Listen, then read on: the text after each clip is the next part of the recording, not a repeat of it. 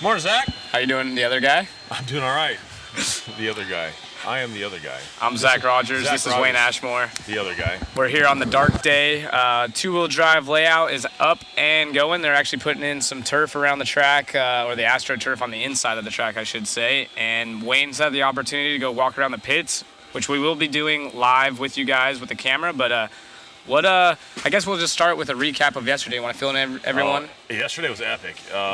It was kind of weird to see the faster guys qualify first because they did, reverse order of the round.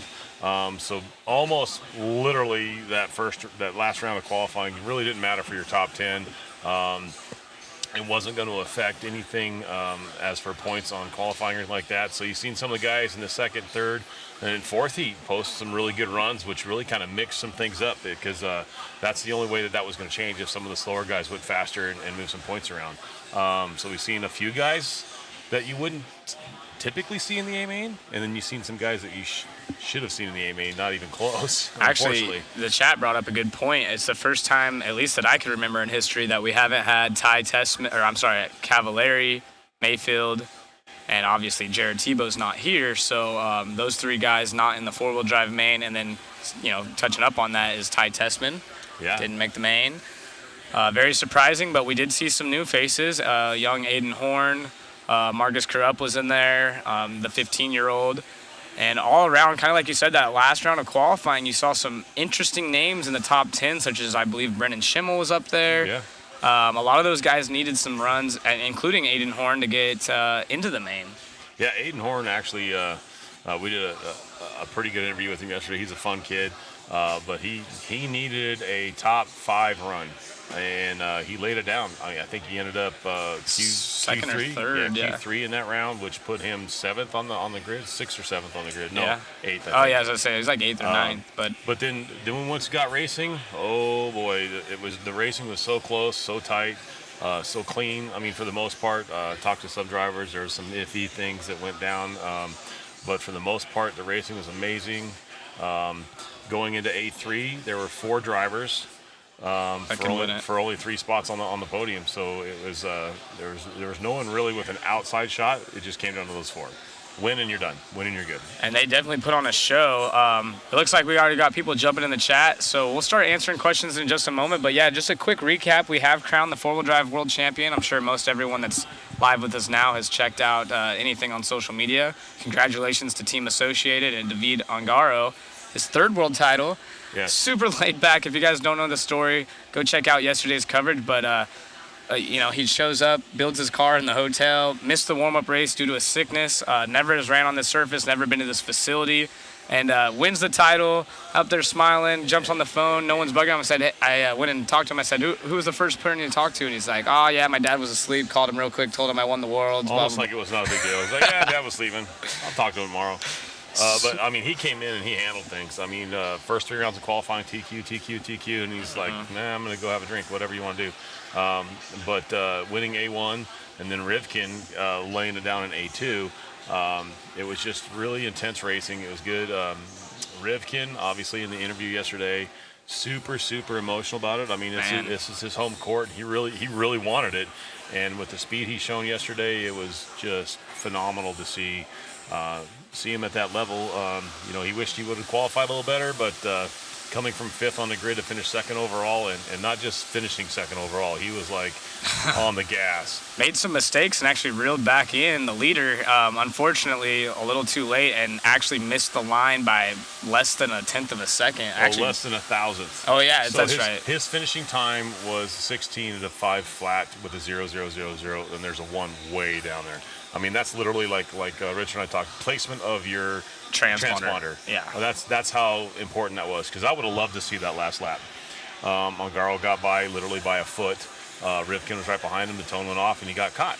And therefore, that was the end of the race. Ongaro wins, and Rivkin finished 2nd, unfortunately. So. Yeah, and touching up on what you mentioned about feeling the energy and the emotions off Spencer Rivkin, I'm sure we'll have a cut to it, and we'll just get the main event and then our our pit walk after. Yesterday clipped up on YouTube for you. So if you haven't joined our YouTube channel, go check out Mod Media. we have all kinds of great coverage, cams behind the scenes, cutting clips for us, so you can actually just go get little blurps of it and not have to watch the whole entire stream. But yeah, talk to Rivkin. You can feel the emotion, and I'm sure he's going to be bringing the heat in two-wheel drive. Oh, I can't wait to see this. So I did this morning. We got here a little bit earlier. We were hanging out. They're changing the track, doing that kind of stuff. I got to talk to a few guys. Actually talked with Brock Champlin for about 10 minutes and got his feelers on this stuff. Talked to him about his car. It's a Schumacher car. They do have, there's some stuff on the car that's not, he asked me not to elaborate too much, but there is some stuff that's going to be coming out soon on that car. They say it's a proven car. It's a very good car. They can't wait to drive it and get it out here to promote it and show it off. He talked about the atmosphere of this place and the energy of this. I mean, obviously we've seen Rivkin. He was pretty passionate about that. But he almost said that it was a little too relaxed, that there's too many distractions, that there's just so many different draws that can distract you away from concentrating. And he himself would rather be somewhere out in the sticks where there's nothing else to go do. You're kind of stuck and you can really concentrate on your car. He had a lot of things to talk about the facility and the way that things run. I will say this. He gave mad props to Clayton and the new Roar president on the way things are being done. I'm sorry. Tech is seamless. The tire situation was handled very well, although it was a headache for everybody, but it was handled right. It was handled properly and taken care of, and it was a non-issue. Right. They like the way they're pushing the cars through Tech. I guess in Slovakia it was a headache, and so here it seems very, very seamless. The tire tech is easy, and that's making it easier on the drivers and everything else. And that kind of shows you the difference of attitude in the EFRA block versus Roar, and it's awesome to see Clayton step up to the plate and start bridging that gap, but maybe not going too far over the line. And it's maybe both sanctioning bodies can feed off each other and learn. Yes, like I said, and then that's just talking to Brock. Brock has no, but just you go and you ask other guys, and they're saying the same thing. They're very happy with the way of Roar, the new face of Roar with Clayton taking over. I interviewed him the other day, talked to him, and he's all on board with trying to make things better. He understands there's things that they got to fix that you can't fix overnight. He understands that there were some things that didn't go right, that should have been addressed differently, and he's attacking those things. So it's good to hear that they're trying to make things better. So that's good to hear. Thank you guys in the chat. I see Mitchell Porter actually supposed to be having some drinks with him later tonight, hanging out with some old Arizona locals and friends. They race some big cars, so awesome to see everyone in the chat join us again. Thought we'd have a day off. Nope, we're back at it, bringing you guys the best coverage possible as we are taking a view at the new two-wheel drive layout that was put in last night. For the most part, the same jumps. They changed some of the pipe around. It looks like about 50% of the pipe, and then added a double. You can see over there they're nailing in. Walking on it right now. I was going to say they're walking on it. Not a very big double by any means, but I think it's going to be interesting because you're going to have really green parts of the track, but being that this has already been a layout, you can see right there going into the whoop section, there's already rubber laid down. What's your thoughts on that? It looks... I even talked to I talked to Brock about it, and he really likes this layout. He seems to think that it fits a two-wheel drive car. It's going to be fast. The features and where they're at are really going to... He basically said that you're going to see guys that know how to fly their car, know how to use bumps and stuff for braking and whatnot. So it's going to be... he said it's going to be interesting. It's going to be fun. So I can't wait to see that. Yeah, and Chris Champlin actually in the chat right here. He's going to be cheering on his boys. Obviously, Champlin's just barely missing the podium yesterday, but I'm sure two wheels going to be a whole new story, and I'm excited to see who the top 10 is going to be. You guys got anything out there in YouTube and Facebook land? Kind of, who do you think? We're going to have similar people from the A and four-wheel drive and the two-wheel drive? See some new faces? What do you guys think? And then touching up on that Mugen two-wheel drive, there's been a big buzz about in the pits. We should actually have Adam Drake hopefully joining us in the booth or out in the pits later, and maybe, not promising anything, but maybe. I don't think they're here. I don't think they're here. Are they here yet? I think Shin's here. I was going to cheat over there, but there were some people, walking around talking to him. So I see. It looks like Richard Saxon in the house over there now on this Team Associated bench right here on table 3. Saxon's here.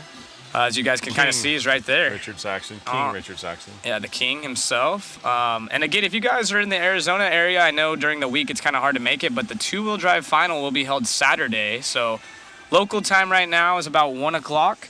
Make sure you guys tune in. Today is it's a dark day. People are gluing tires. We'll probably go out there and check out the officials. We'll be walking through the pits, trying to get an idea of what everyone's doing for two-wheel drive, if there's any new sneaky parts.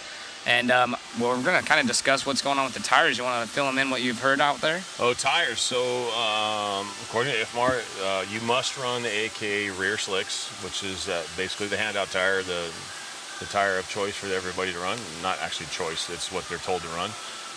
It's an open front tire.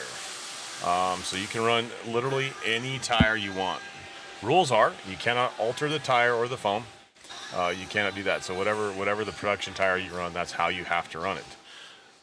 But there's the new AKA Voids were available, and so they ran out of stock here, and people are trying to scramble and find those. They're not out there available, readily available here at the shop, but other guys have some don't, whatever.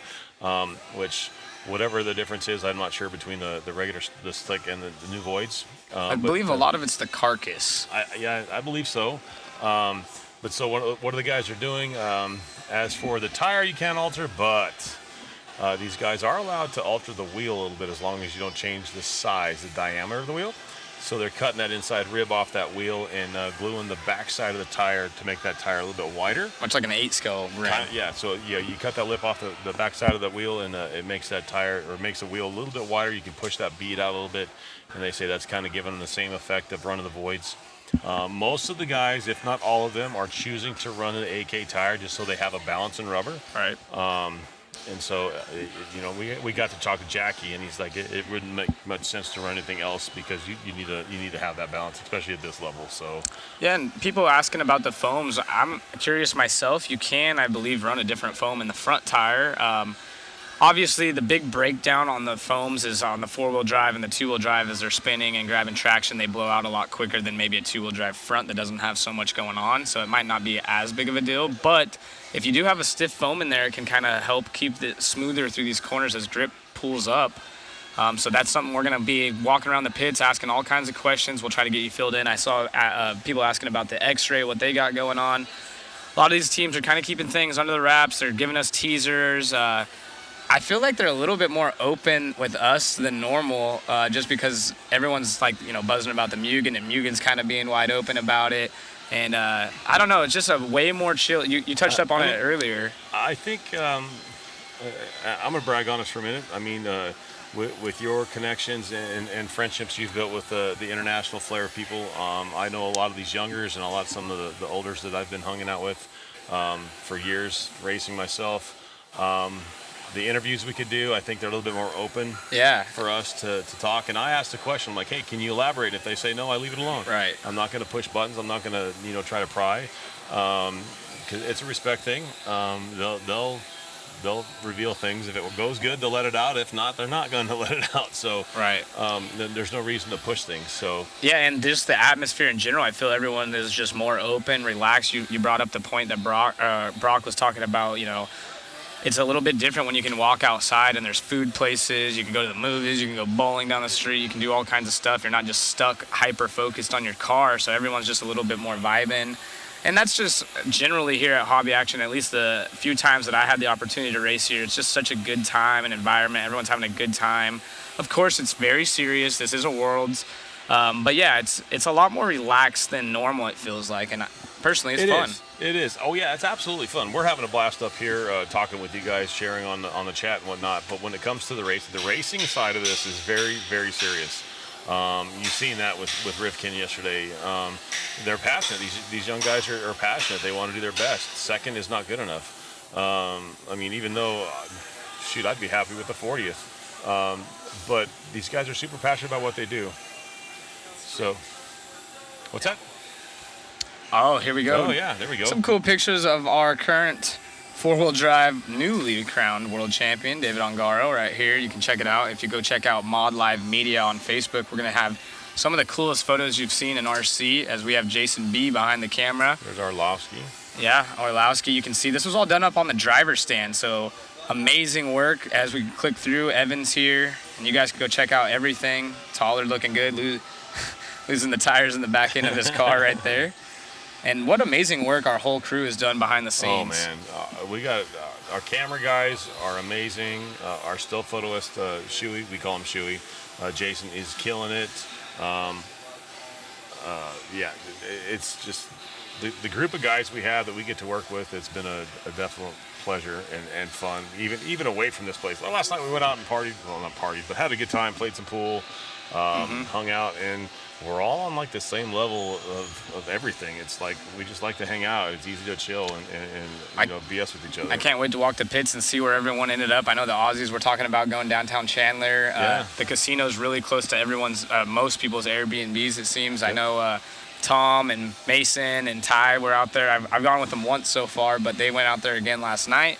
And so, just getting to see what everyone got to do. A lot of these guys, treat this as a vacation. There's realistically maybe 30 drivers here that can win this thing. And everyone else is, here to represent their sponsors and having a good time for their country. But for the most part, they want to have a good time, and you can definitely tell. Yeah. Well, I even touched base with that. I talked to Tom Rundernick, and Chase Lemieux was sitting right there, and we were talking about that. And, Tom's like, yeah, it's very serious and this and that. So I heard two sides right there, between the two of them. Chase pipes up. He goes, it's kind of nice because you can bring your family. You can relax. There's plenty of things for them to do. They don't have to be stuck here. And Tom's like, yeah, that's true. But also, it's kind of nice to get out and do things, even though when you're racing, you kind of get out and decompress a little bit, whereas Brock is like he'd rather be hyper-focused. So it's cool to hear differences in how they react to the atmosphere. But this place is definitely just Chandler, Arizona alone is just a cool place to be. The facility and the atmosphere has been amazing here the whole week so far. So it's super cool. And honestly, hats off to the whole crew. A lot of these guys are racers themselves, us, and it's hard to watch all these guys and not want to run. Oh my gosh. The beauty of this, I saw it in the chat clicking through earlier. Yes, people will be able to drive on the World Championship layout up until the track rebuild for the BK Classic coming up, I believe, was it? The weekend of October 20th. October 20th. And with that, touching up on the BK Classic, if you guys want to head over yesterday, the shirts, you can see we're just in a casual Mod Live Media t-shirts today, but we did have our nice button-ups specifically made for this event. They sell those blank if you want to get them, but we're doing something special. Brian Kinwald had Crohn's disease, and they do that race and donate the profits to the foundation. I forget the actual name of the foundation, but it helps with Crohn's disease. And so what we're doing is, in the chat, we saw everyone, Matt usually has a waffle, which is you essentially buy a ticket. Yep, you can see it right here on the screen. Yep. You essentially buy a ticket, and there's a raffle, which we will do live, and you can win. It has signatures right there you can see from the top 3. And a little note, love BK. They do an amazing job of showcasing Brian Kinwald and his racing career and heritage. So if you guys are interested in a chance, you're definitely helping out something. We don't take any proceeds for that. That's all going to be donated to Brian Kinwald and the whatever foundation that the Kinwald family supports. Yeah, and we would love it if you guys would buy a ticket for that, but you can also just buy a shirt outright. They have, like you said, these. He's got the hats. He's got the polos like that. He's even got some sweatshirts and some other swag in there if you're looking for something to represent what you're running or just represent us as Mod Media. He does a great job, has some cool stuff, whatnot. But that was really cool. We talked about doing that. Yeah, we joked about it. We joked about it, and then when they did the champagne presentation out there, I literally, Zach, take your shirt off. We're going to have people go sign it. Yeah, it was super cool. And like I said, no proceeds for us. This is just something to help out. And if you've had the opportunity, I know a lot of people had the opportunity to race, and it's dropped down in the chat right now if you guys want to go check out that link. But a lot of people had the opportunity to meet Brian Kinwald. I got to race with him a few years, and he's always taking people under his wing. I know he was a SoCal racer at SoCal Raceway a lot. I raced him a lot at M&M, and you just hang out with him. And after racing at like the Reedy race, or I think they had their Endless Summer Classic there and whatnot, just hanging out with him in the pits afterwards and watching him do some of the stuff he's done. Oh, man. Who would have thought of literally cutting a tire and turning it inside out, gluing it together, and like kicking everybody's butt with it, and hence the BK bar. Tell your Brian Kinwald stories in the chat. Absolutely. We'd love to hear it. The guy, Matty Gonzalez really worked with him a lot and really grabbed hold. Matty's, I'm not going to say I love Matty G to death, but really kind of fed off of Kenwald and trying the different things. Absolutely. And just, everybody says, you try something new, all that's stupid, and I think BK got a lot of that because he would try some off the wall stuff. Is it really stupid if he goes and laps you 3 times with what he's trying to do? So, I mean, and that's what Matty's doing. He's trying different things, and the kid's just fast.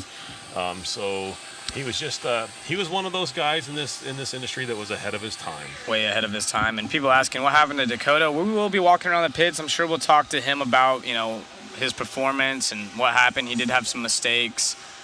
They want you to elaborate on the rim cutting, so I'll let you do that since you were out there kind of getting the info for us. Okay, basically what they could do on a front wheel is, as long as your front end width-wise fits in the box, as for your wheels, you're golden. And when they say they open up the front tire, there's no tire rule, whatever. The only rule is you cannot alter the rubber. As for the foam, I think you can run different foams. I'm not for sure. We'll confirm that. We can confirm that. Somebody asked about tire bands. I don't know if you can run tire bands or not because that's adding to it. Yeah. You can't modify the actual tire. And so we'll touch base on that. But as for the wheel, what they're doing is you have your 2 outside parts of the wheel. If this was the inside of the wheel compared to the outside, they're cutting off the out or the inside rib of that, where you would typically glue the outside bead of your tire. They're cutting that off, and it's just making it flat. And then they're mounting that bead on that side of the wheel. They're pushing the tire out a little bit to make the tire a little bit wider, and they're just gluing that bead to the flat part of the wheel instead of that lip. So that lip is gone, and they're just gluing it to the flat part of the wheel. We used to do it a long time ago. Trying to make the car easier to drive through the corners. Yeah, it does. It flattens out the tire because you're basically stretching the carcass a touch. So it flattens out the tire. It makes it a little bit more smoother. No sanding tires. You cannot do that. You cannot alter. You cannot heat. You cannot sauce. Even the fronts, you can't do any of that stuff. That's altering the rubber. You can't. It has to be alter production. Yep. And they will be teching just like they were yesterday. Everyone's over there, and the boxes of tires will be handed out like they were. So we'll kind of go through tech again. Maybe we'll catch some of them gluing tires so you can see the officials over their shoulders. You can see what people are doing. Maybe the guys out there with the scales trying to match their tires again like we saw in the four-wheel drive portion. I wish we would have got that on film. That was pretty cool. And look at these cool photos coming across our screen. Again, if you haven't already followed and liked us over at Mod Live Media on Facebook and Mod Media on YouTube, you can catch us on J Concepts. I believe we're streaming from A Main as well. Hobby Action. We have sources all over the place, but most of the chat, I believe all of the chat, comes into one source for us under a Restream. So we should be able to see most of everything you guys are putting, but it does kind of click through fast. So if we miss you guys, sorry about that. I will say appreciate all the kind words. Trying to answer as many questions. We will be heading out to the pits here momentarily. Give you guys a little bit more in-depth coverage. Maybe as more drivers and managers and just people in the industry show up, such as the Drakes, we can go check out that Mugen tool. I already see it in the chat. Everyone's losing their minds. They want to see it. I don't know who it was, but someone said that Drake had posted that he's on his way. Yeah, I saw it this morning. So. How old is Wayne? How old are you, Wayne? Tell us the truth. I am 52. 52? I just turned 52 at the end of August. You don't look a day over 51. Thanks, bud. That's what I'm talking about. The younger version's the other guy. The other guy, okay. Inside joke. It was fun. Yeah, good stuff right there. What do you guys want to see today? Is there anyone specific that you would like to see? Oh, check out the backflip coverage on the screen right here. That was Shuey getting that picture, correct? Yeah, absolutely. So a lot of people were, that race in particular was one of our lower mains. And if you remember correctly, if you were joining us live, there was a lot of commotion going on. You heard noise around the track, and we're trying to, follow the leaders and find what's going on. We didn't know, but we had a racer doing some backflips for us, which it seems like every big event from Cactus, World, something, there's always the guy that does a backflip. Always that guy. Hey, we do. No, Rudy, I'm not taking my hat off. You wouldn't be able to see anything from the glare. Can they change the front tires as they want during the qualifying, or do they have to stick with one brand after qualifying? Whatever they can run whatever tire is legal. When I say legal, it needs to be a production tire readily available. So they can run AKAs this first round and not like them and try a JC or a Pro Line or even a Raw Speed. They can, any tire that is legal and has been approved by IFMAR or ROAR to be production tire, they can run it. They don't have to submit 5. It's an unlimited set of tires on the front. They can run however many they want. The rears are locked down, but the fronts are wide open. Yeah, and once they're teched though, you can only use your teched tires. So they're taken into the pits. Only the rears are in their boxes. Okay, interesting. I did not know that. Yeah.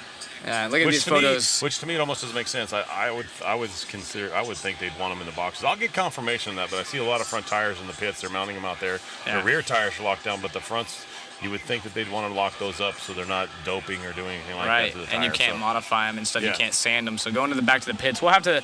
I would say right now, being that it's open practice, you can do whatever you'd like. I mean, you don't even have to use the spec tire in open practice. So that's probably why we're seeing them back and forth. My guess would be once you choose the tire and tech it, but we will confirm for you. It's definitely for the rears, and they were allotted 6 sets of rears, if I'm not mistaken. I'm not sure exactly. I believe it's 6 for 2 that they were allotted. Yeah. Again, we'll be walking through the pits. We'll talk to the tech people. I want to talk to the IFMAR officials themselves, allow them to elaborate on how the event's going, and then, of course, all the racers and see who they're choosing. But, of course, lots of these racers are going to stay AKA fronts, AKA rear to keep it balanced. Yeah, it's a balance thing. With our young guys at home, I always tell them to try to stick with the likewise, whatever they run. Sarah asking, were you at the Cactus the year Butters glued a bunch of tires? So we had a car. I wish there was a picture. I wish we could just pull it up quickly. I'm sure maybe someone in the chat could drop it. Yes, Sarah, I was there. They had a driver glue like 6 rear tires on the left, 6 on the right, and just doing the craziest backflips. It thing was like, I don't know, 3 foot wide in the rear end of just rear tires on a bucky. It was so wild. Wow, that'd be cool. Steve, we will be checking out the pits, and hopefully, I would like to do a whole segment, obviously, on the Mugen car, and then we'll clip it as well as we have Cam in the background. He actually works for CBS doing some of their sports stuff, so he's on top of making all kinds of cool footage for us. Yeah, that you can go check it out. The small little excerpts you see on YouTube, on the link there, that's all him, and that guy's phenomenal. He's been doing a great job. They're asking, cars on the track today? No cars on the track today, not till 9 o'clock tomorrow morning. Not even us in the Mod Media crew trying to get that slash race. And we were also trying to work on, and I'm going to really push for this still. Maybe we can make it happen. Maybe not today, but maybe tomorrow in practice. But I'd love to put a GoPro camera on a car and go do an actual track map. I think that would be dialed. Yeah, I think it would be awesome to kind of just get an idea of it. Maybe one of us, since we're not actually in the World Championships, it wouldn't really matter. But again, this is an IFMAR event, and there's no funny business for the most part, so can't confirm that, but we'll try our best. I didn't realize we had so many Mugen fans. I think everyone just wants to see a new two-wheel in general. It's always been associated. Losi Kyosho's now not producing anything. Yokomo's kind of scaled back. Scaled back, so it'd be really interesting. Plus, I mean, I've been in RC or in and out of RC for majority of my life, and I've been hearing about a Mugen two-wheel forever. That's a cool pick right there. I'm sorry. No, that's super cool. You guys are seeing all of our pictures online right here. Is our top 3 on Mod Live Media. Clicking through, very interesting stuff right here. And man, what an emotional day for a lot of these guys, really including Spencer Rivkin. If you didn't get a chance to listen to the interviews after, Spencer literally had a tear in his eye, and that just goes to show how much heart these guys put into it. This is their livelihood, and he wants to win. This is, he's not just walking around just, I race RC cars. Like, he actually wants to win, as all these guys do, and they work hard. They do. They work hard. They put a lot of, you don't realize, I was talking to Brock. I mean, most of these people that don't know what's going on, they see a race and they see somebody driving a toy car around, and they don't understand that there's guys that actually do this for a living. It might be the top 1 or 2%, but they do this for a living. They're very passionate about it. They know that if they don't perform, they don't get the big coin, and so they got to put their head down and do their job. So when we do the track walk, I want to make sure see if we can't get out into the hobby shop in their big showcase. It's funny, they have this huge showcase that has nothing but Traxxas cars. It has every Traxxas vehicle they carry here. They cleaned a little side of it out, and so they have the first place, second place, and third place cups out there, and they put all the cars on it. So we need to get a picture of that. That's super, super cool to see. I don't know if you remember back in the days, but pretty much when Losi won the Worlds way back, I think Kenwald at the ranch, I don't think Brian got to touch that 2-wheel drive car after that. I think Pops took it and it sat in the showcase at the office. I was out there when they were asking for, I believe it was Orlowski's car, and Larry or somebody comes up from Hobby Action. They're like, hey, we want to put your car, or we want your car. Yeah. And he's like, you want my car? Yeah. And they're like, yeah, we want your car. Actually, it was the Schumacher team manager, I believe, and they're like, yeah, we're going to take your car. And he's like, you're just going to take it? They're like, oh, just the rest of the week. He thought they were just going to take his world championship car and just leave it here. Exactly. He's like, man. I will say most of these guys that just for a cool piece of memorabilia for themselves, associated that cool stuff, etching names in the back of the D block and the pivot block or the ball stud mount in the rear of the cars. Talking to Yoshi and some of the other guys, it's something that Yoshi didn't even run his on this 4-wheel drive. He's like, I'll save that and we'll put that on the car. He even said this car, even though he's not winning or anything like that, this car will go on the shelf. Yeah. He'll never run the car again just because it's a piece of history for him, and that's what he wants to do. And a lot of guys do that. A lot of guys are like, hey, that was my world's car. Even lower mains. I mean, I didn't keep mine long term, but the World Championship in Finland I did. We had, some prototype stuff on it. It was really cool. So, of course, I wanted to keep on to it. But even in the lower main stuff, it's a unique experience, and most of these guys want to keep it, especially if you're in the top 3. Of course, you want to keep your car. A really good one to look at stuff like that is Jared Tebow. If you go to his Instagram or Facebook, he has all of his national winning cars, all of his world's cars. Jason Ashton. He's he goes, Ashton in here. Is he going to come by? I know he's Vegas, right? But I think still. He's in Vegas. I don't know if he's coming down. Come on, Jay. He ran for Mugen. His Nationals cars at Nationals were in Vegas that weekend. And he won decisively, I think. I mean, there was a little bit of drama about the fuel tank issue to whatever, but he won. And I think they decided that it didn't matter because he won by such a large margin. It wouldn't have mattered. And I'm pretty sure I knew that car wasn't ever going to see dirt again. He worked his butt off for that one. That was a good one, Jason. I love those times. That was fun. Oh, he's heading to SMX. That's right, yes. Chicago. As we start winding out the World Supercross or Super Motocross Series, it is now.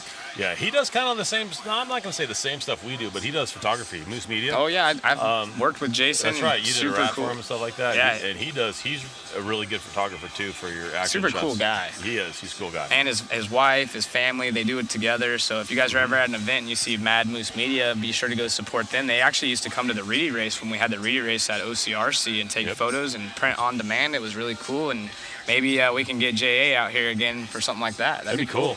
Just he was. I think he was one of the first guys I seen that would actually take pictures of your car on the track, and you can buy. That's what I mean. Literally right there, you could buy a cool, a really cool ass shot of your car, going an action shot around the car and around the track. And I think we have one from Tanner at a Vegas track. I think it was Jason. I'm not sure, but when Tanner was like, I don't know, 6. Yeah, it's super cool, and a lot of people like to take that stuff home with them. Oh, it's hanging up in my wall. Exactly. In my office. Let's see what else we got in the chat. You guys want to ask some interesting questions that we can answer? I saw someone asking for a pan of the 2-wheel drive layout. So Olsen, if you don't mind, if we can get back out there while they're working on it, just give us a quick pan around or switch to another camera angle maybe for a second. Or when is Mugen going to reveal? We don't know. Oh, that's going to be questioned over and over. We will for sure be going over there today. So if you know anyone that's interested in the Mugen, of course, we're going to be covering that. And then if you miss it, we will be cropping that section alone and then uploading it to our YouTube. And make sure you guys check that out. Hopefully we can talk to Drake and Shin and hopefully get some video and pictures for you under the hood. They haven't told us and confirmed for sure that we could do it, but the way that they've been talking about it sounds like we are going to see it. Yeah. It was kind of funny because we're sitting there. I went out and I talked. You guys made me go talk to Shinadachi about it. This and that, and when I come back in the booth, we're talking about it, and then all of a sudden Drake pops up, and he's just really one-wording it, and this and that. And Rhonda Drake pops in. So what do you guys think? And it was but no more. They were talking about it during the 4-wheel. But then they said on Wednesday, they're like, Wednesday? Yeah, Wednesday. So it's I don't know. Maybe that's the plan. Yeah. The new Hot Bodies 2-wheel drive.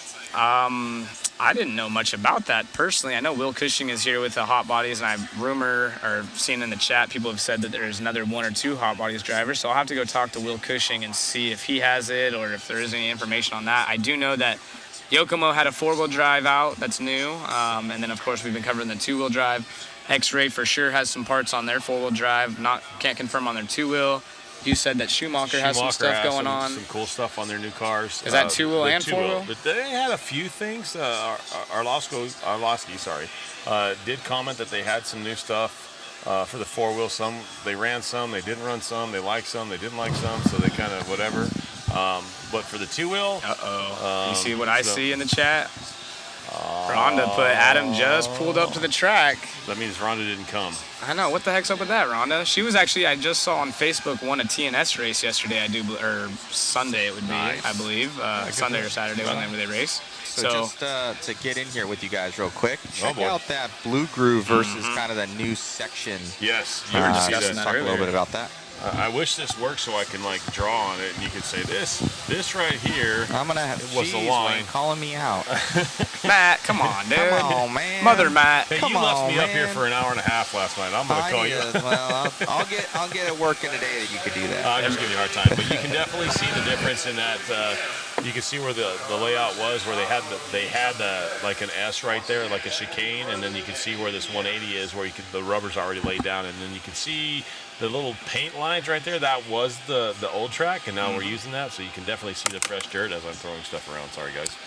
And yeah, so it is, Kyle mentions a good point. It is due to a rule change. So two-wheel drive and four-wheel drive, that are, I believe it is 20% track change. That's mandatory.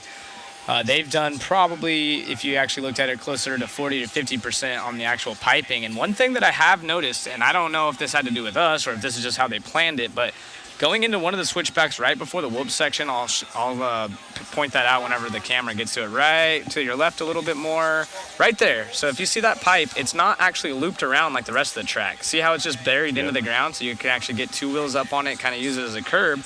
And I was bringing up how the Euro drivers are more used to being able to hit apex. The curb, they kind of put the two tires up on the top of it. So very interesting. That's the only part of the track that's like that.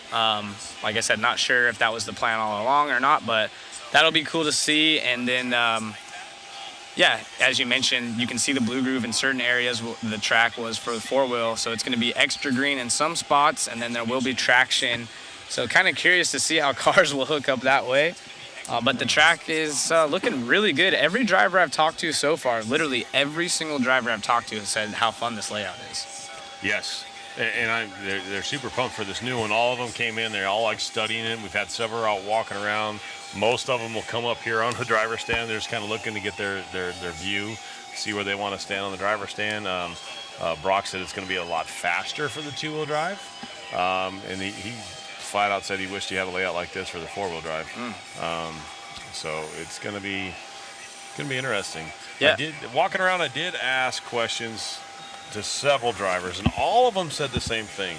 The difference from the warm-up race, from the one-up challenge, the buggy challenge, to the Worlds. So at the Worlds warm-up race, they had two classes. You had a stock class and a mod class. The stock classes, it was an open tire, and they got to sauce.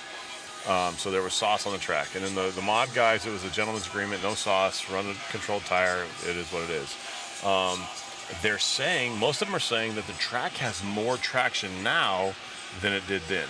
Right. Because of the wear of the tires, no sauce, it's a natural rubber on the tire, or on the track, and it's grooving up nicely. Brock said it yesterday in his interview that it was pretty even all the way across the board, right up until about that A3. It felt more like this place Drake normally just feels. walked in the building. And we were just told that Drake is here, so I'm waiting for our crew to go jump on I bet him. he's going to be He's going to be mobbed. Yeah, mobbed by everyone, including us, hopefully soon. But I do want to address something that was asked in the chat, asking about our schedule. Practice-wise, today is just dark track, as you get a view right there. Drake talking to Ronnie Rivkin, that's Spencer's father, and it looks like Mike Truey with his back against the wall, and maybe Tim Law. Yep. So going through the schedule tomorrow, there are 4 rounds of free practice, followed by 2 rounds of controlled practice starting at 9 a.m. local time. So be sure to set your alarms. And then Friday, we are going to have 1 round of controlled practice, usually a lot shorter, followed by all of our, or not all of them, but 4 of our 5 qualifying rounds. And then Saturday will be our final round of a quick controlled practice. That's usually that 2-minute one. And then the final round of qualifying, they are taking the best 3 out of 5, much like they did in 4-wheel. And then we will have our A main practice and start lower mains, and there will be triple A mains just like 4-wheel drive. Pretty much a mirror of the Sun program, other than we'll probably start more on time tomorrow. Yeah. Monday was a very, very long, Sunday. Sunday was a very long day. Have you guys read the statement regarding SDRC? Zach McConnell saying, I have not seen anything, so No, we have hopefully not. it's not. I saw someone in the chat box. I didn't bring it up yesterday when you mentioned that there was only 3 indoor tracks left in California. Someone Yes. said it's about to be 2, so hopefully That's not true. that's not true, and hopefully that's not what we're referring to, but I'm sure someone could fill us in more, and maybe I'll check on my phone real quick if you want to talk to him and see if I Not can. good. We don't want to hear that at all. That's not even a rumor we want to hear. Right. Let's see if I can look up SDRC and David Taylor, no, we haven't seen anything yet. Adam Drake just pulled in. You can see him on the camera. He's still talking to people. He hasn't been but 15 feet into the place yet. He's talking to some of the other Mugen drivers. You got Mike Truey right there across from him. So it might be a little while before we get him, but we'll get him. Nonetheless, we're going to be here for a while today. And so we're going to see what's going on with rumors of SDRC. Uh-oh. So we got it pulled up on the screen here, Matt. It's a little bit off. I'm sure you can see it off balance there. Zach's reading it right now. So, Well, it looks like they are continuing business, though, so we'll continue to operate the business in the meantime as we have done for the last few years, so as long as it remains feasible and falls in line with our personal and financial goals. So, nothing official of closing that, and that's good to hear. So, and it's cool seeing everyone address these things. We were talking about this, social media gets a bad rap a lot of the time, and at the same time it can be used for good. So we would hear rumors, and I've been on the other side at home, and you're just like, oh, I heard this at this race, and you don't know anything, then you don't know what's true. People hear little tidbits and they fly with it, and then they think it's the right thing, and it's not. And then you actually see things come to fruition because they almost have to after people start talking about it. So.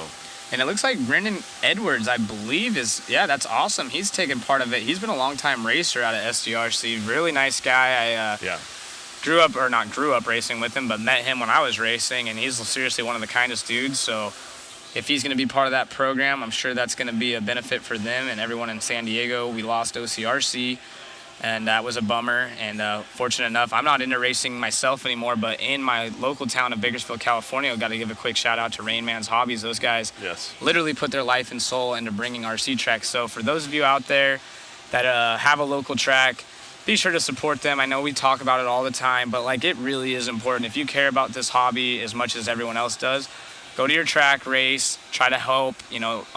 I've been guilty of it myself. It's easy to look at the negative things and complain about something. Go help fix it. If there is a negative, do your part and try to be the change that you want to see. Yeah. Chris Champlin chimed in. He used to own track in Utah. It is a hard work. It's you're not going to make millions of dollars if barely break even. Tens of cents, Matt would say. Yeah, exactly. You're going to make maybe tens of cents, maybe. You're married to it.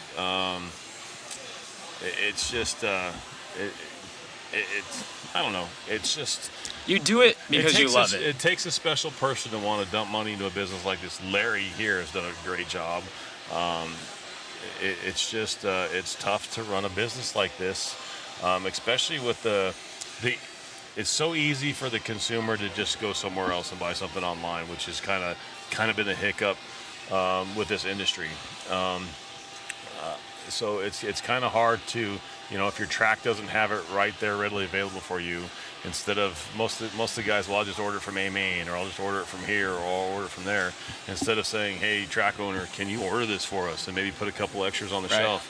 And talk to your owners about that, because I understand. Like I said, I've been guilty of it. We're all guilty of it. And sometimes the tracks maybe don't have what you have, and there's this little bit of friction that builds up and stuff, but that's kind of where we have to do our part to be like, look, this is what needs to be done. I'm trying to help you. Let's help each other and grow this, because it really is difficult. I've been in multiple facilities. I've helped build up, Finish Line, which will be hosting the 10 Scale Worlds.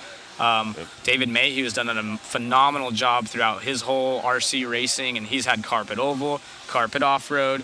Now he has a paved on-road and stuff. And the amount of support, because he's out there putting his heart and soul, and the people that come around, and you can see it here and hiring the best guys, but it comes from the top. Obviously the owners have to be involved, but do your best to do your part too. And like I said, just positivity helps. My thing is give these shop owners a chance.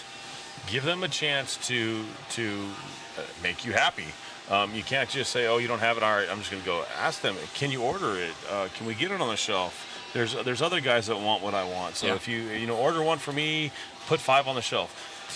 Typically, if I want something, somebody else is going to want it. So why not put more on the shelf? So most of these guys, most of these shop owners are there to help you because they know if you're going to support them, they're going to support you, and it's a windfall for everybody.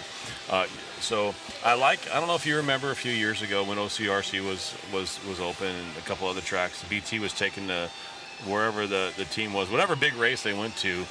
They had a $5 challenge. I do remember this. And so he basically was asking everybody, all the sponsor drivers, at least spend $5 in a hobby shop.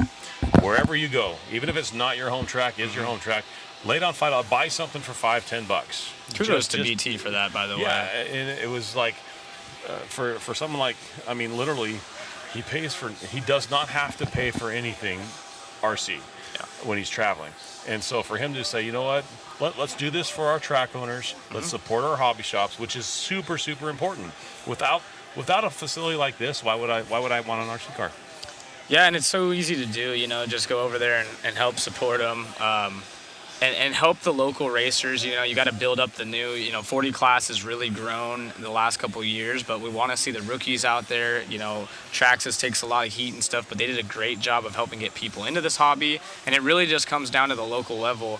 As we're taking some cool pictures right here, you can see how we got those backgrounds for. Look at our media model. That's one of the guys behind the cameras. That's Robbie. He's one of our camera guys, and the dude is just a solid guy. They're a lot of fun. And that's Chewy taking the pictures. Yep. You can tell why. Look at them big old shoes. Yeah. Chewy. That's a big shoe right there. Just shoe. We are working on a Min of Mod calendar. Yeah. And so maybe we should get ones of Ari. No one wants to see freaking Robbie, get out of there, dude. So that calendar will be available on the mod. We're not going to have a Min of Mod calendar. Don't worry, guys. Oh, we are. Don't worry. But we already have some things. Yeah, Matt's like, absolutely not. I'll shut that down. You'll make tens of cents. I'll make tens of cents on that one. The printing on that one and the flack that we would get would be unsustainable. Could not come back. Cass, could not come back. Cass asking what you can get for $5 in a hobby shop. We're talking about literally just buying drinks, sodas, anything that they have. I mean, you can buy. It doesn't have to be $5, right? That's just saying, hey, a minimum. That's just a start. Yeah, just a start. Like, you don't have to just, I can only spend $5 here. Like, no, go find something. And listen, support them. Here's the thing too: is I do have companies that I support me. I'm still going to go in there and purchase stuff. I mean, why not? This guy's out of line. Absolutely out of line, Robbie, over there. He's been a hoot all weekend, and so is everyone, honestly, behind the scenes. So these guys talking about, supporting your track and having a good time, the atmosphere is a big part of it, too. So if you're out there and maybe you're not buying anything and stuff, but like I said, I was fortunate enough to be surrounded by awesome racers such as yourself growing up and just being that positive role model and support and helping grow this hobby because ironically, people forget club racing is called club racing because it used to just be clubs out in the middle of parks. Yeah, you're absolutely right. That's where it gets that terminology from in club racing. And so, I mean, living in Bakersfield, I'm lucky enough. We have a really cool RC family. Silly goose, exactly.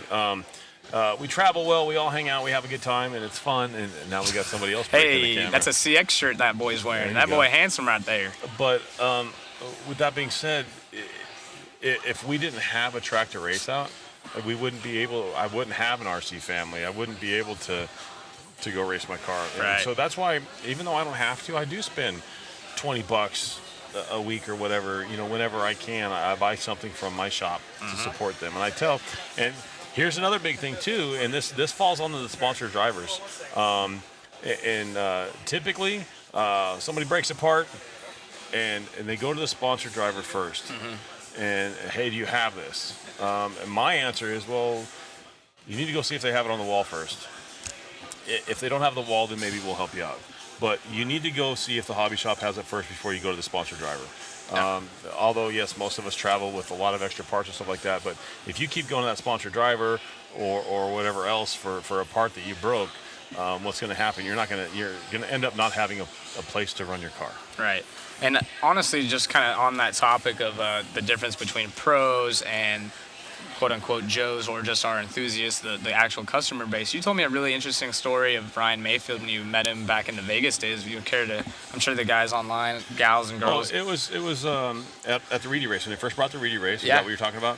No. I'm talking about, was it the Reedy race it was in Vegas, I do believe. That was the last Losi race that they had. Yeah, in tell that Mayfield. story. It's pretty cool. Yeah, it was one of the last Losi races they have. It was in Vegas. Wasn't a very, which was funny for Vegas. There really wasn't a big turnout at all. And so they were talking about running a few more qualifiers just to kind of fill the day and give everybody more racing or whatnot. This particular track, it was abrasive. It wore your tires out, so you would be running a few more sets of tires, whatever. And so, at the time, kind of being dumb to the hobby or whatever, I was young in it. We asked all the pros to come up and we asked them the question: do you guys want to run more qualifiers or what do you guys want to do? And everybody was kind of humming it. Ryan Mayfield was the only one. He's like, you're asking the wrong people. We don't pay for our stuff. You need to ask the other guys. You need to ask the guys that are buying tires from you what do they want to do. They're the ones paying the bills. They got to buy their tires and whatnot. So those are the people you need to ask because it's an extra cost to them. Mm-hmm. We just reach in our bag. They have to go buy tires. And we literally ended up running the basic program. We didn't add any heats because people were like, yeah, it's an extra $50, $60, $100 we got to put out for tires. And a lot of those guys don't have the money. Yeah. And so that's just that. First of all, Ryan Mayfield is just an amazingly stand-up dude. And he just, that's why everybody he's one of those guys everybody kind of waits when things are going wrong, like the tire debacle here. Everybody's just like, okay. Everybody has kind of the same ideas. Ryan's the one that says it. Yeah. And, always, including to this weekend. Yes. Or this week. He's just that guy. You're not always going to like the way he presents it to you, but he's going to tell you exactly how he feels. Whether you like it or not, it's not up to him. That's up to you. Yep. And it's usually the right call. I will say, that's what I was going to say. 99% of the time, he's right. I mean, he's been racing long enough. He understands. Kenny asking, does Bakersfield still have the track under the large canopy? No, it's an indoor track. Was bought out. That unfortunately went away a long, long time ago. And about then 13 years ago? Well, I believe it was under the canopy. Then they moved it to when I started racing. It wasn't under the canopy. And then it's gone through a few changes since then. And then also Olsen getting a request to jump back in the booth over here. Jared's asking. We need Matt back in the booth. So if Matt, you can come sit back here for like an hour and a half. He's got a mic on. He can join at any time. What's up? What do you guys want to hear from Matt? Matt, jump in here if there's some questions. He's going to be on the cover of the Minute Mark. Jared's asking. Yeah, Jared's asking to get you back. So what's your experience so far, Matt? We were talking about it the other day. I interviewed you quickly. I know you're a busy man. I could see you already typing away. He's got 10 things going on currently. Kazakria, that's the homie. Yeah, so. He's up in Idaho. That's HRC, our Brian Eider. There we go. Those guys are awesome. Yeah, the event's going well, guys. To say the least, it has been a pleasure to to do this. I'm behind you guys can't see me. I'm over there. I'm behind that pole right there. Darn it. You can see my hand. There you go. Maybe we can get Chris to jump on over here. He hides behind I hide behind that pole right there. Yeah. It's been really cool. Just the team that we've assembled out here has been amazing. We got Shu over there. I knew Shu, since my extreme days, and he was amazing there when we worked at the magazine. And now he lives in Kentucky, and he does weddings and different stuff like that. But still, he's into RC, shot JBRLs and stuff like that. But you go and you look at this guy's work, and it's just another level. And we're actually going to be losing Shu on Thursday. He does have a wedding to shoot, so we're going to do our best to still get you guys those cool photos. The live coverage is going to stay the same, but our photography coverage, in all honesty, may dip a little bit because he had prior engagements. We will make sure that we get Shu to go get some Mugen photos before this, right? We're going to try and get as much as we can out of him the next day or two. And but look at him, he just does such a good job. And then we got David over here, just shouting out our crew in the back. I've known David for Well, as long as I've known you, Zach. Yeah. So just about as long, probably 15, 20 years. And Grew he up helps racing out. with you guys. Yeah, that's Ari on the right. That's David's girlfriend. And then we got Robbie. Rob, he kind of came onto the scene the last week. He's saying, what's up? And he sees what's going on. And What's nice about that, Matt, is he can hear you, but he can't hear us. Oh, there you go. That's true. Actually, he can't hear. So he's, Matt, you need to go to your Facebook and send what's up. some friend requests, it looks like. Maybe, possibly. Shane's in here giving you some love. There's us over here. You can see us from the so we got our guys over there. We got this nice, shout out to Stick It One guys. And, yes. we got to shout out all of our sponsors our nice here. background you can see all those things. We got the it looks like I'm presenting Zach, but the background is cool for us. Yeah. Sanwa, Coca-Cola, Team Associated, Stick It One, P1 Construction, Angry Crab Shack, Roar, just amazing hobby action, obviously. So it's just been they got the panda in the background currently staring us down to make sure that we're working. You can see Cam. Look at Cam. That's Cam's head. And he's a give him a rundown about him. Yeah. So Cam works for CBS Sports. He's in the back there. He works on post-production stuff. We need to get Cam over here so we can get him some love. Yeah. He's amazing. We're going to get Cam over here. He's been kind of in the shadows. He's been coming up with some pretty good videos, guys. Let me see if I can pop up a video here for you. We love the guy because he's never been this far west. All he wanted to do was see a cactus. He's from New Jersey. He's never seen a cactus. We'll get him right here. I'm sure he's coming over here. There he is. And literally all week long, he's been stuck in this little corner typing away on his computer. Corner. Tell him to wave. Give him. He wants to get his photo taken. So this is Cam's one of our new guys over there. Yeah. So this is Cam. You're gonna go over there and hang out. Oh yeah. You can. Matt can follow you around and introduce these guys because honestly, I know you guys are probably like, oh, whatever, like. What's going on? Go through the pits. Right there. Look, there's a camera up there, Cam. This guy is talented. On the pole hanging down. You see the pole? He's talented. See, we keep Cam in a box. You can see it on the screen. All right, now back to work. Get back to work, Cam. As he runs off. So. And Michael asking, can we talk about the change for the layout? Matt, while you have the camera. Yeah, we'll check it out here. So we've got here, as you guys know, it used to come off the straightaway here. They went over this double, and then it went straight in. You guys can see where it actually looped. You can see that black marker. That was a 180. And this would be awesome to have the telescribing right now that I am not set up. But it would come around there, and then you'd go straight into the triple here. And obviously, you guys can watch the video. But now we're going to go double. We got a single there. I don't think that they're going to be able to. They will not be able to triple that. No way. Brock will try. So they're going to go down. Kind of looking at this, I looked at the apex of this corner and if I were a driver hitting that from the inside, maybe with a four-wheel you could do it and get onto this tabletop here, but I don't imagine two-wheel drive without hitting it on the outside, almost curving in on the outside of this and then hitting it a little wide to get onto this tabletop, which will be a faster line. If not, they're going to have to hop down into it, preload it, get over the tabletop, and then single again rather than shooting off of that thing. They're going to come down here. Last time they shot through here and they made a right hand right there. So that at that apex of that pipe, they're coming back in. They made that change, like Zach said. That's a complete 180, something we're not really used to. There might be some major passes there. You can see that blue groove kind of line up here. We come into those are actually that's like a little 5-pack rumble strip section thing there. Guys have been shooting into that. They've been skipping 4 of them and hitting the last one. That's where Sammy Moran got blasted yesterday.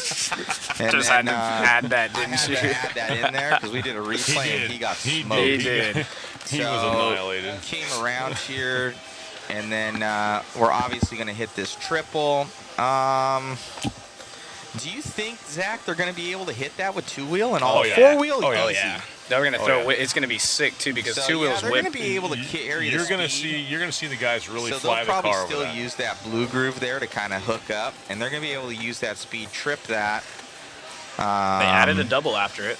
Yes, just before that apex, they added I got to turn this all the way around, guys. It's a 350.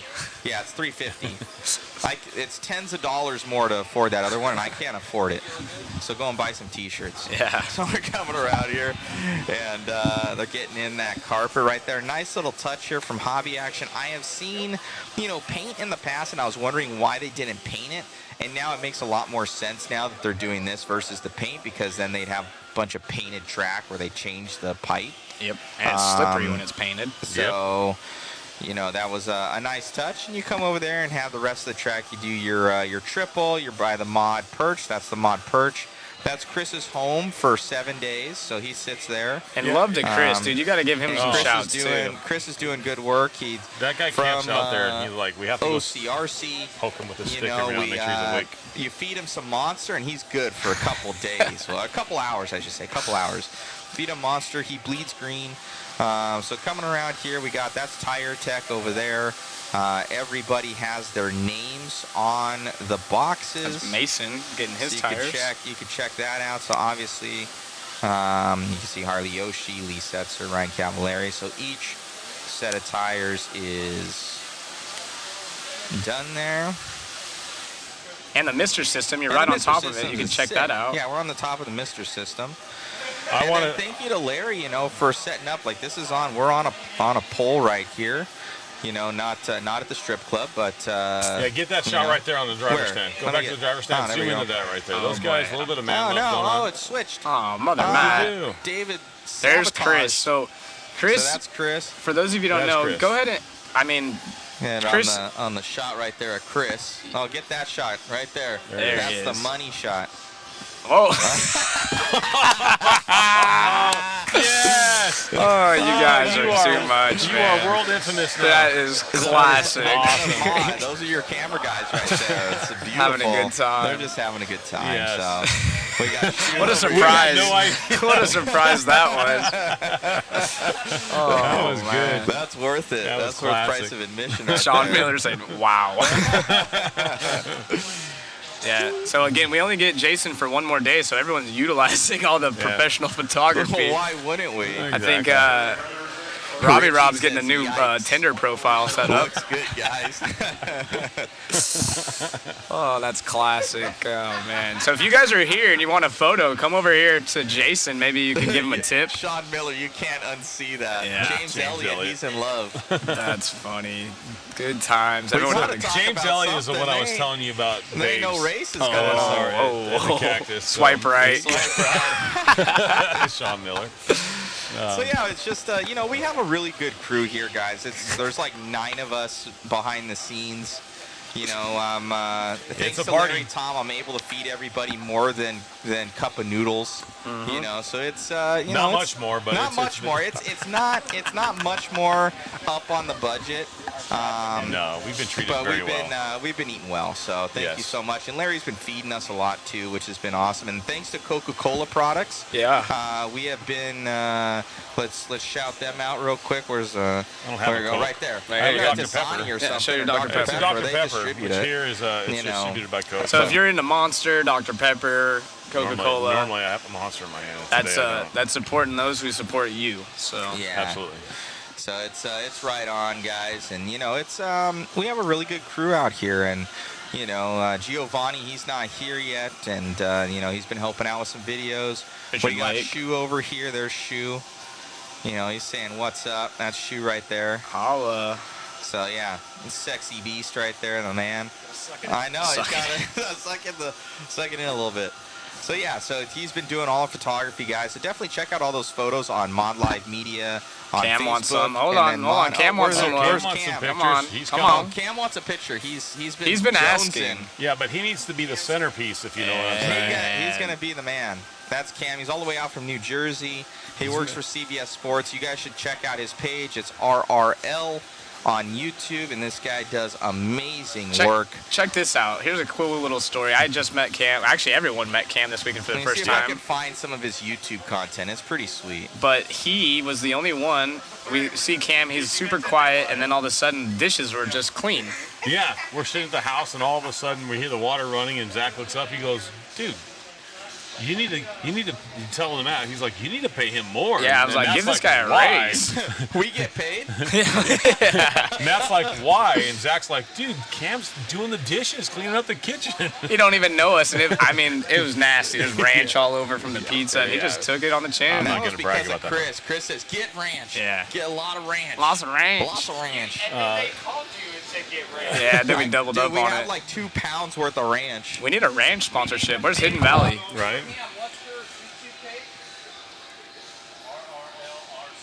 RRLRC. Cam Colin in the house. So RRLRC. And so, yeah, he does backyard racing league videos, but with his experience in the CBS Sports, he does an awesome job of actually making it a program. So Yes. it's very cool. Cam Colin one of those guys trying to just grow the sport from the grassroots level up all the way to the world championship. So super cool. Yeah. So we got, hold on a second here. I'm going to post up for you guys. Fun fact about Cam, he's never seen a cactus. Still waiting. The guys are supposed to take him out today to go show him because he wanted to go out and check out the life. So the- here's the some stuff on. that Cam does. I don't know if you'll hear any audio from it. I haven't seen any yet, too. I I want haven't. to see this. Take a look at Cam. So that's his YouTube. That track looks fun. Yeah, it does. Blow me. So he does a lot of post-production stuff. You know, go and follow his page. Wow. So this is some of Cam's work. Let him know. I don't even think he knows it's on the screen right here. No, he doesn't. He's trying to get hat photos now. This is cool. So he does a lot of good work with like post-production stuff, you know, checking out, getting interviews with guys. What a cool little track. Where's this located? Is this in his hometown? I do not know that, actually. I'm going to speed up the speed here for you guys so you're able to kind of see it in a little bit more speed here of what he does. Phenomenal work. And he'll put, you know, voiceover with it and talking about the racers. And sorry about that. You know, put the places up on the left-hand side. He does that all in post. So that's not in real time for, you know, the races and how many laps they've done and bring them up. And yeah, just kind of wanted to brag on Matt again. The crew that he put together for this event is phenomenal. So thank you guys for supporting Mod. Again, if you haven't gone over to modspeedshop.com, get entered in that waffle so you can see that t-shirt that Cam's wearing right there on screen on the right-hand side with the red in it. Those are for sale individually, but we also have the waffle. It's $20 ticket. You guys can get entered to win. The shirt I was wearing yesterday during the main events, we had signed by the top 3, and all the proceeds will be going to support Brian Kinwald and Crohn's disease. Yeah. So appreciate you guys. As you can hear, Jason's trying to get some of the racers up here if they want a photo.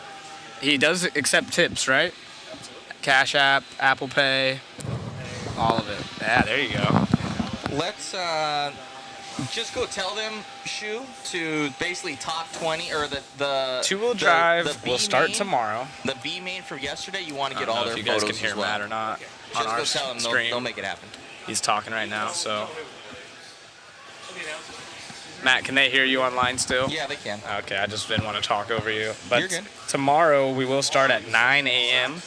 It is currently almost 2 o'clock. It's 1:54 local time here in Chandler, Arizona. So make sure to make note of wherever you're at.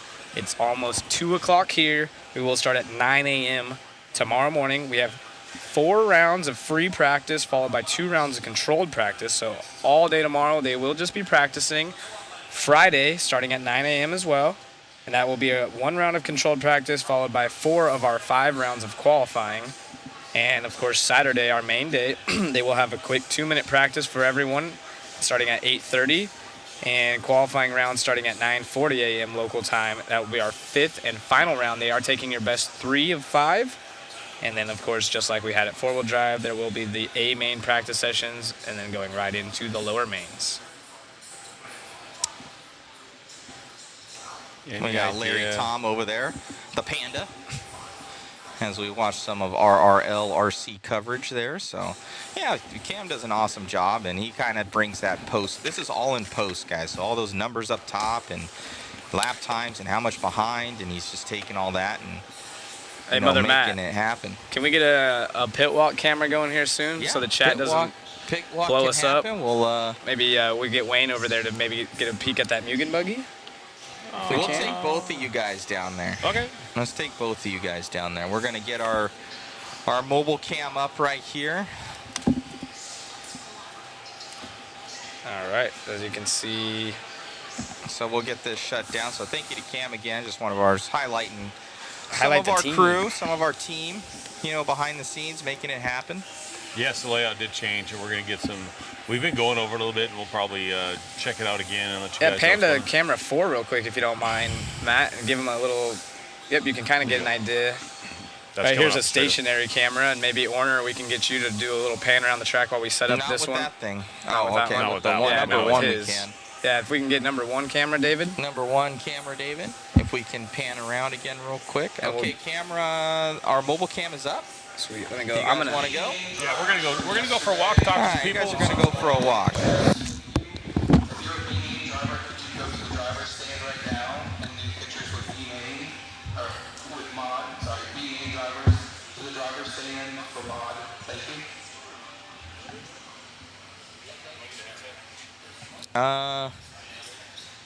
Who else has a headset? Hold on.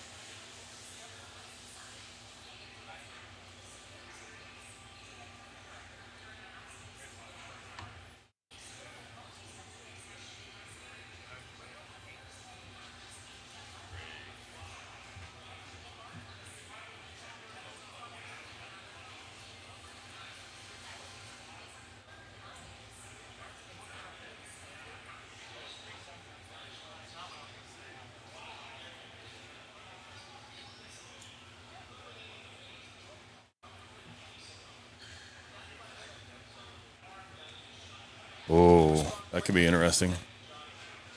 On the X.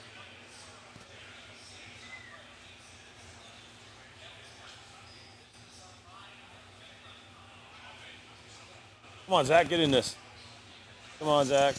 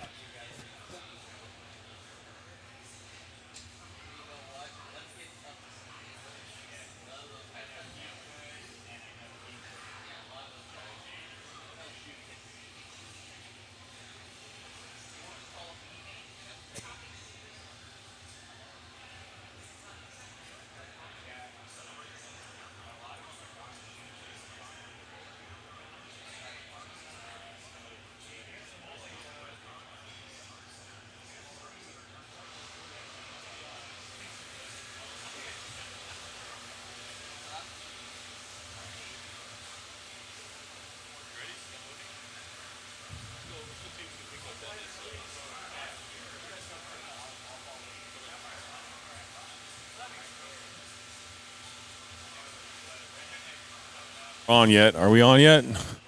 Oh, we're on yet. Already.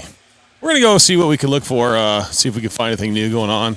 I see Adam Drake. We might pull him to the side and talk to him for a second. They seen me coming, so he might dip out. We're going to mob him right now. So, Let me know, guys, if you can Adam, we hear didn't him even let okay. you get in the door. Can we attack you for a second and talk about the new buggy? How you doing? What new buggy? What new buggy? I'm here with the tune engine. The tune engines? Yeah, I gotcha. So what is the word on the new buggy? Is it here? Is there one? From who? From Mugen. Yeah, so we do have a new two-wheel drive buggy. In about 30 minutes, we'll kind of allow everyone to take photos and check it out. Shin just did his motor tech, just to get that out of the way. He mounted his tires earlier today. We're kind of preparing some stuff on our end as far as photos and little write-ups. So probably about 30 minutes. Okay. It'll be available for you guys to take it and do your own photos and media stuff. And then for anyone else, be able to check it out. Well, when that time comes, you mind if we bring you to the side and we can ask you questions when we're doing our photo shoot and stuff like that? Absolutely. Oh, perfect. Well, thanks for coming out. Thank you for your time, sir. Thank you. We're excited about this. Thank you very much. Let's see, who else can we bug? We can talk to Mr. Martin Gonzalez. This is Matty G's dad. How you doing? What do you think about this? Just happy to be here. Pretty excited. It was fun watching you guys on the internet, and just happy to be here and see it in person now. Yeah, we're actually. I know Matty wasn't pleased, but we're proud of him. He's been doing good. Everybody that's obviously you're never where you want to be, so you're beating yourself up. But the kid's come a long way, and you've done a good job with him. Thank you. Try to set him on the right course, and everybody back home is just super proud of him. So thank you to everybody that got him here, and hopefully he's got more worlds in him. And I have a lot of trust in him, and we'll. I think he does. He's got the drive. I think he'll be fine. And thank you very much for the breakfast this morning. He got us ramped up, so now we're all ready to go. So let's see who else we could bug. I've talked to Brock earlier. He's probably done with me. He doesn't want to talk anymore. Actually, you know what? You want to jump on the track and we can walk the track around and see what we got with that? We'll go this way really quick. I can come bug you some more. Okay, see, I didn't think you'd want to talk to me anymore. So we're going to jump up here and we're going to basically walk the track and take a look at it so you can see, especially coming on the straightaway right here, you can really see the rubber being laid down from the four-wheel drive cars. They've been blowing the track off really well. Obviously the line going a little bit to the middle to the outside when they come around the apex here. We'll walk over here and we'll look at the big changes coming off the straightaway.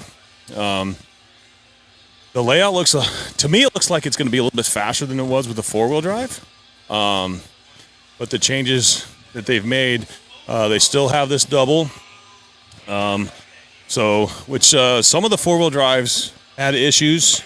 Obviously the higher rank drivers didn't have so much of a problem, but some of the lower rank drivers had issues. It is a pretty good gap. I'm 6'5", so this is probably an 8-foot gap. It's pretty big. But this time, instead of making the U-turn right here, the 180, they're going straight. They put in a roller right here. And like Matt was talking about earlier, he says they seem to think that it may be an issue for the two-wheel to jump up on top of the tabletop. I don't think it's going to be that much of an issue. Only from the inside corner. Matt's thinking an inside corner, but I think if they jump out and apex, they jump on the outside, they land them towards the outside of the table, Yeah, you could be right. and then apexing in, that might be pretty good. So this front section pretty much stays the same. And then instead of, after this section, instead of making the 180 to the right, they actually made it a 180 to the left now. And then they come back and they go through and make the 180 here. This was that pipe that Zach was talking about where it doesn't just end. They have it buried into the ground. And so this is something like he was talking about the Euros. The Euros are used to curbing.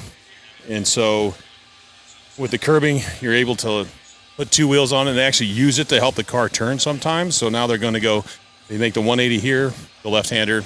They use the ripples the same way. You can see the rubber still on the ground. It's pretty nice. The ripple strip's the same.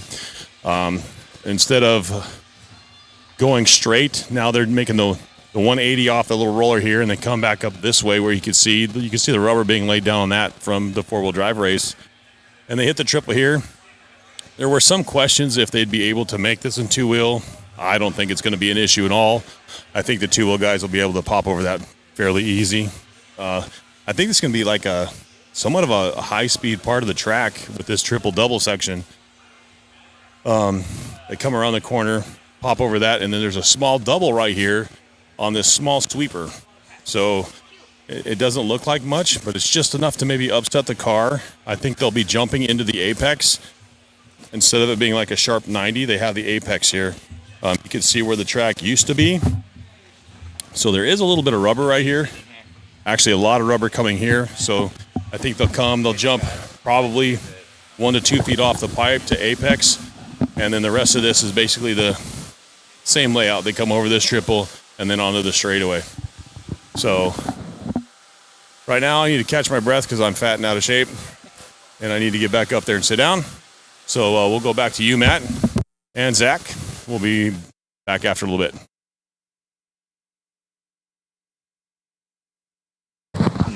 Zach's back on. Put on the right headset for you guys. So little track walk right there with Wayne Ashmore, giving you guys an idea. And it looks like Olsen going to join us in the booth for a minute. I got 2 headsets. Yeah, 2 headsets for you. So I didn't actually get to hear, did Drake get to cover anything as far as the 2-wheel?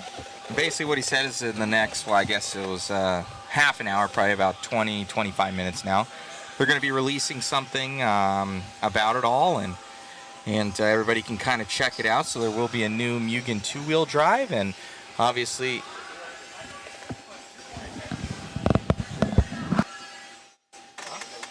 No, we're... Sorry, guys. Want to get Drake? Yeah, get Drake up here. Yeah, go get him. We'll try to get Adam up in here. Tell him to bring the car. Yeah, exactly. Tell him to bring the car. Please. Seriously. So hopefully you guys are enjoying the stream. Thank you so much for tuning in. We know today's a dark day, so we're kind of like trying to fill content. What's going on? Kind of the background stuff. We're taking photos for the live stream. We're going to try and get everybody's photos of each car so we can bring them up in the live stream. It's pretty tedious work, so we're going to see if we can make that happen. So we got Shu over here doing amazing work, kind of grabbing those main studio photos, which is amazing. And like I said, you know, there's no lie. You guys are going to see that our photography game has been stepped up, and he's the main reason for it. Absolutely. We brought a good team together. We work well together, and you know, he's a big part of it. Like I said, he's going to be gone on Thursday. We're going to try and do our best to get photos and kind of have somebody behind the scenes that's not as good as Shu, obviously, but hopefully we can do some due diligence on the rest of the photo coverage. But the live coverage will stay exactly how it currently has been going. So hopefully you guys are really enjoying that. So thank you. Yeah, and Thank you so much. most of the people, he's going to come up here in 30 minutes. We'll have Drake, so hopefully he brings the car with him. Most of these guys are utilizing this day to get their 2-wheel drives ready, gluing tires. Maybe we'll go out there later on and we can go through the actual tire teching area, or the tire gluing area, I should say, where they have officials outside watching you how you glue your tires, making sure there's no funny business going on. Yeah.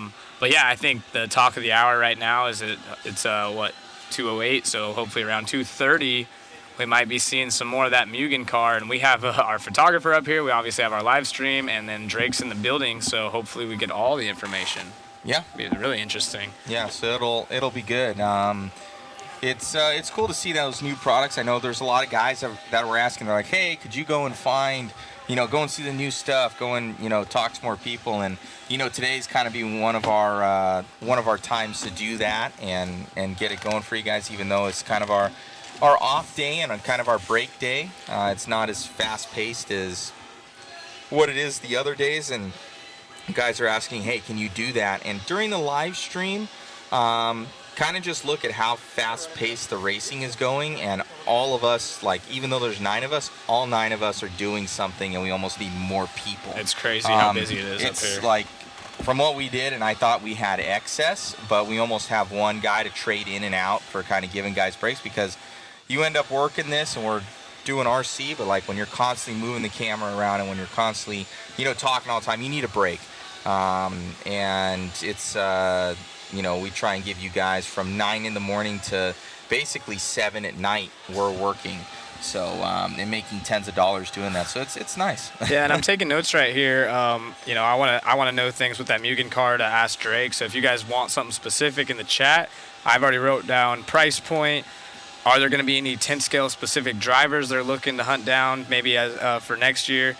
Plans on the 4-wheel, how long they've been working on it, and how long until it's available. These are some of the things that I'm interested. If you guys want to hear something specifically, let us know. I'll write it down, and when we have the opportunity to talk to Drake, I will be sure to ask him.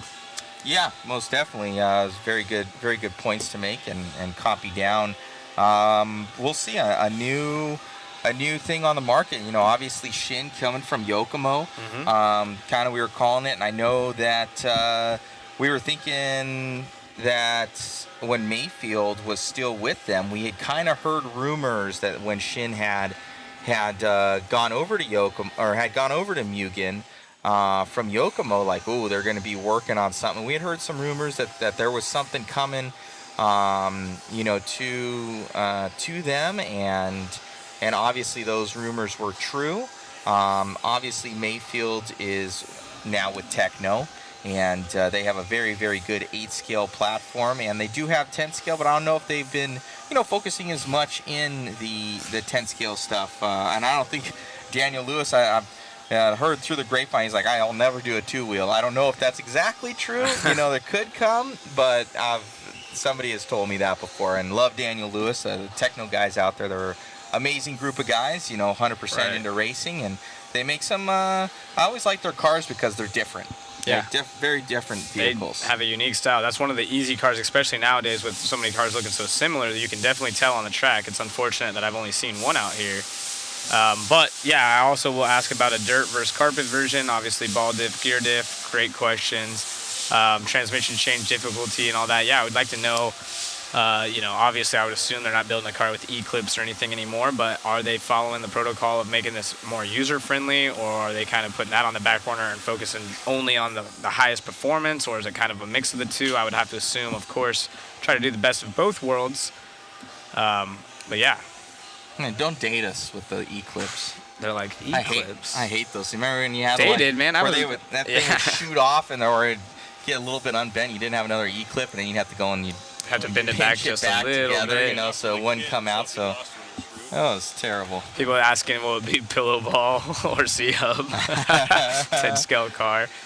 Well, you have seen that in 4-wheel drive. Is there a pillow ball 4-wheel drive? I think an S-Works was one of the original S-Works. Yeah, I'm sure the chat. I want to say when they had like didn't they have the bigger hex on there? For sure had the bigger hex. It wasn't a normal 12 mil hex. Yeah. It was like some weird like 14 millimeter hex on the S-Works where like they only could use their own wheels. So that was obviously they've changed since then. And Born Horse has been going quick. We had Jorn Neumann. We need to catch up with him. We need to catch up with Jorn. Catch up with Jorn Neumann. I think he's kind of him and Misha. Yep, both of Mika. them. No, I believe it's Mika. I could be incorrect, but you know, coming out from Germany, I do believe. Yeah, so Germany for Jorn. I know Jorn is German. Yep, he is. He's you know, and he has Gerd there from the late past team Durango. You know, he's out here. They're like two peas in a pod. 2 peas in a pod. They follow everywhere with each other. You know, it's their boys and a bunch of people on their driver sheets we got. They're like, thank you to like Gerd Stern and shit. Like he's the their main guy. And I tried to talk to him, but guy. I know his English isn't the greatest. I walked by and tried to get an interview with him, but he's like, no, and I understand. But yeah, Jorn, he can speak with us, I'm sure. We'll try to get him up there. Yeah, Misha is Switzerland coming from BJ. We have Kyle saying Antonia from Austria, too. She's doing great. Yeah, she won a couple races. She got an interview from our buddy Robbie Robb. You know, so she was TQ there for a hot second when I think they went into like round number 4. So we try and do like a lot of interviews, guys, with you know, different people when they do win something to have some sort of content and kind of give a lot of people spotlight. We know we see, you know, the Dakotas and the Spencers and the Angaros, but you know, it's made up of everybody. This is a world championship event with everybody that is out there. And maybe we could get Killick up here with the Yokomo cars. Yes. I know people were asking about that. I would like to know a little bit myself and see if we can actually bring it up here and showcase it to you guys and talk about it in the booth. So if I run out there and I see Killick, I'll ask him if his 2-wheel drive is available and even his 4-wheel drive and bring it up here and just talk about him. Yeah, no, it would be good. And is there do we need to talk to the Kyosho guys? Are they working on anything right now? Do you know? Because I know there are a couple Kyosho guys, I believe, from Japan here. Yeah, so Chikuba is a Kyosho designer. He works for Automodel, which is the mother company for the racing side of things for Kyosho. When I left Kyosho, especially Kyosho in America, had discontinued their racing platforms. So I'm not sure what the update is on that, but I'd love to talk to them, as obviously if you're spending money to send drivers here, there's something going on. Yeah, no, I thought Lutz was going to be here running. Lutz has been in the chat helping us with all the statistics, but I don't know about running. I thought he was coming out here to the Worlds for this, so I'm mistaken. But Ryan Lutz, he's one of my favorite pro racers. Always has been. Super good guy, and he's still up there in talent in a lot of these 8-scale races, and that's good to see. Yeah, no Mugen revealed yet. Sorry, I missed someone saying they keep repeating themselves there, but I didn't see what the question was, if there was one. But about 30 minutes out, probably closer to 20 now, and Drake said that they will be showcasing the two-wheel drive prototype that they have here, as we're taking pictures of some of our guys in the background with their cars. It looks like we got Champlin up here. I think he's getting maybe a different photo with another shirt or something like that. Very neat. Shu doing his job. Yeah, so if Lutz is in here in the chat, switch over to the camera. Switch over to camera. Go to camera number 1 for me there, Robbie Rom. Lutz, if you're in the chat, well, I think we asked him what he's not doing here. I think he's just spending time with family and focusing mostly on 8-scale. I don't think he's necessarily contracted to do 10-scale races. I'm not sure, but if he's in here, I'm sure he can elaborate on that. Yeah. Hey, Matt, are you doing BattleBots next season? Yeah. I drive Lucky, the BattleBot on Discovery Channel. Yes, I will be. We're primed to do it. I've actually been invited out to a couple of they have like these sessions called Proving Grounds. So I've been invited a couple times on the cruise to come out for it would be the Cobalt and Wayne. There's another team. So yeah, they've been Gigabyte. That's it. Another team been Gigabyte. So we've been they've been running out there. So I haven't been able to do it. We've been doing all sorts of stuff. Did you get a new roof yet from Mike Katz? No, man. I can't afford it. And maybe we can tens of dollars. Cav's right here as well. Maybe we can get Cav in the booth for a minute. Let's get him see in if we here. can't, as he shows off his muscles. Let's get Cav in here. Talk about Schumacher. Mike Katz, we're working on the roof. See if we can let those guys know. Expensive. Try to get Cav whenever he's done with his photos, if you don't mind. I'd love to talk to him. You want to talk to Brock? Yeah, we'll talk to Brock first, right. and then see. We'll have Brock for a minute or two. Brock, do you mind jumping in the booth and talking to these guys for a moment? All right, I'll jump out of here. Maybe we can get the camera shot over here in the booth once we get Brock dialed in. And I'm not sure. And maybe we could catch Cavallari in a minute as well. And get Brock dialed in. Two wheels looking sweet. Hello? Hello, testing. You are live. All right, so we have Brock Champlin in the house. He was over here getting his new Facebook profile picture dialed in on the driver's stand. But everyone, you have quite a few fans in the chat, just so you know. Okay. I believe your dad was in here earlier. But how's I know Wayne talked to you earlier about the tire situation. You were making some jokes. I know you don't want to give out too much information on your secrets. You're one of those guys, but give us a rundown. Your 4-wheel obviously completed. Let's talk about the 2-wheel. Anything special going on? What can you talk about? What can't you talk about? I mean, there's a lot of stuff that we've worked on, improved on. There's a lot of little bits and pieces that we've made for the event. We made for nationals. Everything kind of started to piece its way together around that race. So we came the week after the nationals practice, found a little bit more out of the car, and I think we're ready to go. We got a solid package as far as tires go. I said I wasn't really going to release anything, but I'm just running a standard front tire. Our car has plenty of steering. I feel like the guys that are doing something different they're looking for a little more steering. So I guess that makes it a little more difficult for them, I guess. But for me, I'll just be running the standard tire. So. Yeah, and so I met you earlier on in your career. I believe you live in Utah now, correct? Salt Lake City? Yep. Joel Eaton's been in here. He's obviously an avid supporter of you and the families out there. I know Dominic moved from Denver, is racing with you guys, and they call you 2/10 back at home. Is that true? That's what Dominic calls me, but yeah, those guys actually have my number in 4-wheel drive at that track. So they keep me brutally honest in 4-wheel drive, especially when we're practicing. We don't really club race a whole lot with our 4-wheels. So yeah, they keep me honest, 4-wheel drive, 2-wheel drive. It's been awesome recently, and that's kind of where the 2/10 is, the nickname has come from, I guess. But yeah. it's been pretty rad. Two-wheel drive. I'm looking forward to it. Well, anyone who want to say special thanks or hi to online while you're up here? Yeah, just all my sponsors, hi to Lowe's, so Schumacher, LRP, J Concepts, MKS, Wits, Easy Customs, S&D Designs, Eaton's, Intermountain Raceway, Trish Bits, Core RC. There's a long list of people to thank. All the guys at Schumacher Factory, Robin. I know he's watching at home right now. So, yeah, Trish, our engineer, Jurgen Lautenbach from LRP, Jason Rona, his wife, Paul Wynn, and everyone over at J Concepts, Thomas Cook from MKS, and then Clue Connors and the Connors family from Wits Racing Products. They do an amazing job with all the stuff that I run. And then obviously all my friends, my family, we're out here for a week. We don't get to see him for a week. So what about this one right here? Oh, my father. Yeah, he's in the chat. He's in the chat. So obviously my father, my stepmom, my brother's here this weekend, so that's pretty cool. My grandma, hopefully she's doing well. She just had a surgery, a procedure done. She texted me this morning, so she's up. She's good. Nice. And then my girlfriend and her family, all those people make life so easy and so fun. So at the end of the day, this is kind of all for everyone. It's for myself as well, but that and then I love you, Mom. So yeah, definitely dedicate the worlds to your mom as well. She was an awesome addition to the whole RC family, so good shout out for her. And man, good luck this weekend. Yeah, thank you. Yep. All right, we'll see if also if you could send Trish up here, that'd be awesome if he's interested in coming out. And I know the chat's been going wild, so all right, sweet, appreciate you. And if we can maybe pan over to the track for a second, and we'll work on getting some more interviews up here. We appreciate Brock Champlin, one of the nicest dudes out here, giving us some information. And cool, I mean, I asked him to, usually when you say, hey, is there anyone you want to thank, people kind of freeze and they maybe give a short list, forget a whole bunch of people outside of his dad, which his dad called him out in the chat.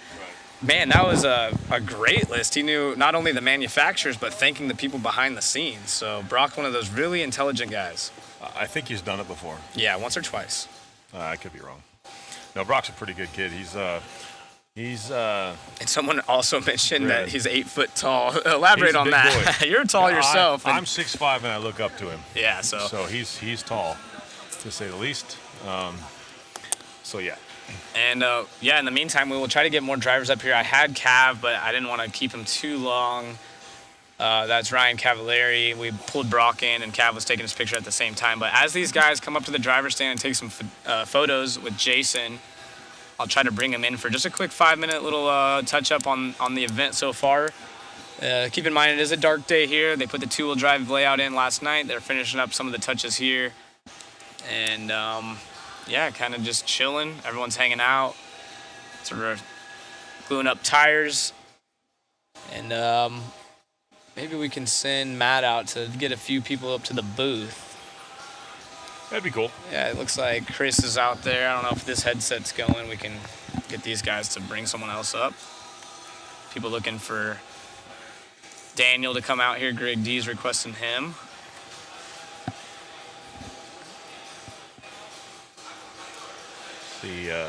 Looks like Adam Drake's still over there talking to some other people. So I know Shinadachi had to. He submitted his car, so he had to get everything approved. He got his motor tech and everything else like that. So, are we stepping out for this or what? Oh, I don't know. You want to interview this one? I don't know who it is. It's Schumacher. I'm gonna talk to him. Perfect. Matt's gonna be in. All right, Perfect. You've been So- getting requests on here. Trish is up in the house for Schumacher. One guy you probably said that, right? Oh no. I'll have you switch the camera. Yeah, I'll To cam 5.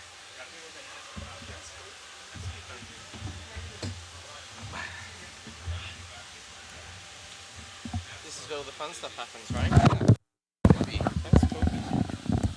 Dude, I've been here for days and I haven't said hi to you. You're always busy. Well, we're gonna get you in the booth. No, I don't want to be in the booth. Why wouldn't we? I can't talk well. I don't talk goodly. We'll get you in the booth. We got to. I gotta Next. do it with Saxton. in 15 Okay, and minutes, then come over here. so I'll just repeat all the same stuff. That's okay. I'm happy. We're to be live. Here. We're Write live. it down and then you don't forget. No, in all seriousness, come back. I I want to just get wanted with to you. say hi. It's good to guys see you, are doing a brother. Great job, man. Thank you. Thanks. Okay. We got Trish here. This is my man right here. Hey. We got Trish here. Trish Bits. It's Schumacher. Dude, amazing job. Mikkel, you guys have been just doing such good work these past couple years, and you've been traveling and kind of taking on that head role of head engineer for Schumacher, and shout out to Muzz as well. I hope he's doing better. I heard about that. Yeah, I think he's doing all right. He obviously, the car got peeled up quite a bit when It looked pretty bad. Yeah, and I know Scotty's doing better now. He's traveling again to races. Well, that's good already. Yeah. So shout out to Scotty, Muzz, and Joel Navarro. So they got in a bad car accident. So prayers to those guys. So what's going on? How's the world's been so far for the Schumacher team? What new stuff are you guys kind of bringing out here? I heard that there's a couple new bits on there, couple new Trish bits. In a different way, if you know what I mean, for the Schumachers. Yeah. And Mikel was right there. He had kind of a lackluster A3. Mm-hmm. Just going into it, he was saying that he chose the wrong tire. He had fresher tires, and he said more worn-in tire was going on. Lead us through what's going on with Schumacher and what happened. Yeah. Okay. So from what he thinks, because on A2 the car was brilliant and he's really happy. And he opted for the morning practice when the track was kind of pretty slick. It wasn't, I don't think it bedded in the tyres much. So not to kind of create excuses for him, but it's that scenario where you're looking for something and... we got they're like, camera back on booth, please. Yeah, we're on the camera in the booth. I don't know, somebody, we should be. Yeah. I don't know what they're saying. Someone goes in trouble. Somebody, some sort of bot out there is... messing with us. So keep going, buddy. Yeah, so really, probably should have stuck with. But we knew that the second and third runs work alright. But I think when we went out for the second main, we did the 2 minutes. We did in the practice main, so did 2 minutes and started. And I think that was that perfect point from taking that, I don't know, whatever top level of surface off the tire, and then it's really good for the next 5. Whereas the set you went out on, to be honest, they should have sped up towards the end. But either way, that wasn't perfect. But ultimately, Spencer was ridiculous. He did a 17.9 when he was out there, when he was chasing Gary. Even if we had the car that we had from A2, we would have been close anyway, because those guys are rocking. So we tried. It was really cool. We had Brock finishing in the 4, so it's 2 A's, 2 Schumachers. So it's cool to be up there as the next best brand, whatever. I'd say you guys are, I ran for Schumacher for a year there.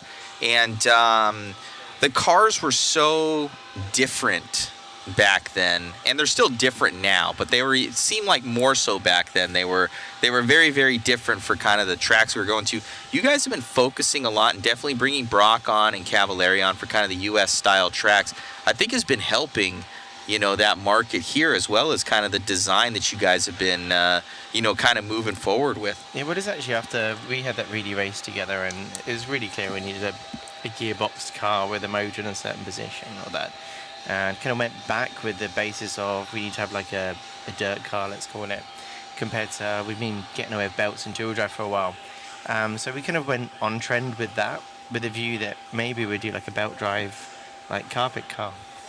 But the laydown worked really well on both, thinking we've had an advantage before with the belts on carpet in certain positions. And actually the laydown, just that one car was working well for both, which simplifies things for the company and the team. For sure. And for hobby shops wanting to carry your product. Yeah. And that was one of the things when I was running Schumacher, Muzz is like, here's what we got. And there was 3 different 2 wheels and a massive amount of hop-up parts. And it's hard for a consumer, to be able to what do I need to narrow down on? And I think you guys are going towards that, and the stuff is fast. We cover a lot of the J Concept races, and obviously Brock is very, very quick, and coming from Team Associated, and the kid works hard. Yeah. And Cavalieri's also very good, and obviously pedigree is there, and but you guys, you have and then Orlowski has just been dominating in Europe with the stuff. Really so you guys are just you're putting in the sweat equity, you're putting in the time, you're getting those drivers, and you're starting to look at the consumer side of it, where you're like, hey, We need to simplify our platform. We need to get something that kind of works for a little bit of everything, much like, the team, what Team Associated, I think they do the best at it. They're very good. Basically every surface you go on, it's up there. Yeah, for sure. It doesn't suffer anywhere. Exactly. So, in Schumacher, obviously, you guys are, Mikal is quick. Yeah. Super, super fast and a talent. So what are you guys now moving over from four-wheel? Four-wheel's done and dusted. He got third. There's awesome trophy in there. What are you guys going to do for two-wheel? What have you learned now that you're going to go to in the future? Well, do you mean in for the race coming up? So the race coming up, the track changes that are made, the tire situation, what's your guys' plan? Well, first looking at the track, there's less kind of like de-acceleration points like in four-wheel drive. So you had switchbacks on the right-hand side or the left-hand side. For the camera, it's looking at from, same view from the washroom. Yeah, so on the right-hand side, you had two switchbacks yesterday. So the car slowed right down, turn, and re-speed up. And you see the four-wheel drive's like dancing around a bit, like wishbones going down, can't quite grip it up. And so we've lost that, actually. It's quite a flow. So you've got an oval that's split, and then you've got that little infield section, which is kind of like, let's call it, like a little U, another U, hop back round, and then you're back onto the straight. And so it's kind of a great layout in that way. We've got camera on. Yeah, so when they come onto the straight, so the power inputs they're going to have in for a lot of it, it's kind of, you're not going to be slowing it up as much as you're speeding it up. And so you can probably get away with a little bit less rear, a bit more steering in the car. There's all these talks of different types of tyre gluing combinations, and the Void, which you can't buy anymore, but I didn't know if that was the tyre anyway. That's kind of an orb-looking tyre. But there's the mounting wide on the wheel. There's also going frames onto wheels. You only get 6 sets.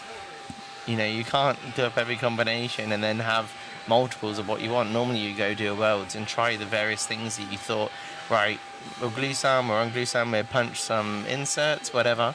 And then they almost throw away and then use what you need. Now, you need to select early. So you guys gluing inserts? Are you doing anything to the inserts? I believe that is allowed. In four-wheel drive, like pretty much most people are gluing the insert to the rim and then peel the tire over the top, glue that on.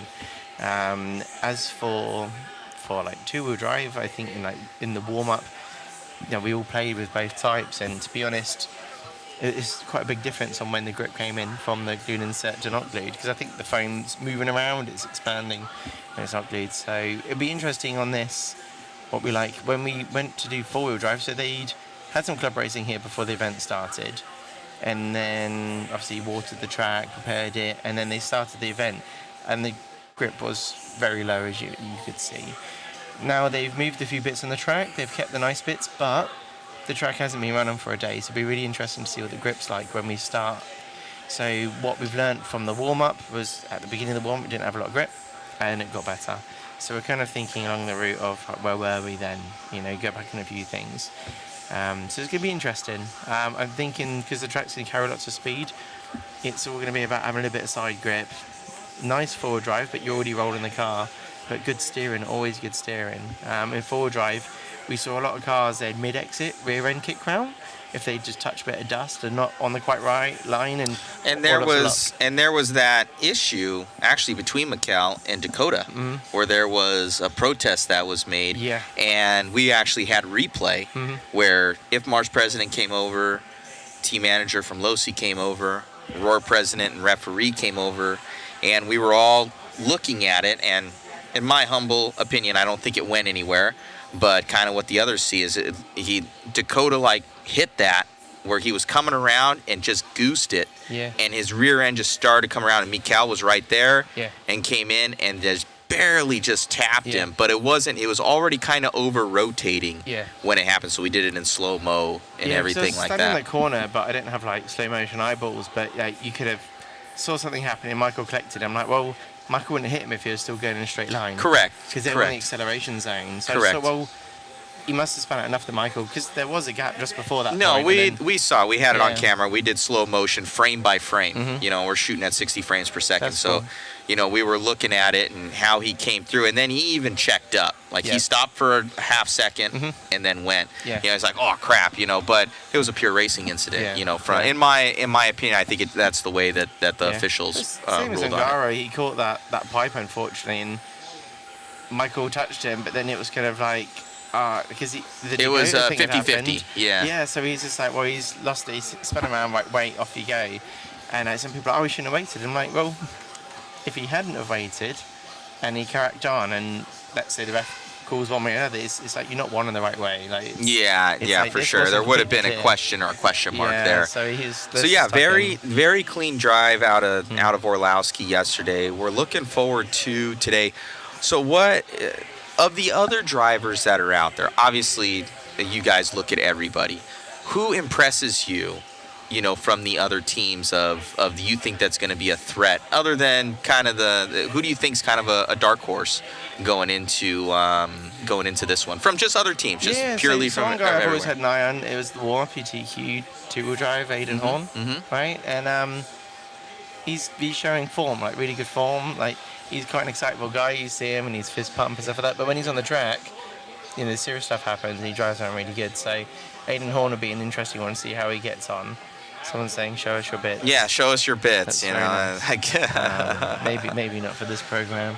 yeah, another program. Yeah. So Oh man, So Aiden's one of them. and he's a really. character too. Yeah. We've talked about him, and he's always kind of, you know, the Horn family is a racing family, and you know, good pedigree, and they work really hard, and so we were happy for him. He was able to make that four-wheel main with a valiant effort and four-wheel at the end. He's like, I was just sending it, Well, you know.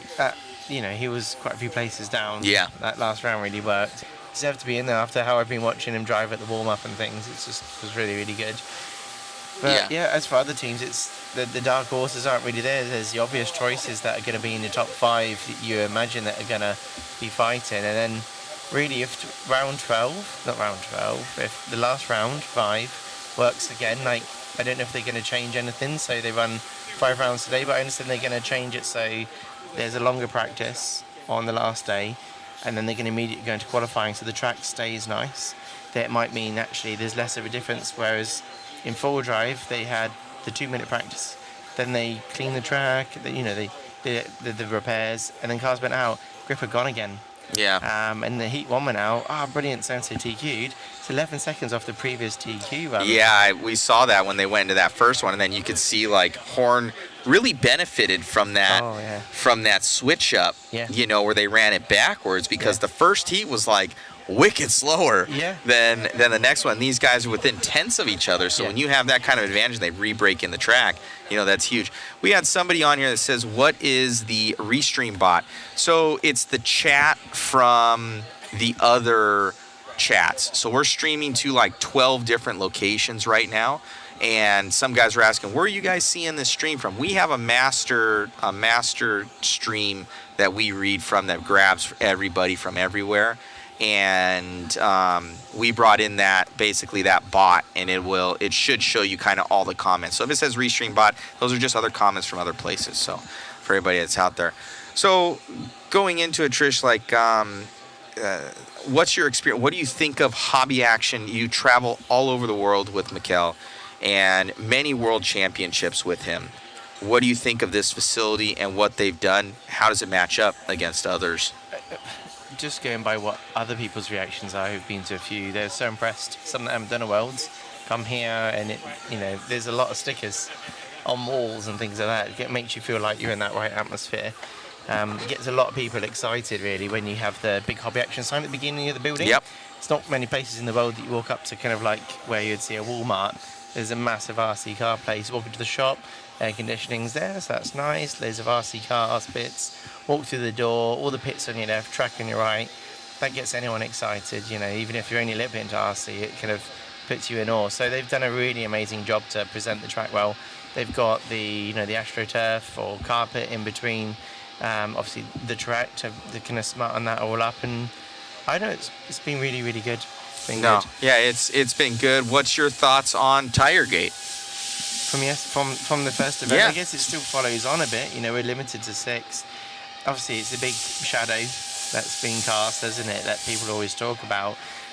Could it change anything if we all had new tyres every run? Maybe. Some people might benefit from it or not. You could try tyre combinations in practice. Michael ran the same set of tyres at the whole of practice. And it's one of those things too that, you know, the saying is true. The cream rises to the top. Yeah. Every time. That's The guys that were in there would have been in there if they had new tires or not. And then, you know, and looking at it from a hobby standpoint too, I personally think it's egregious to get a new set every single run. I know this is like the F1 of RC here, But in F1 they limit tyres. yeah, and that's a very good it's a point. cost control. Same thing. Yeah. You know, and not having a limited set, is that an IFMAR thing that they just have never set in place? I'm not as we do it in other educated on that. classes, so like in touring car, it's done it, I believe, Worlds, Euros and stuff like that. I think, might not be right. Because normally I did second run set, and in the EOS over in Europe, we have 2 sets of tyres for like the whole meeting for each class. So you've got that to consider about. So it's not obviously a new concept, but I don't believe it's anything's in the rules for off-road tent scale, because we don't do it at UK Nationals, you don't do it at Raw Nationals, you don't do it at European Championships for EFRA, and at IFMAR it's never been done. So there's an argument. You got, you know, Billy Joe, whatever his name is, he's down in the bottom heat. Maybe he would do better with a new set of tyres every run. So he feels it's unfair that those top guys who get things either for free or they got a load of money can go and have a nice time. So there's an argument that the hobby, you know, would benefit from that. It's a big event, so maybe you do want to spend that money, but a set of tyres, you know, for the car is pretty expensive. So I think there's something to maybe learn from it, because it worked quite well. You know, once they worked out what they're doing, then I think if you had free tyres, like whatever you want to use in practice would be fine. But then for the main event, let's say you had 3 sets of tyres like at other events, and then new set for the main, that kind of makes sense. You've got 5 rounds, you can pick and choose. If you don't make the main, use your other set. I don't know. I'm happy to be wrong on things, but I think it would then attract some people that are of a good caliber that could do quite well to go, do you know what, I will do that, because suddenly it's much more affordable. Yeah, I think, you know, that's a huge part of it. We have, I think Fenster was one of them that's saying, you know, he's here on his own dime and everything like that. Might not have the pocketbook, you know, that the big teams do for their guys and everything. So I think it's a good thing. I think that should be instituted, you know, where there is a tire limit, and this whole number issue, and kind of like it really is an arbitrary amount. Yeah. Like either you order the maximum and then you have to deal with sending all those back, and it is a US based company, but what if you had to ship all those over somewhere else and airmail those? And well, we have to do it for the events we look after under the Schumacher tyres. So for the Euros we provided them, and actually the organizer didn't order too many because they had a rough number based from the warm-up race, but we looked at the numbers. Actually we think need to be more. We talked to them, and a lot of boxes went over, and actually quite a few came back. But the main thing was that there was enough. So there's an argument, you know, let's say there was a Worlds at this track, the company that was sending them over, hey man, we'll make some extra just in case you don't need them, send them back if you don't use them. But that's, you know, hindsight's a beautiful thing, but hopefully this doesn't happen. I've not had it happen so far. We've had it at Euros where we've been a bit low on, I think, some numbers of tyres, but it worked out okay, and they didn't limit the tyres. But the other Worlds, it's always been alright. It's just a shame that it was a talking point. Yeah, and it was just one of those things where I don't think anybody expected somebody to come in and buy, you know, when just an unlimited amount, so somebody can buy like 17 sets of tires. You're like, what? Yeah. You know, you start doing the math on it, you're like, oh, we did not do the correct numbers. So, but I think that's here and gone. You know, this is just part of it now. I'm happy that the race is happening, and like, the day started very late and finished very late. Is, well, not late as some races we do. Sometimes they're, obviously, I don't know if you've covered some of the races in America that go through the night, or what's that? Say that one more time. The races that go through the night, you know, the ones that have like 500 entries, and it's just like a 24-hour race, but you've got so many different classes. you cover everything the best you can. Yeah. But the coverage for us it's been a lot of fun. Mm-hmm. Obviously you have a ton of content, ton of everybody, and it's been a real blessing to be here, and looks like the entire Schumacher team has been working well together. You guys have your cars are fast. Yeah, no, we've got a good team, and it should have been. So we got as our our top 4. You've got Brock and Michael, then you got Ryan and Daniel. But actually, one guy that really shined was Ben Smith, our top Brit, effectively. He's been brilliant. He's not done dirt before. He hasn't been to a Worlds, and he's come over here and driven out of his comfort zone and done really, really well. And could have had, I think he got 13th in one of the rounds. He ended up being in the D, but it was really good how he's getting on. So right on, man. Well, right on. Do you want to say anything to the rest of the crowd here, kind of out there? You're telling me people are watching, and there's quite a few people, and they all love you. My hair, they all love you we here. Got many comments coming up. Oh yeah, they love Trish. They're like, Trish Neal's the man. So it's we're about 700 people deep right now. Yeah, it's not bad. Well, I think we're 3,700 during the main of 4-wheel. So it's been good, but obviously there's nothing going on today. People are like, we're gonna see these people just talk. Don't you? Huh? So you need some interesting people to talk to. There's always everybody has a story. That's right. That's what's good about it. So and there's lots of stories to talk about. Yeah, no, I guess hi to everyone watching from home. Anyone that knows me, hi. Hope you're doing all right. It's a cool event. Stay tuned. Obviously today, we're not all having a holiday day and looking up the local mountains or whatever. But it's glue and tires, deciding what to do with fronts, making sure the cars are prepped. It's 2-wheel drive, so everyone's rebuilding their ball diffs after all their practice, and it's pretty cool. Yeah. So it's chill. After the last 3 days, been busy. Yeah. And exhausting. I fell asleep last night whilst on the phone to my girlfriend. I'd lasted a minute and I was gone. And then my phone was ringing and I was like, oh. She was like, you fell asleep, didn't you? I was like, yep. But no, I had a good sleep last night, ready for today. Yeah, that was the same thing. I'd call my girlfriend. I'm like, hey, babe, when I'm doing this event, you might not talk to me much. It's just, you're going the entire time and you're like, it's already nighttime. What just happened? I think that's part of RC. You guys need to interview Josh. Josh Payne's also another character. He's a fun guy. He's a fun guy. I think I've seen him here today. Has he been here? He's around. Yeah, he's around. This fly's attacking you, man. He's coming after you. British sweat. He's coming after you. He's attacking you. So we need to get a couple other guys in here. But have you interviewed many of the Europeans? We need to get more of them in here. You need to help. You need to help facilitate bringing other Europeans in here. I can make some of that happen if you like. Okay, At least the Schumacher contingent, I can send over. let's get some others in here, some characters. You've had Orlowski on?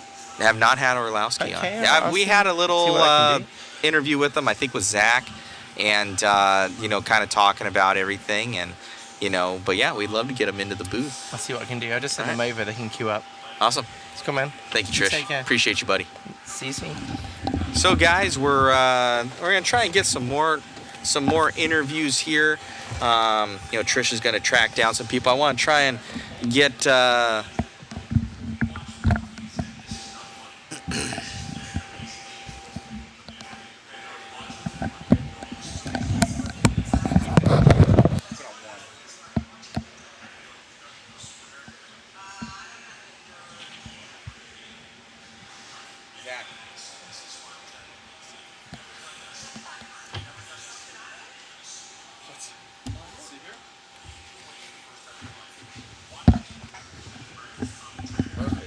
Put it on.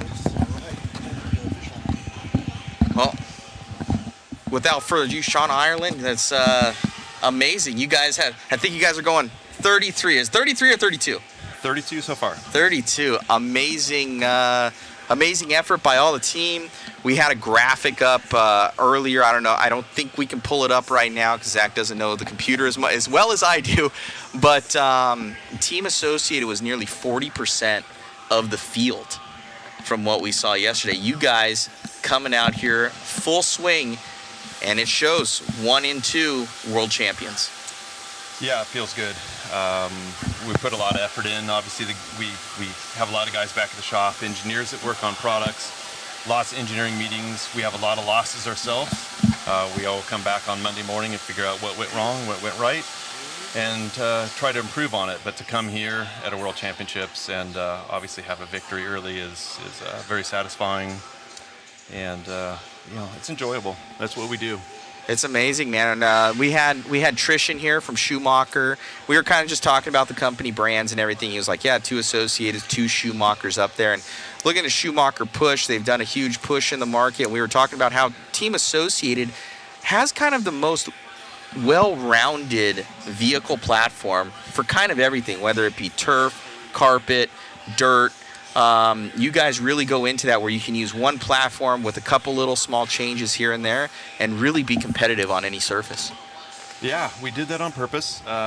Years ago, if you remember, we had a mid-motor and a rear-motor car, and then we sort of decided that with the traction coming up that we needed to do something a little different, and we really kind of gone to the there's a carpet car and a clay car now, and they're each a little bit different from each other, different setups.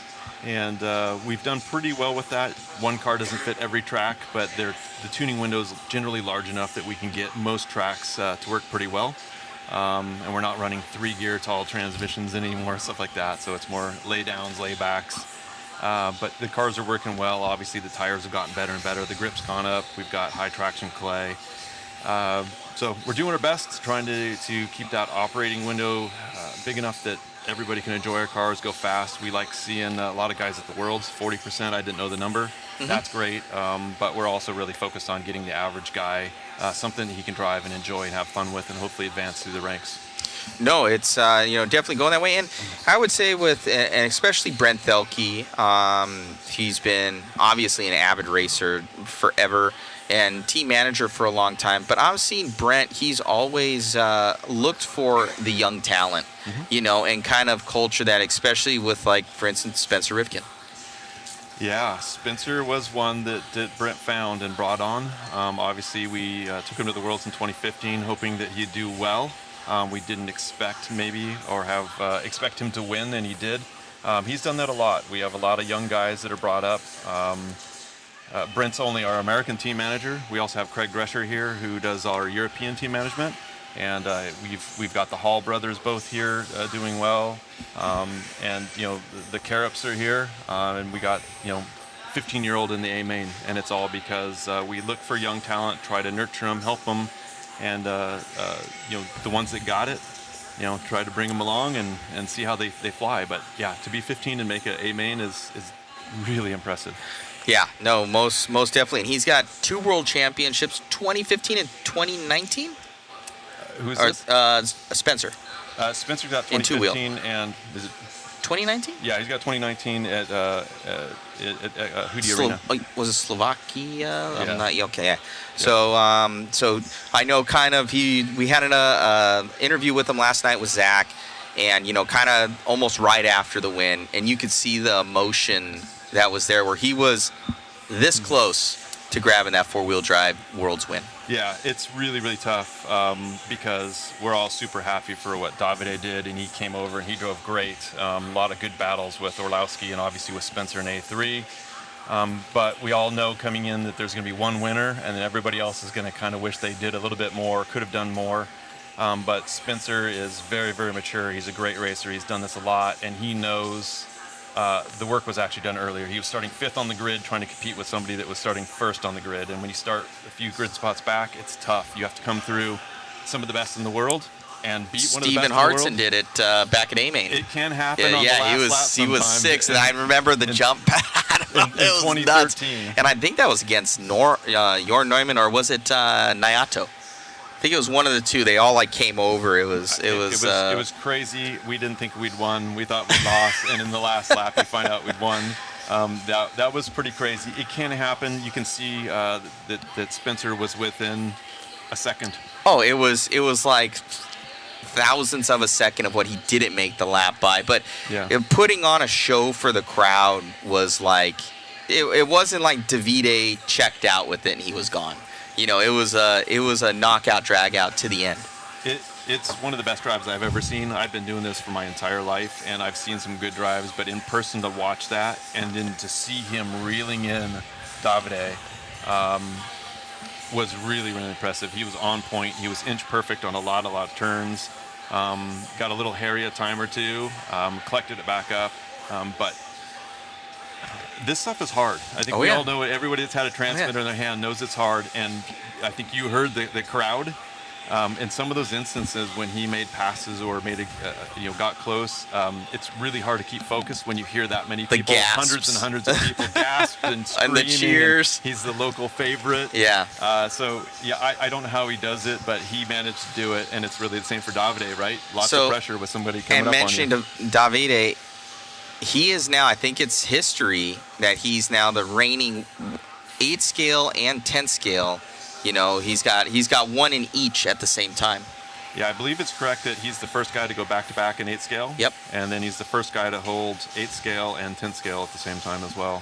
I believe that to be correct, but somebody will have to check that. Unbelievable. What's even more unbelievable is we wanted him to come over and practice, and we actually had a ticket for him to come over to practice, and he got sick and couldn't make it. So he had no practice. And I heard the rumor has it he was building his car for this race on Wednesday night.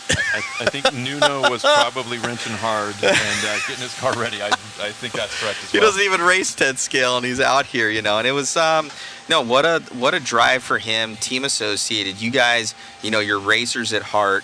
But you also have a lot of other things that are underneath your guys' umbrella, including Element, and you got the drag stuff. You've got, that's Team Associated, obviously, but other stuff other than 10 scale off-road cars and 8 scale off-road.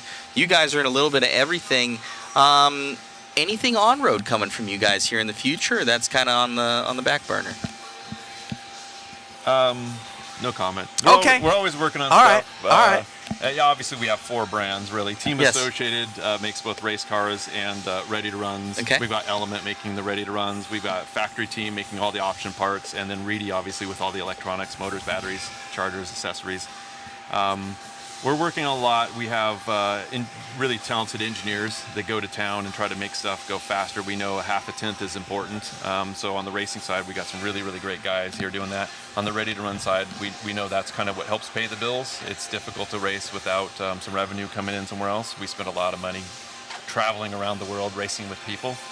So we're trying to do a little bit of everything, and we're competing against excellent competitors, the X-Rays and the Schumachers and everybody of the world. Everybody's pushing, and those guys are, they're full factories, and they're coming. The reigning world champion was Bruno before Davide, and with the X-Ray, their team that's here, and they've got a really good team.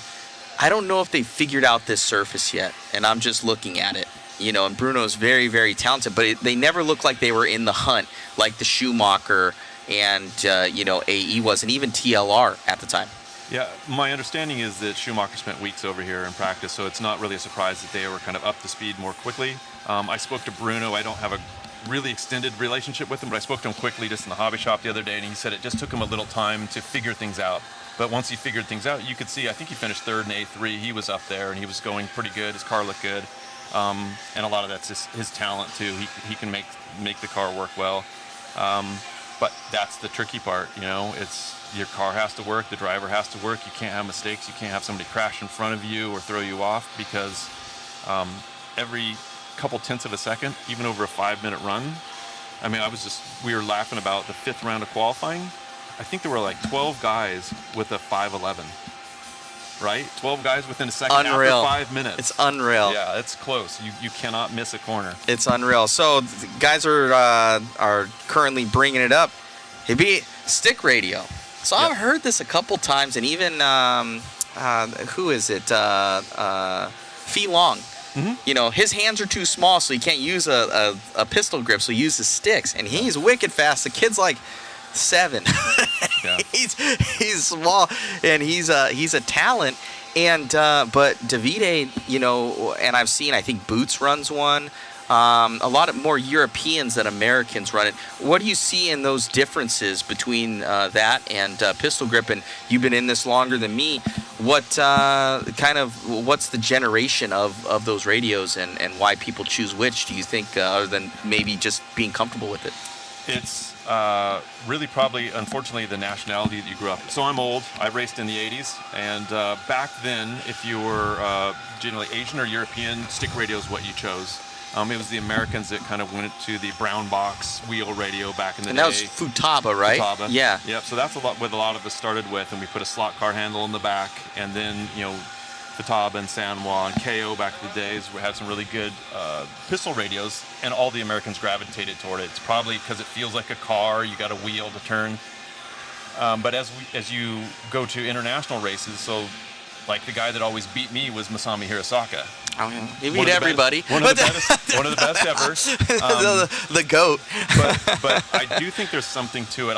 It's funny this question came up because I was talking to some of the guys last night at dinner, and I said, listen, if I had a son and he wanted to race, I would advise him to get sticks. Because you watch the way Masami can correct in corners more quickly or even brakes. It's harder to do with your finger than it is with your thumb. For those of you that haven't gone out and looked at it, there's videos out there of Davide running his 8-scale car with his sticks. And it's almost like he has ABS because he can move his thumb so quickly on the brakes and gauge and rotate the car. And that you mentioned that, there was that whole gyro, gate gyro, thing, yeah. where he had that, and they were checking checking everything right afterwards, and people were like, "This isn't possible." And then somebody got a shot of him on the sticks, and they're like, "The gyro's in his hands." I think it was JQ. I think it was JQ. I think JQ took that video, and it's just the amount of speed that he can put into that thumb is a lot better. And you go through, and we've gone transition from guys that try to drive really smooth. Like Cav, I think puts the tip of his finger on the trigger. Mm-hmm. I drive with the tip of mine. And Same there's thing. a few guys that do that. That's probably better than putting your finger all the way in. But having the ability to move the stick really quickly and correct a couple times in a corner is probably the way to go. But it's got two back-to-back world championships, and he's obviously one of the best in the world, and doing his, and he is, Neil Craig, and he's got a world championship as well. Yeah, I believe that I talked to Angaro after. This is Zach in the box right here, Sean. Thanks for joining us. But I talked to Angaro yesterday, and you could probably contest to this. He's actually used a pistol grip in the past and said that he's pretty fast with it as well. Well, Masami was pretty fast driving with his feet as well. Yeah, so, exactly. Hey, the Zach, fast guys are always fast. One thing, and Rob, can we start getting everybody's two-wheel drives over here for photos? So let's go get that going, so we can get that in the overlays. We've been working on a whole bunch of stuff. The live coverage has been going pretty decent. Oh, it's been great. And thank you to Team Associated. Where's the Team Associated? It's up here, right here. Right, so thank you to Team Associated, for the sponsorship of the live coverage and everything. We got your commercial in there now, so we'll be playing that. The Palacios, I know him from Extreme. Yeah. Macho Palacio. Macho Palacio, he's a good dude. And I know one of your engineers came over. I was like, hey, let's get that. So my apologies. I just saw it today. I was like, I need to get it in. But we've been shouting you guys out the entire time. And awesome. If we can, also we can play it to your guys' Facebook feed if you guys also want that. So I thought we were getting it set up. We'll try and get it set up for tomorrow. Let's do it. I'm non-technical. we need to make that happen. We need to make that happen. So, but amazing drive here from Team Associated. You guys have 32. You said, right? It's 32. Correct. And going for 33. So now four-wheel drive's over. You guys got the world championships. You're looking towards number 33. Obviously, what are you guys doing with tires? What's going on in the team? What do you guys plan on? Is there going to be where guys are going to stick on the AKA fronts? You guys going to try something else? Do you guys have other team drivers driving something else? What's the strategy? The overall feeling is that everybody's going to probably run the AKA tire. My fear is because, again, I raced in the 80s and watched Masami bring special tires out, that somebody tries something and finds some magic. But at the moment, I think everybody's feeling like the tires wear in together, and you wouldn't have like a different rate of wear if you were running a different brand. But it's going to be individual choice. I know these guys have practiced on AKAs for months now without sauce and whatnot. So, it's the same with our team. I mean, we've got one car that we bring here and we race, and everybody's got a slightly different setup. Somebody's going to choose something different on the tires, I'm sure, too, and somebody may find some magic. But at the moment, it sounds like AKA all four. AKA all four. So are they limited? I know they're limited to 6 rears. Do they only get 6 fronts as well? I believe so. Okay. So that's, that was kind of one of the things that, was in question. We were talking to Jason Rona, and he's got a massive amount of history and experience with all this. So he was telling us, everybody's pretty much going to match up those sets, and that's what they're going to go with and break everything in, kind of together. Yeah, I've talked to a couple of our guys what they're going to do with tires, even through the 4-wheel process. And there were a couple different mindsets of what you want. Obviously, the new tires were fast, but even the A-main, what do you do when you get one set of tires? Do you run some of the tires that you've already run that maybe already had a run, or do you run A1, A2, A3 on the new set of tires? And there were different thought processes, and at some point you have to have a clear head getting on the driver's stand and know what you want and the choice you made was the best one you have available to you, so that you're ready to race and not worry about your tires. Yeah. So it's we're gonna see. Obviously, I believe they run the 4-wheel first to kind of get the track, run in and get some traction down, because you can't sauce or heat up your tires or anything like that. The tricks of the trade for getting slicks to hook up, and hopefully we have as good of a world championship for the viewers as well as all of us as we did yesterday.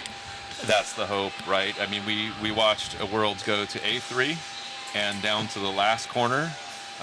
Anytime you have that, it's good for all of us. It's good for the hobby, and it's exciting. So I hope we have the same thing over again, where we can just have really, really good, clean racing and enjoyable.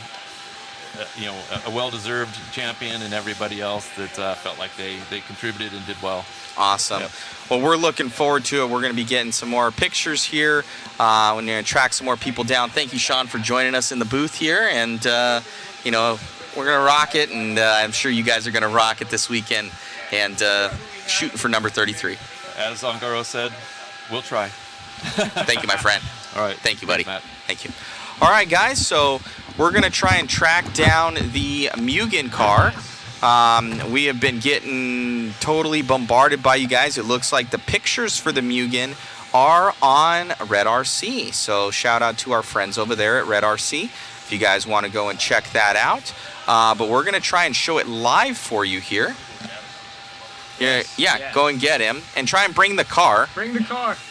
So we're going to try and bring the car here. We're going to twist on over, try and get Adam Drake over here or Shin, for that matter, with the car. And this fly is attacking me.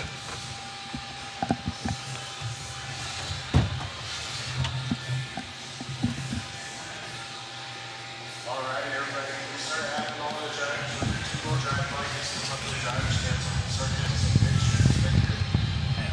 Just for us. Just like iPhone. So yeah, guys, so we're going to see if we can find that thing. Somebody says it looks like a 2-wheel drive buggy. It's a good start. Mugen is like a TLR front and AE rear end, in my opinion. So we're going to see if we can get that car up here live in a full 360 view of this thing.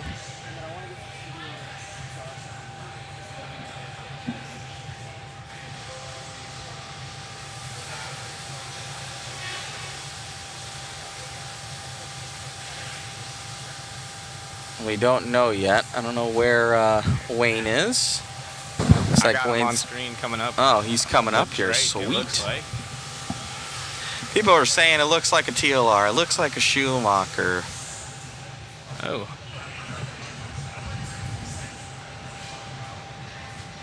See, it's in his hand right there. There's Drake coming up.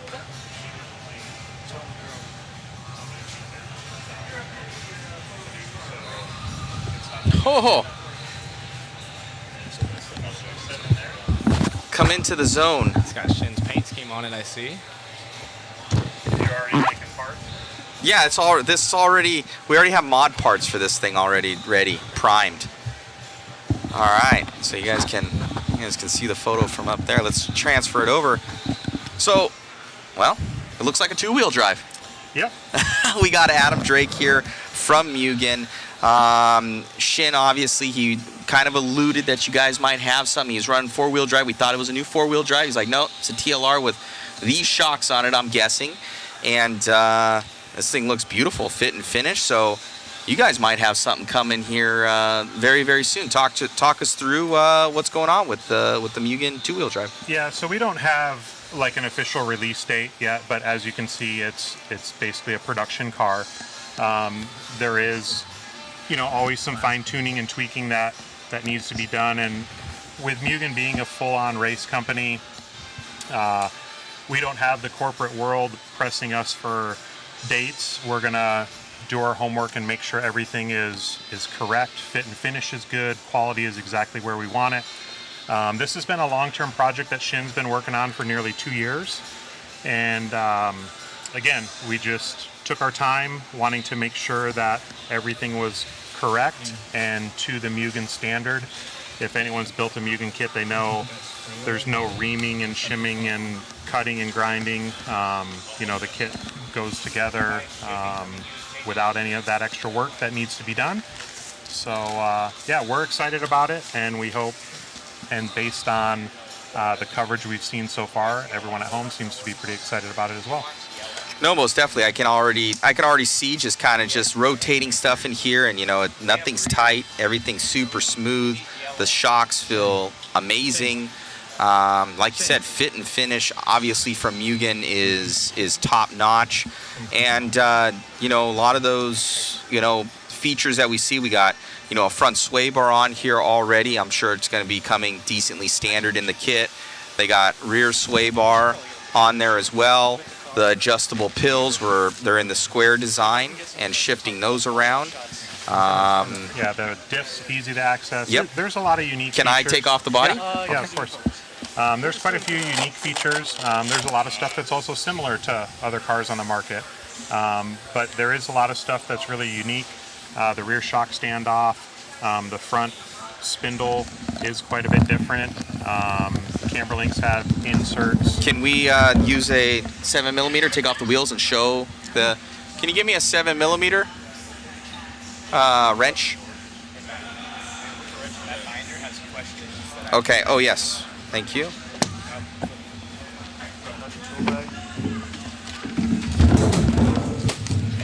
I got it. So we had a couple different questions here from the guys. We'll take off, we'll show those things. Do you know the price point on it? No, there's still a lot of small details to work out, but we know the price point that we need to be within, the range that we need to be in. So it's always a little bit difficult to compare some cars to others based on just the actual sticker price, because some cars come with more options or some cars need less options out of the box. But we kind of know the range that we need to be in, and that's what we're working towards. So we do have a lot of small details to still work out, but from the testing and development standpoint, we're very close. And this already looks like this is pretty much a pre-production car. There's not like, where other companies you'll see them testing other people's hubs on their front spin. Like, this is a full Mugen. This is 100% Mugen. Again, just like with all of our 8-scale platforms, you're not going to see parts from other cars on our stuff. Fit and finish is second to none, and the Mugen quality is unbelievable, and it's going to be the same thing with the 10-scale stuff. So yeah, there's no parts that we're using or shared from other vehicles to kind of get this up and running. This has been a long time in development, and we've done our homework, or Shin has done his homework, and yeah, we're super excited. Yeah, all these guys are like, Drake, I want one so bad, send me one. Okay, well, it's going to be, hundreds of dollars. So are you guys going to do a carpet kit and a dirt kit? Carpet and turf has become so popular. Are you going to do kind of the AE route? We feel that we can do one kit and kind of accommodate both. This is also one of the things that's kind of taken a little bit more time to develop on the two-wheel side of things. Early on, when when the class went to mid-motor, there were so many different configurations. Lay down, lay back. Nowadays, the big difference between the carpet and dirt kit is the differential. So we think we're going to be able to have one kit that will accommodate both. If needed, we could do two, but the plan at this time is to do one kit that will accommodate both carpet and dirt. Yeah, so I see something different I haven't seen before is these little L brackets on the bottom where you can shift over for the shock position. That's a pretty cool little design there. Yeah, so it's actually kind of a dual feature. It allows you, like with most molded arms, you have 2 or 3 shock locations that you're tied into or you're committed to once the arms are molded. So with the standoffs, we're able to shift that and basically put the shock position wherever we want. And you can also shim that to basically adjust the amount of gull wing the rear arm has. So you don't have to have multiple different arms to be able to really tune the car for all the different conditions. Let's see. You guys going to have obviously ball diff and gear diff setups? Yep. Yeah, Amazing. we're going to have everything needed to go race competitively. Again, Mugen is a race-only brand. We don't do RTRs. We don't do basher stuff. We're 100% committed to racing, and it's going to be no different with the 10 scale stuff. You know, a few years ago we got into the touring car market, and we kind of changed the touring car market with the design of our current touring car, and we hope to kind of do the same in the 10 scale off-road market. Amazing. Adam, Zach here in the booth. Once again, thank you for bringing this out and showcasing it. It's been a huge hit, and thank you for participating in the chat. One of the questions that we've had, and something I have, obviously you are a phenomenal driver yourself. Do you guys have plans on hiring anyone? It might be a little bit premature to ask this now, but to be a 10 scale specialist for you? Yeah, for sure. Again, we're a race company. We have to have racers, so it's not something that, you know, we have to have the cars available and ready before the driver, in a sense. So at this point, we're very, very close with the 2-wheel. We have a 4-wheel that's pretty much designed. So that will shortly follow, but we need to make sure that we have all the platforms and products to be able to put it in the hands and have someone who's able to go out and win on all levels. So that is definitely kind of in the cards for us, but at this point, you know, we want to get the car out and get it to customers, and we already have a lot of really good racers as well. Frankie Contreras is super good in both 10 scale and 8 scale. But yes, we will look to expand on the team that we currently have. The Killick brothers are currently under contract with Yokomo, but they're obviously part of the Mugen family, and will continue on and most likely join the Mugen family on the 10 scale side of things once their Yokomo contract's up. Got it. So they will not be running this. Only Shin has this weekend. For this event, it'll just be Shin. It was more of a, you know, wanting to come and see and support the event. We went to SDRC before coming here and did a little bit more final testing, a few small tweaks. So this race is purely a development race for us. You know, Shin is going to go out and do the best that he can, but this is more of a kind of final test in real race conditions than it is a event that we're here, you know, expecting to be a threat for the win. Yeah, it looks amazing. Fit and finish looks amazing on here. This is a full production car. What's the ETA on this, do you think? I mean, as you can see, it's from a development standpoint, it's basically ready to go, but there are still a lot of small details, still box art, manual, things like that. So I don't really want to give a specific date, but we're not that far off. So this is something that we hope to have available to everyone pretty soon. Awesome. And Christmas pre-orders would be nice. Pre-orders, yeah, there you go. And you'd said Shin has been working on this on pretty much since his partnership and coming on with Mugen. Yeah, so Shin's an all-around good racer. He's run Mugen 8 scale stuff for quite some time, but he was basically hired on at Mugen to be the head designer and engineer for this project, as well as the four-wheel project. He also has some development or some involvement with the development of the 8-scale stuff as well, but his primary focus has been the 10-scale stuff for us. Awesome. So, and you did say a four-wheel drive will be coming shortly after, or is it a couple year out? Again, we're not going to rush things just to come out from a design standpoint. Shin is pretty much done, other than some small details. We'll need to do a little bit more testing and development once we get kind of to this same point where we have more of a production style, I guess, pre-production prototype. But yeah, the four-wheel shouldn't be too far behind. Amazing. It looks great. It looks absolutely beautiful. So they got aluminum bulkhead up here, and can do the brass for carpet and turf, aluminum steering rack. So super quality here, front and rear sway bars on here, and just it looks amazing. Do you guys have a name for it yet, Adam? No. Name? Not that we're sharing at this point. And are these 13 mil bodies here? Yep, 13 mil shocks. Awesome. Wow. Well, this thing's amazing. What can we say? So new two-wheel drive guys coming from Mugen. I know Red RC probably has done a whole bunch of nice detailed pictures from what I heard. Yeah, so go and check Red them RC out. just took some pictures. Now we're going to give it to you guys to take all the pictures you guys want, and we'll share your guys' post as well. Awesome. Awesome. So the more kind of shares and press and everything we can get on the car, the better.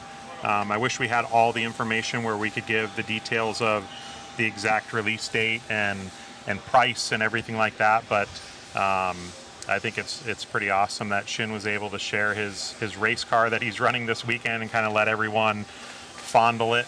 And you come to a world championship, you want to focus on the race and just be like the rest of these guys, mounting your tires and kind of get in the zone for the race. And Shin's kind of had everyone swarming him all day. And I'm sure he's had to keep this thing under wraps. He was just like, it was down inside a bag somewhere with the little TSA lock on it. Where We're just preparing Wednesday. Wednesday. Yeah, it was. He's just like, no, not right now. Later. So this thing, it looks absolutely beautiful. Great job to Shin and the entire Mugen team. I'm sure there's more guys on this than just him to make this thing happen. Yep. And we're looking forward to it. He's done an awesome job. Like I said, there's what you see here is pretty much production model. Or just slightly pre-production model. There are a few little hop-ups on the car, and that'll be the cool thing is, again, because we've taken our time with this, at the time of the release we'll also have a bunch of the option stuff available if you choose to use it for the different conditions that you're going to race in. Typically with most Mugen stuff you don't need many options, but some guys like to kind of bling their car out. Is this fully optioned out? Or No. is this how it comes pretty much stock? There are a few options, like the steering rack stock is plastic. Shin has the aluminum steering rack on there. Position it. So there are a couple options, but for the most part, it's very close to how it will come out of the box. Amazing. So yeah, this thing looks great. Obviously, I see the scuff on the rear of the chassis here, so you guys have been doing some running. That was from SDRC. It's from SDRC. So, and yeah, that's super cool. So, is this one of one, or is he the only one out there with her? You guys currently testing others? Shin is going to be the only one out racing it this weekend. Got it. But again, Shin has been doing a ton of testing. There has been some other people who have driven the car, but for the most part, this is Shin's baby. So amazing effort here. It looks great. Can't wait to drive one myself. This looks awesome. Now, obviously, two-wheel and four-wheel are great, but for the U.S. market, is there going to be short course and truck? Are you guys kind of looking into that as well? So there is talks of that. Obviously, two-wheel and four-wheel is what's most important globally. I feel it's super important that, especially for the U.S. market, and even in Europe, they run some stadium truck. So there's still talks of that. I don't want to promise or guarantee any of that, but if I had it my way, we would also have two-wheel drive short course and stadium truck. But again, the important stuff right now is two-wheel and four-wheel. Get those out in the market, and then see where it goes from there. Awesome. And then another thing, somebody had jumped in the chat for the four-wheel drive. You guys going to go with shaft drive or with belt? Chain drive. The MIP four-wheel drive chain drive.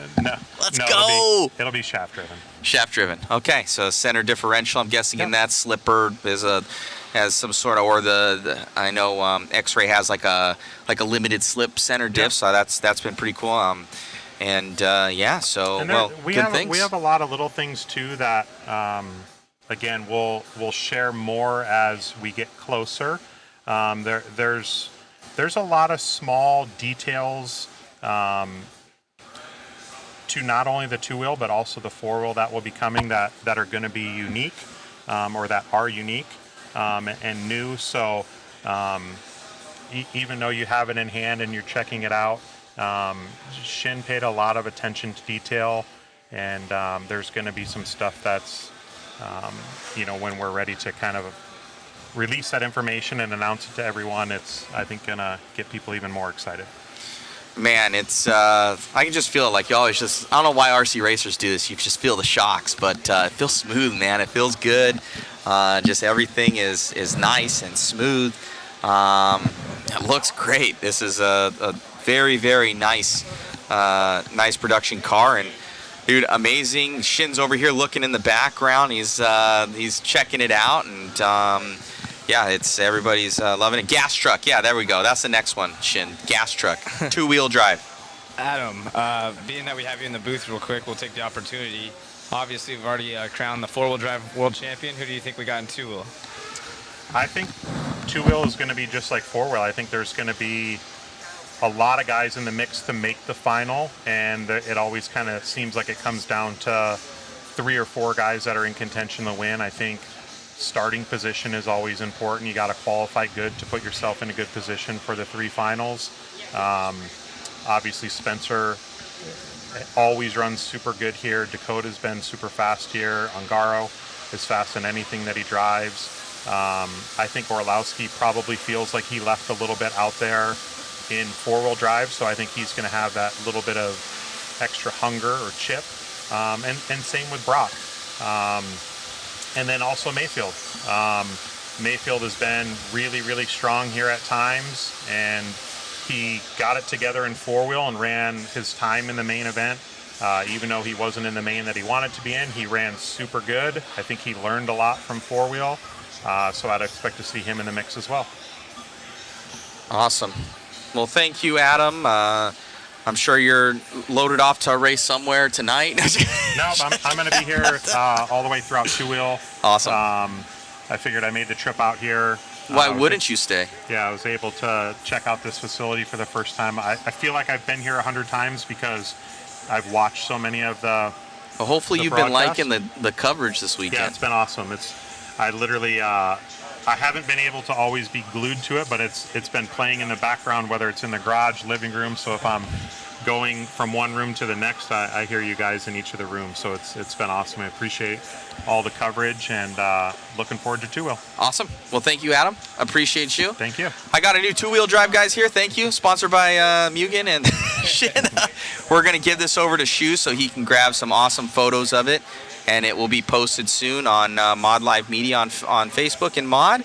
And this looks like, I'm looking at it, guys, and obviously there are other two-wheel drives that are out there, and as far as fit and finish, it looks like it's right on par. So congrats to Mugen, Shin, the entire crew on this awesome two-wheel drive. I'm looking forward to seeing it out there on the track, and great job, guys. Thank you. Thank you, Adam. So we'll get this over. Shu, come take your new ride. There's some tires for it. Matt, you want to throw Shin in here for a couple minutes? Yeah, come on over, Shin. Shin, you want to go? No? Okay, Shin says... Shin, no? Just come show your face so people say hello. Everyone needs to see who Shin Adachi is. Come on in, Shin. We want to make a shot. Just put it on. You can make a... Yeah. Right on. We got Shin from Mugen here. The car looks amazing. So you transferred on from Yokomo. You're coming on to Mugen, and ever since then, we heard rumors that you guys were working on stuff. And you know, Mayfield, when he was with you guys at the time, we're like, okay, Shin's coming on with from Yokomo to Mugen. That's gonna be his next. And then he transferred to Techno. But obviously, you guys have been working in the background on this new car, and it's beautiful. It is very beautiful. So lead us through what this car does different than other platforms, and what you feel that of what this is going to bring to the market. I'm not sure. You know, it's a couple years ago. The track it's pretty much different than that. You know, the more high traction, even the DAD using the street tires and with additive, even super high traction. And the carpet track also getting more. So I looking for the car basically making it good balance for the high traction track. And of course, there was the Euro and in Japan still have the bumpy and the loose track. I was already testing every track, you know, and then car feels pretty good now. Yeah, it looks amazing. You ran it down at SDRC, and you've had others run it. What were their opinions on the car? Just try the same setup in Japan and put on the SDLC. The car feels awesome. It's super easy to drive and nothing changed. I just checking some parts. I think it's good for the car range is pretty wide. Awesome. I mean, yeah. So looking at that, Adam was saying the box art has to be done, the instructions have to be done. So realistically, the car is finished. Like, there might be a couple little tweaks here and there. Are we going to see a release date before the end of the year, or is this a 2024 release, do you think? I can't say. Can't say. 2 weeks. That's what Team Associate says. 2 weeks. You know, so it's going to be a couple months. You know. Anyway, it depends on what the factory. Yes. Yes. And I know I don't know where is it manufactured? What's the manufacturing country? Taiwan. So in Taiwan. I know at least in China, you know, they have a vacation every 2 weeks. They're like shut down. It's shut down in China for 3 months. You know, they're like, we're on Christmas break. See ya. So yeah, it's amazing. It looks like it's a great car. We're gonna be laser focused with our zoom in on our cameras over here. You know, with your face popping up. So don't crash. Don't crash on camera. So you want, you know, but the car looks amazing. Great job, Shin, on that. And thank you so much. It's gonna be. We're looking forward to the release, the first time of at least on video to the world. Thank you, Shin. Thank you very much. Appreciate it. Thank you, sir. Awesome. So that is right there, the designer of the new Mugen two-wheel coming on with us here. It looks very promising. Shin, you grab your body. It's my new body. Let's give it. So amazing, amazing looking car there, guys. Shin's on it. We got Tim over here, and they're getting photos of everything and really tricking that stuff out. You can check that on Mod Live Media. Yeah, so it was good. So I think I'm getting the entire chat here, hopefully.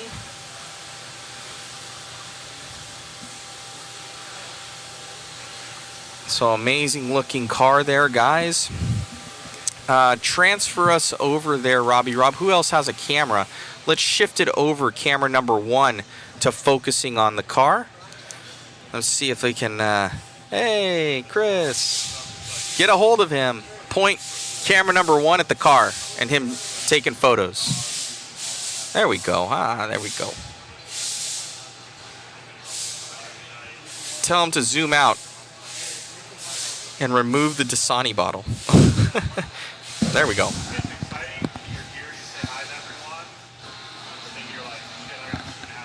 Very cool, guys. So just he's taking photos of that new car.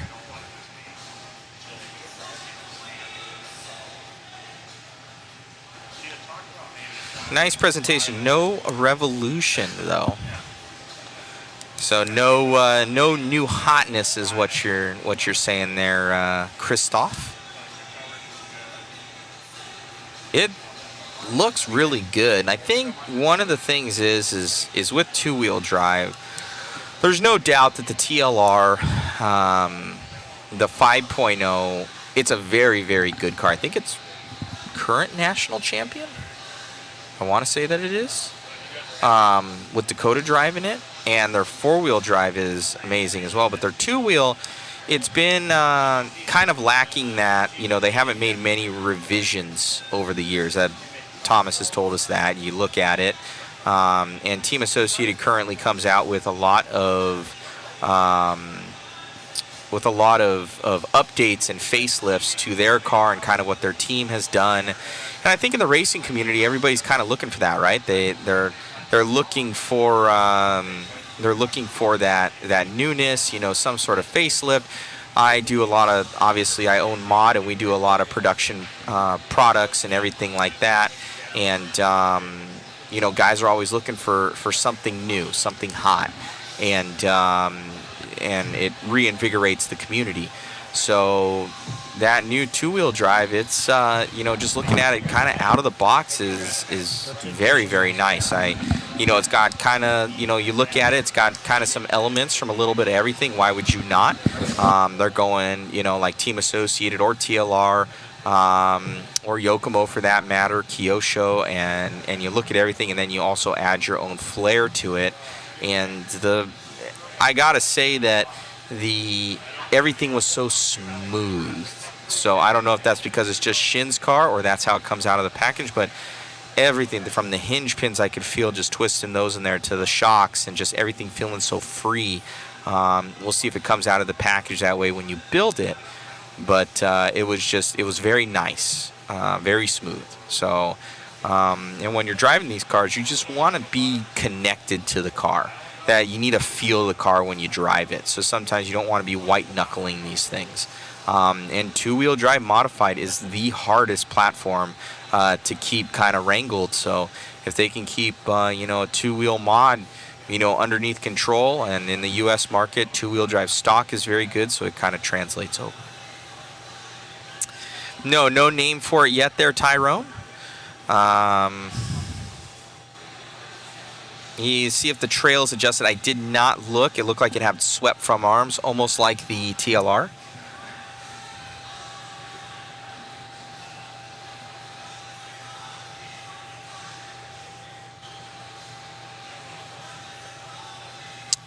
Looks like nice quality from Mugen. Good job, guys. Thanks to the mod team from Portugal. What's going on, Narisco on YouTube?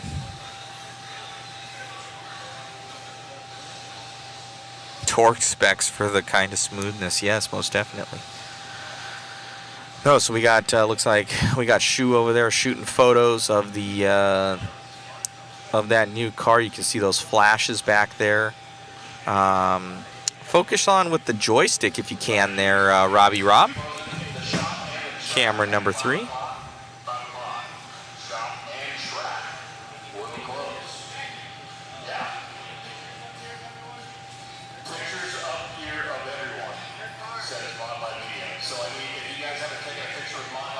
The cars.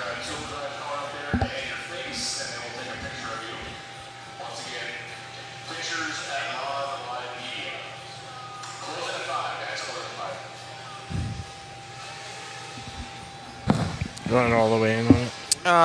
Yeah, you can go a little bit further. There you go. Or zoom out a little bit. You can zoom out, get a kind of just shooting it up. There you go. Perfect. Going to camera, the other cam. Shu doing his work. Amazing. Thank you, sir. No love for X-Ray. We need to get some X-Ray guys in here. Hey, who do we get in here?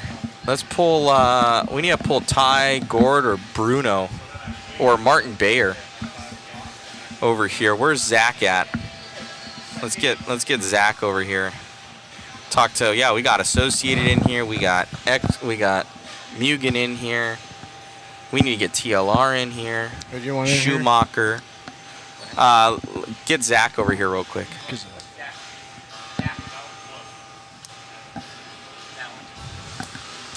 Hey, buddy, let's try rounding out some of the other main teams. You know any of the X-Ray guys really well? Maybe some of the, like, Martin Bayer or Bruno or somebody. Let's talk to those guys.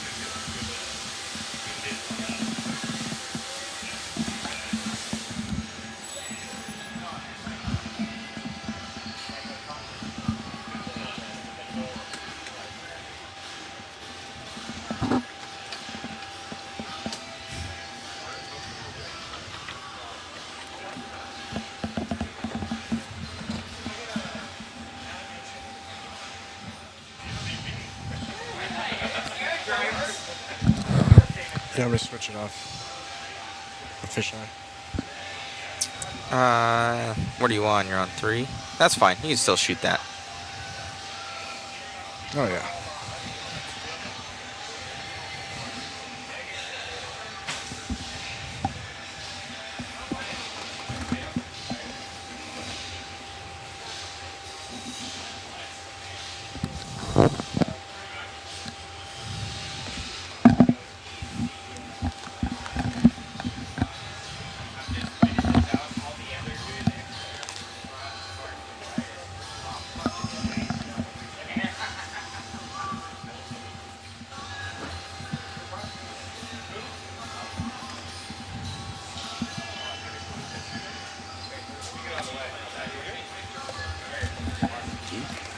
Me too?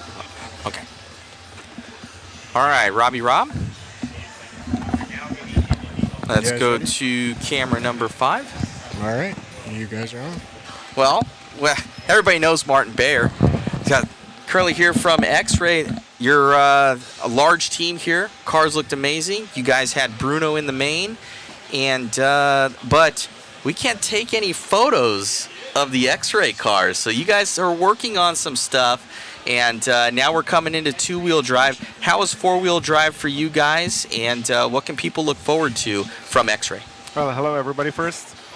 We're enjoying the event. I mean, it's super good, and you guys doing a super good job with the coverage. So it's just very nice to see that everybody can watch and follow. 4-wheel drive was a difficult race. We started with setup which was not really perfect, but in the end we found the pace, and the car was in the point, and in the last final Bruno was really fast. We don't really run many special parts, so I mean everybody can come and see our car. So right on. It's X-Ray team. You guys are a little bit of everything from 8 scale to on-road, off-road. You guys manufacture everything in-house. Ty has been kind of one of your guys' main guys in North America, and been very fast and gored. And you guys have a very established team. Everything looks good. What for 2-wheel drive? What did you guys learn in 4-wheel drive to kind of help you guys get on pace that may help you in 2-wheel drive? I mean, the main issue for us was the side grip.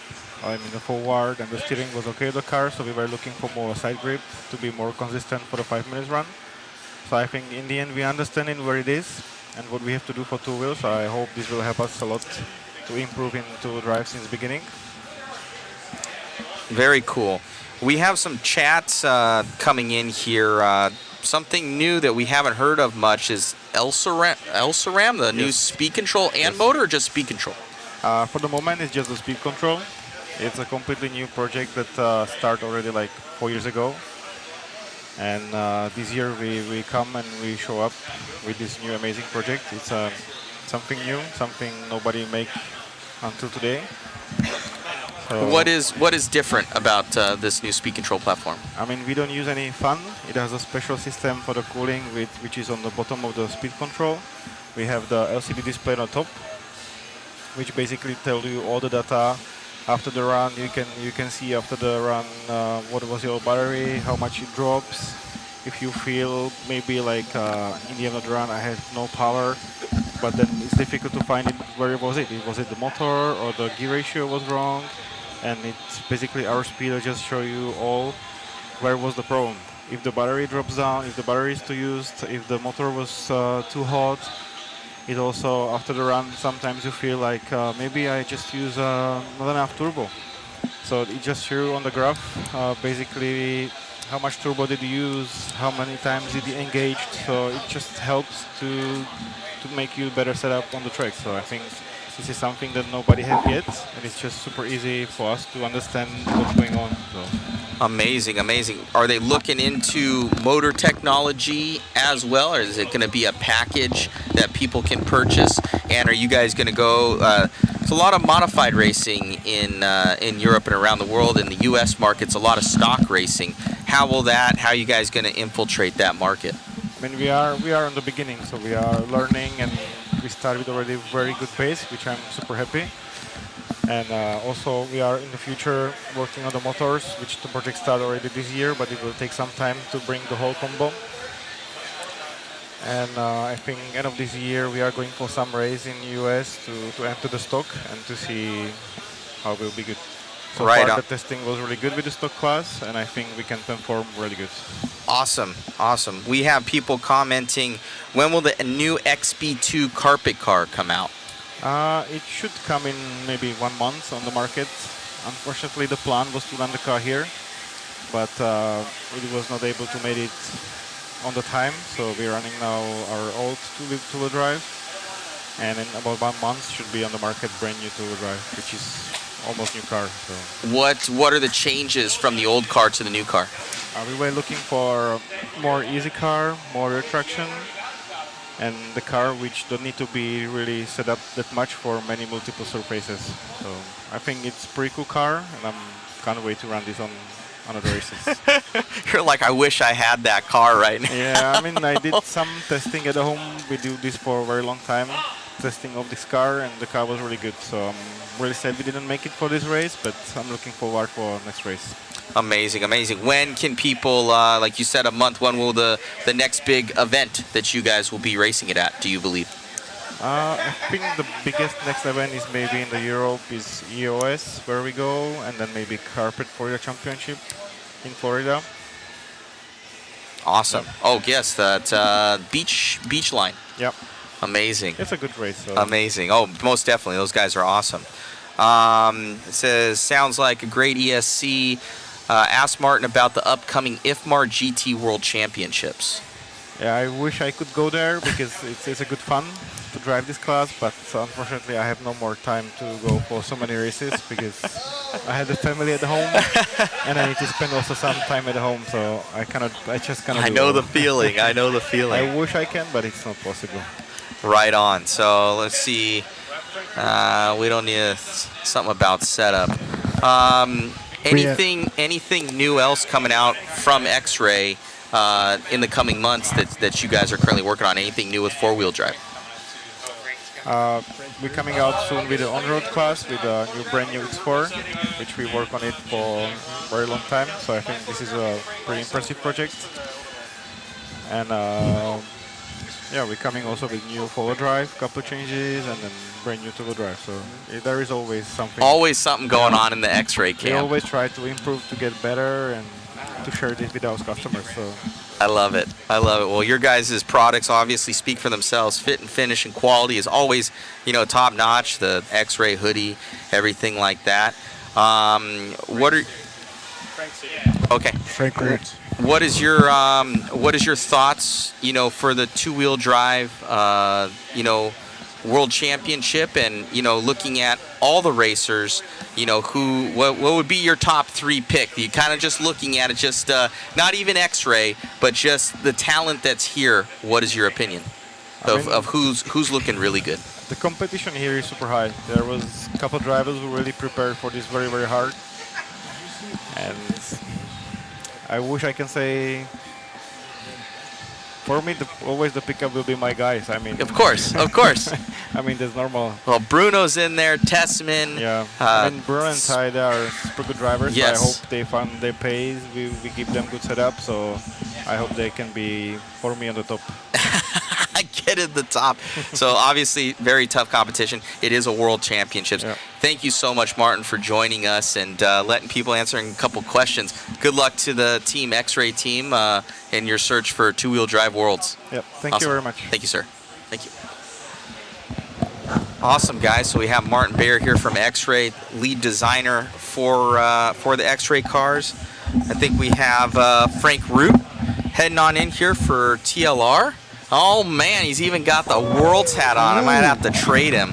Looks good there. So we got Frank here from Horizon and TLR, and we should be having the motorcycle out here. I love that thing. Why do we not have a class already here? Probably one of the most successful releases I have ever seen. Very, very fun project. But put that aside, amazing.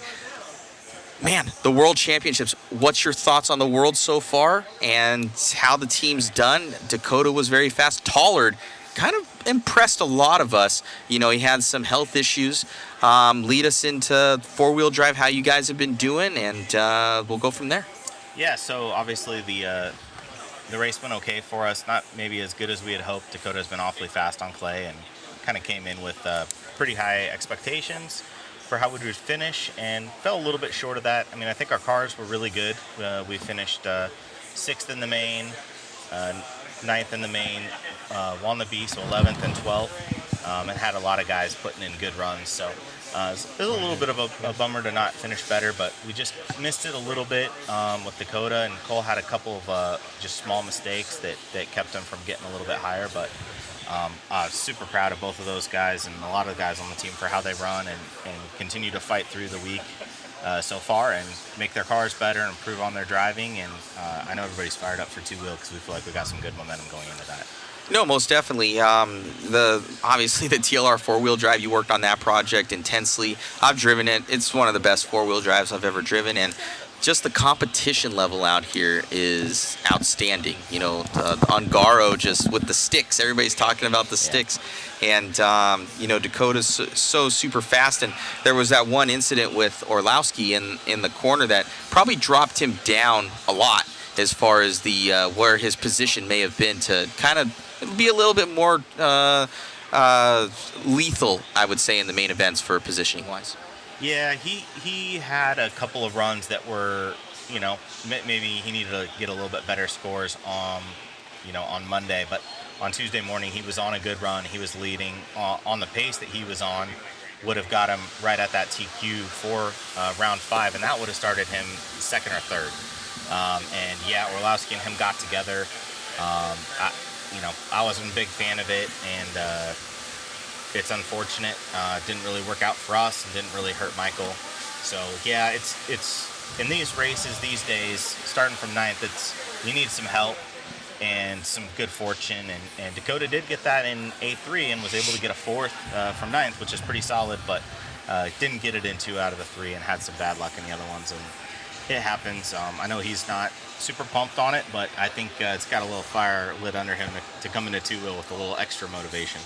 And he's currently two-wheel drive Roar national champion, is he not? He is. So yeah, so going into this one, top of the U.S. and or North America, and you know, so everybody's asking. We asked Thomas Tran. I ask at the pits every J Concepts. What's going on with the TLR two-wheel drive? I know you were kind of pulled off of it for the motocross thing. What's going? Because people are chomping at the bit for a new, or at least a revised TLR two-wheel drive, even though it is obviously very, very fast.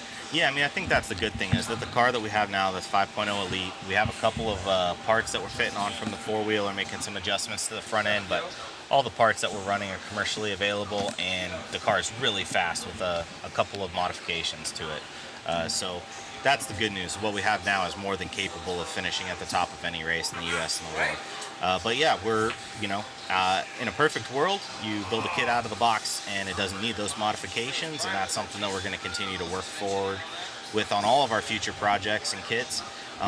Won't really lay out the exact business plans we have in the next couple of years. I was going to say, man, what are we looking for here? Is it going to be a facelift, or are we getting a completely new car?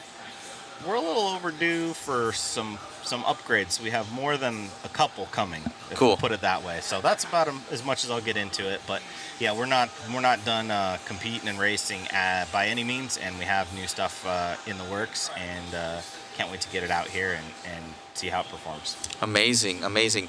Now, obviously, Horizon is the biggest distributor that's out there. There was some issues with the systems that you guys upgraded, and it was widely known. What has gone in place to kind of like start getting those orders out? Because kind of what I heard, there was like 5 systems that changed, and nothing was talking to each other, and you guys were kind of dealing with the fallout from that for the past couple months and getting everything back up and running at Horizon. Yeah, so we Horizon's had the same back-end system for our inventory control for, I think, 25 years. We had a really old system, and it wasn't allowing us to help our customers, service our customers, keep our inventory as accurate as we were hoping for. And those types of systems have improved a lot in the last couple of decades, and we wanted to integrate into a system that could really improve things for us across the board. Unfortunately, that integration did not go very smoothly.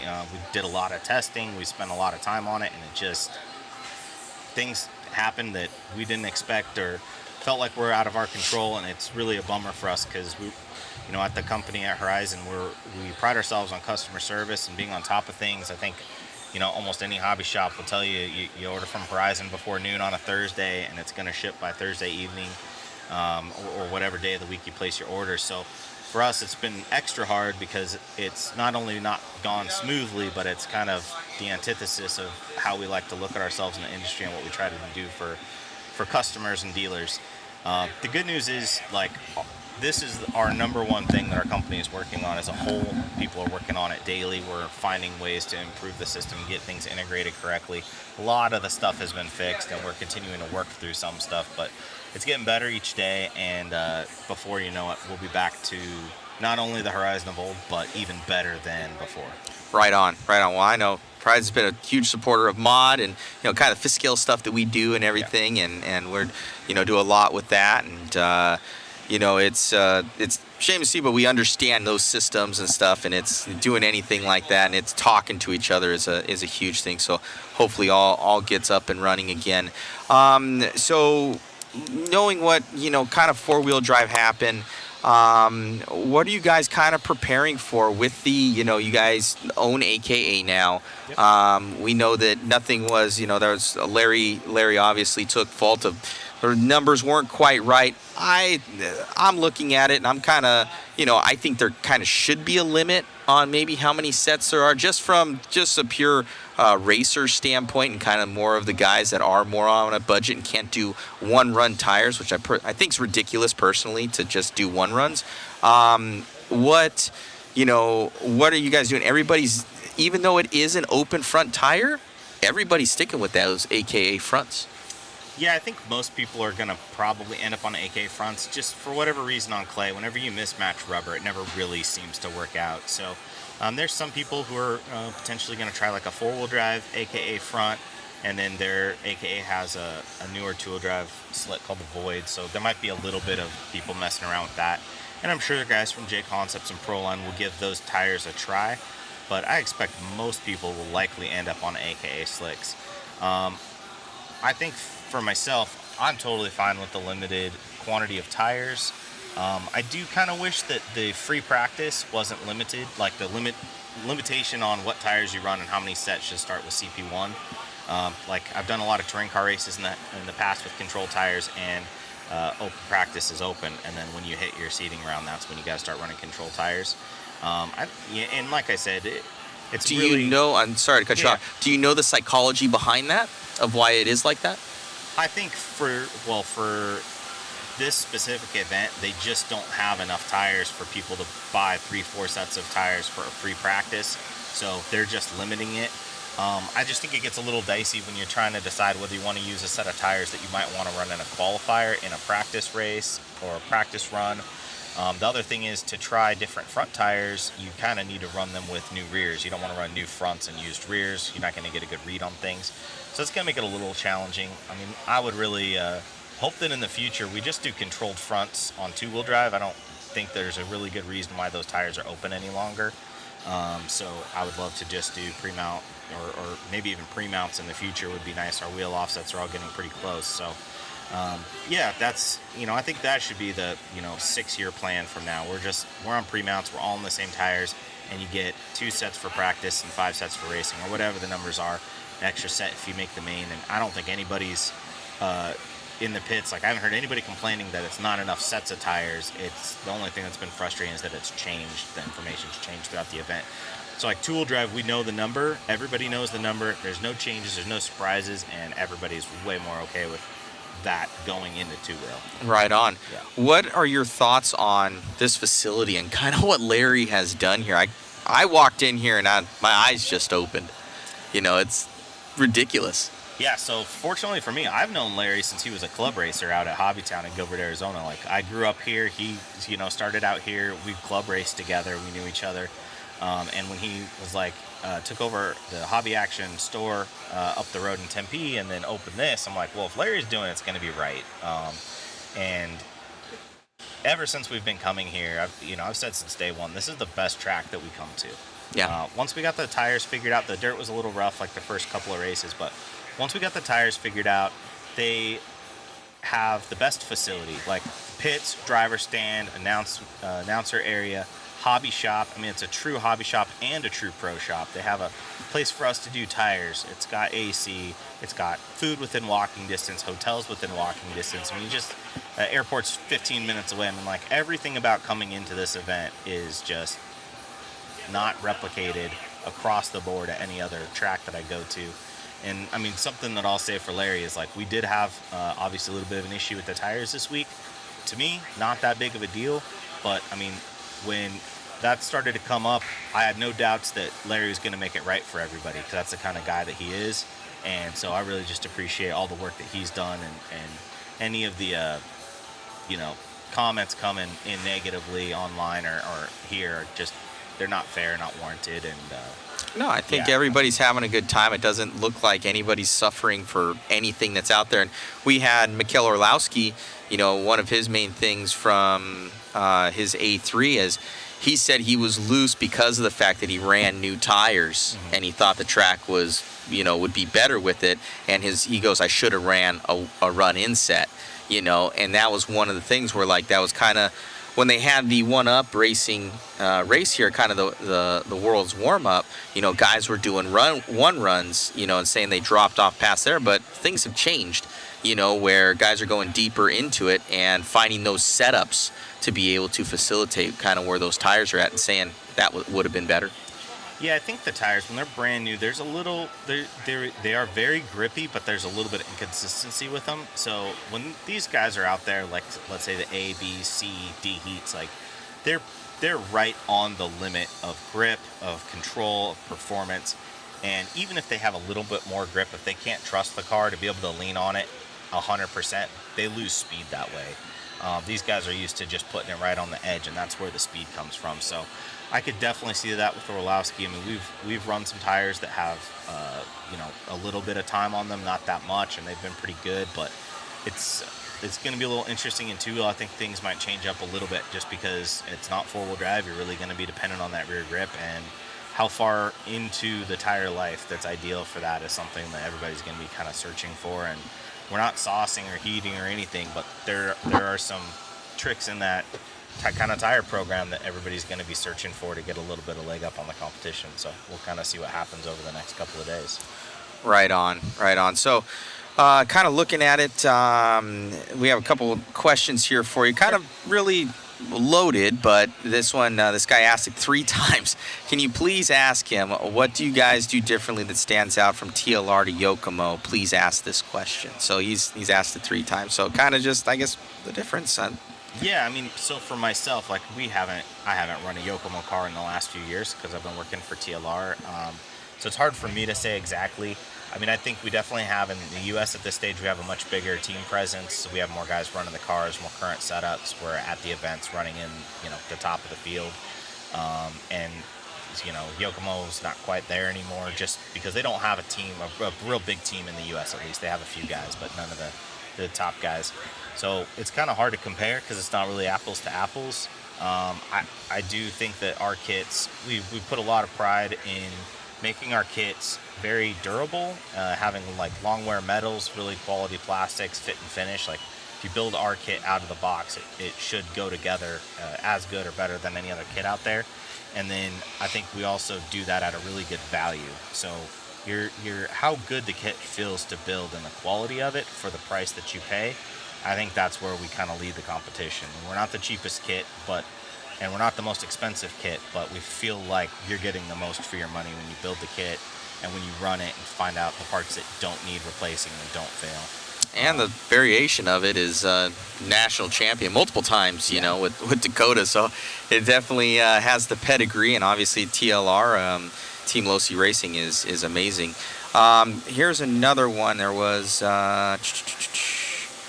already asked about the 10 skill kits. Oh, there was a question down below there.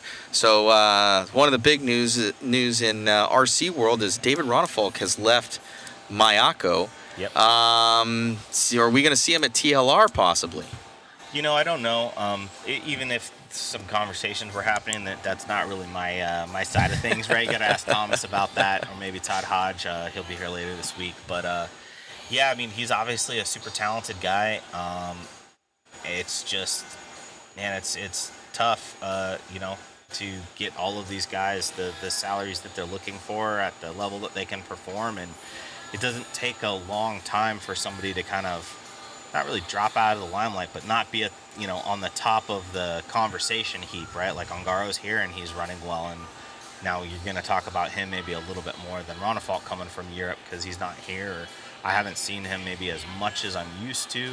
I think he had trouble traveling and running some during COVID, so I'm going to be interested to see where he lands. And I mean, he's definitely a champion, a world champion, and very capable. So I'm sure he'll get back up to speed and start traveling to races and competing at the high level again. And you kind of mentioned that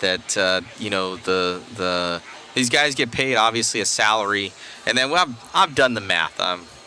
Traveled all over for MIP at the time, Mod now, doing the media stuff. And I know how much it costs to do that. And usually for the media, we're getting at least paid at least our expenses to be there. And it's expensive. I know that.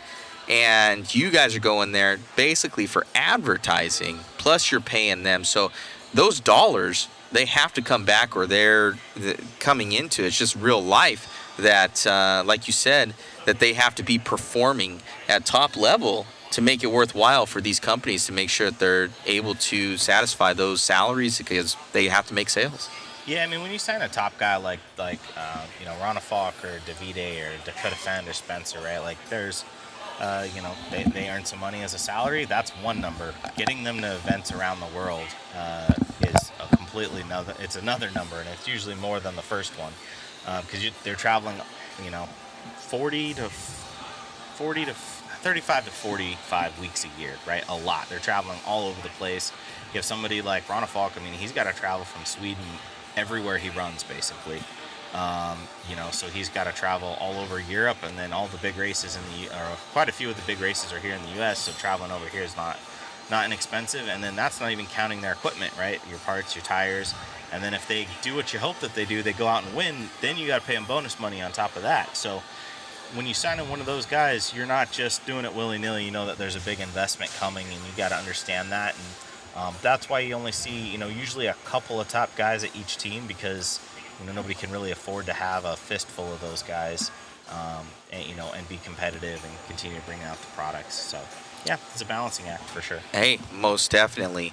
I've been running Sammy's Visions TLR truck at a lot of the NCTS series. I've been winning with it. It's been really good. I love the truck. But that said, anything new in the two-wheel drive truck realm for the people? Yeah, so the two-wheel drive stadium truck is something that we're not done racing. We don't have anything coming out soon. I think we'll do an update maybe on our two-wheel drive buggy first, but kind of the way that it goes is you work on your two-wheel drive buggy and then maybe you add some truck stuff onto that later. Awesome. So we'll just leave it at that. I think short course is the real tough one. That class has definitely kind of nosed off the last couple of years, and I mean, working at Verizon, like I have access to all the Proline and AKA tire numbers, like we can really get a good idea of how the classes are, the health of those classes, and I wish short course truck was a little bit stronger, but it hasn't been lately. So that one, I'm not 100% sure where we'll end up on that over the next couple of years. But, you know, the quantities of race entries that we see at events and, you know, the live RC analytics breakdown that you get every week, I mean, those kind of things, as well as other data we can look at, help influence our decisions. And the way I put it is, if there's a lot of people racing a class, it's likely that we're going to be involved in it. So Most definitely. Well, thank you so much, you know, Frank. It's been amazing having you on, and you know, I hope that the guys are able to, you know, take something home this week, and you guys are able to podium, get those top 3. Let's transfer over here to this one here, Robbie Rob. It's amazing having you on, and Pro Moto X.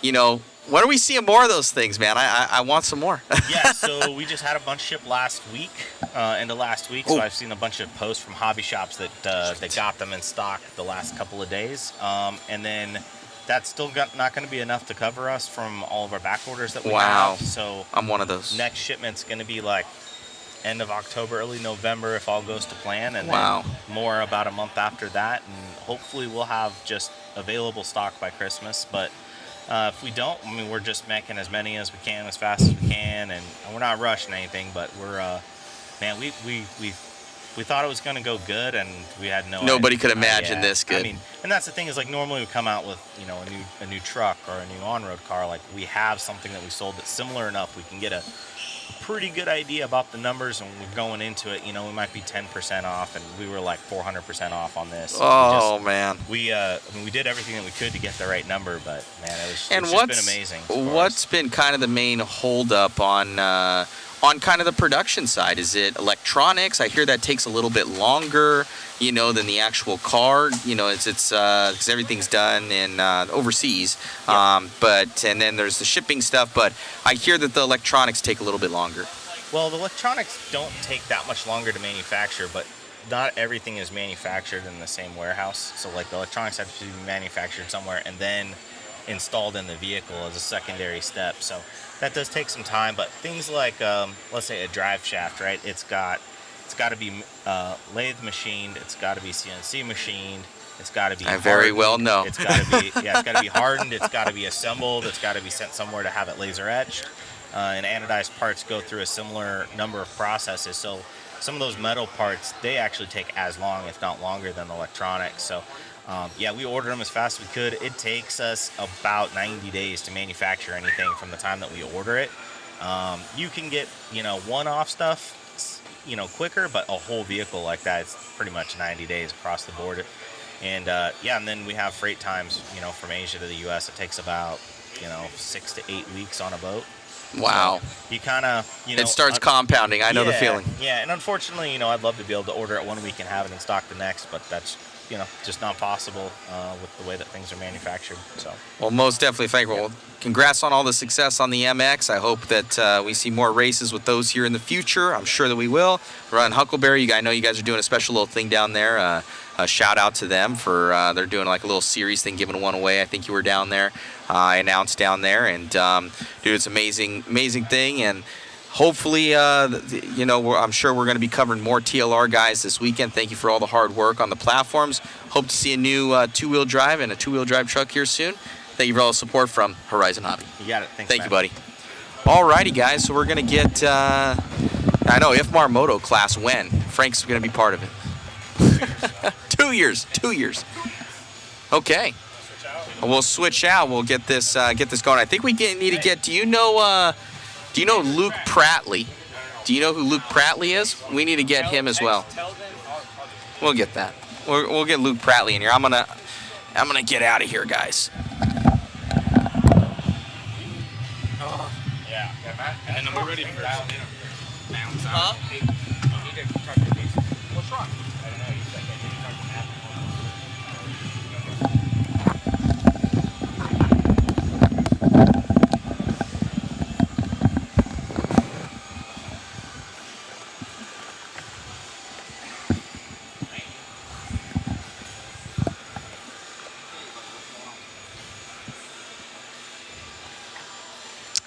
All right, we are live here with Japanese national four-wheel drive champion. Go ahead and Kato Koki. Yes.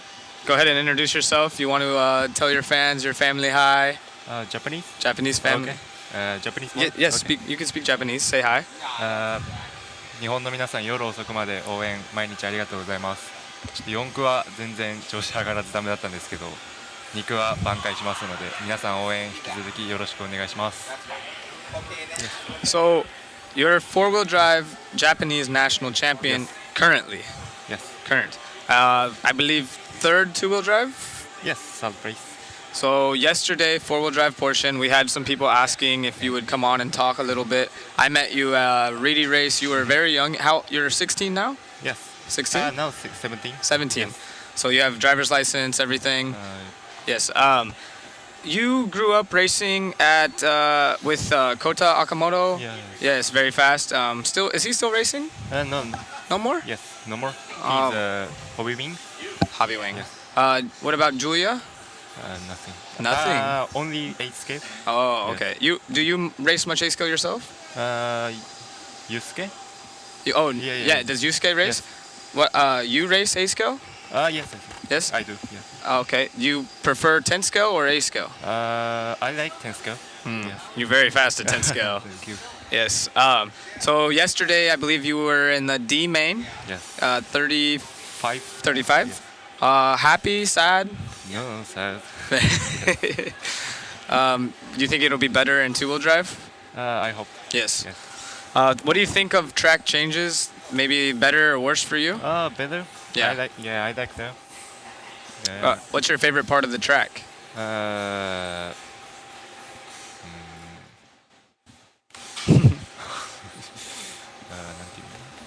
Sorry, we're reading here. Maybe some questions, but yeah. So you've been to the United States many times now. Is this maybe 3? More.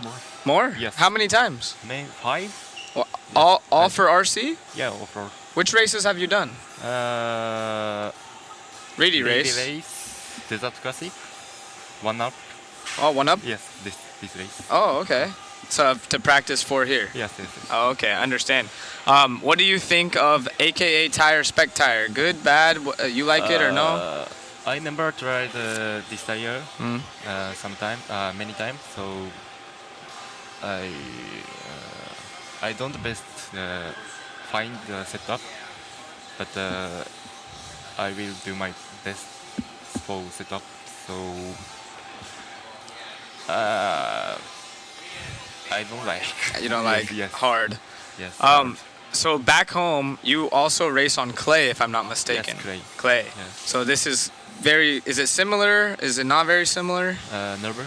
Never? Yes. Oh, got you. As far as I know, like I've met you many times, some people are asking, you guys, your father and your mother are here? Yes. Yes. You guys always bring me candy, the haichu, so thank you. Appreciate that. What do you do? You're 17-year-old. Obviously, are you still in school? Yes. High school. High school? Got you. But every time I practice RC. Every day? Yes, every day. Every day. Yeah. So that was actually one of the questions they asked. Yeah, almost. So when you practice mostly 10 scale, yes? Yes. Do you race any on-road? Yeah, I do. Do you like on-road more, or is 10 scale? 10 scale off-road. Off-road's favorite? Yes, favorite. And does your dad race, or used to? No. Just you? Yes. How did you get into RC? I think 30. 13? Yes, no, 30. Oh, 30. 30. Yeah. And does your dad, did he ever race? Never. Never? Never. So maybe did a friend or a family member get you first RC car? My brother. Your brother? Yeah. No, my father. Oh, okay. Yes, sorry. Yes, sorry. God, no, you're okay. I know. So we talked earlier. We've known each other for quite some time now. We have to go slow, slow for English. Yes. Thankfully, you know English because I've tried learning Japanese when I ran Kyosho. Very hard. Yeah. Very hard. So yeah, the 26 letters is much easier. So you have your mom and your dad here. Your dad always goes to the races, and does your mother always come with? Sorry? Does your mother always come to the races or just No, Worlds? sometimes. Just sometimes. Absolutely. Four-wheel drive national champion. Do you think the biggest difference in competition from Japan to America is Japanese drivers? We've had very, very fast in the past. Is the talent coming up? Because you've come to Reedy Race and ran with the best when you were very young. Yeah. So Japanese, American, European, where do you feel everyone stacks? American is the best driver. David Ongaro. Yeah. David Ongaro. Yeah, I know. yes. Yes. Before, I think American is the best drivers, but now is European. Yes. American, yeah, some people. Yeah, very many people, obviously, Worlds, they like to, see where everyone feels they stack. We have a question. First RC car. Tamiya. Tamiya? Yes, Tamiya on road. On road? Yes. Ah, very nice, very nice. And you have some fans right here saying hi. I know you said you have to leave soon, so we wanted to get very short interview, so I appreciate your time. Yeah, and thank you. You have fans on here, so if you want to say goodbye in Japanese, go ahead. 皆さん応援引き続きよろしくお願いします。 Appreciate you. Yeah, thank you. Thank you. Welcome. So it's always good to have the international drivers on here, guys. We were trying to do our best. We brought you Martin Bayer, I believe, was sitting up here. Obviously, Frank Root's from America, but everyone very curious on the Losi car. So we thank you, Kato. We have all kinds of good stuff in the works, but it is starting to wrap up here as is 4:19. I believe we have to be out of here at 5 o'clock, if not 5:30. Robert, you want to jump in here for Canada? Sure, why not? Hey, get in here. We're trying to get everyone dialed in. So we got Robert in here. Hey, how's it going? How you doing? Want me to put this thing on? Yeah, throw her on. Hey, Robert, still, your fans online still call you Inferno. Inferno Rob. Yeah, that's hard to escape the nickname, but you are an X-ray driver now. I am an X-ray driver. Believe it or not, the Inferno nickname was long before I was in RC. Really? Yeah. Explain that to us. As a little kid, I had an affinity for playing with fire. Fair enough. Yeah. I loved anything to do with the fireplace, campfires, anything like that, and ended up burning my fingers one time, and well, the name just kind of stuck. Fair enough. Yeah. So I saw you Thursday. Obviously, you're from Canada. Ty Tessman's from Canada as well, but I don't believe you guys are in the same area. No. Both Paul Parks and Ty Tessman, they're probably about a couple hours away from each other, but they're about a 10-hour drive or so away from me. I'm on the extreme west coast of Canada. Gotcha. Awesome. Well, I guess we'll kind of sum up off some of the questions that we're asking here. What was your first RC car? Oh, hobby grade. Okay.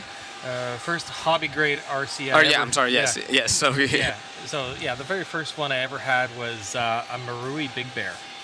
I don't even know if I know that. Oh, that's it's going way back. I think the first production of that came out was 1980 or 1981, and Marui's not around as an RC company anymore. They still do models, as far as I know. Okay. But, yeah, it was a two-wheel drive, sprung rear axle, and sprung front end, like no oil shocks, nothing like that, with a Datsun truck body on it. Oh, that's cool. It was pretty cool back in the day.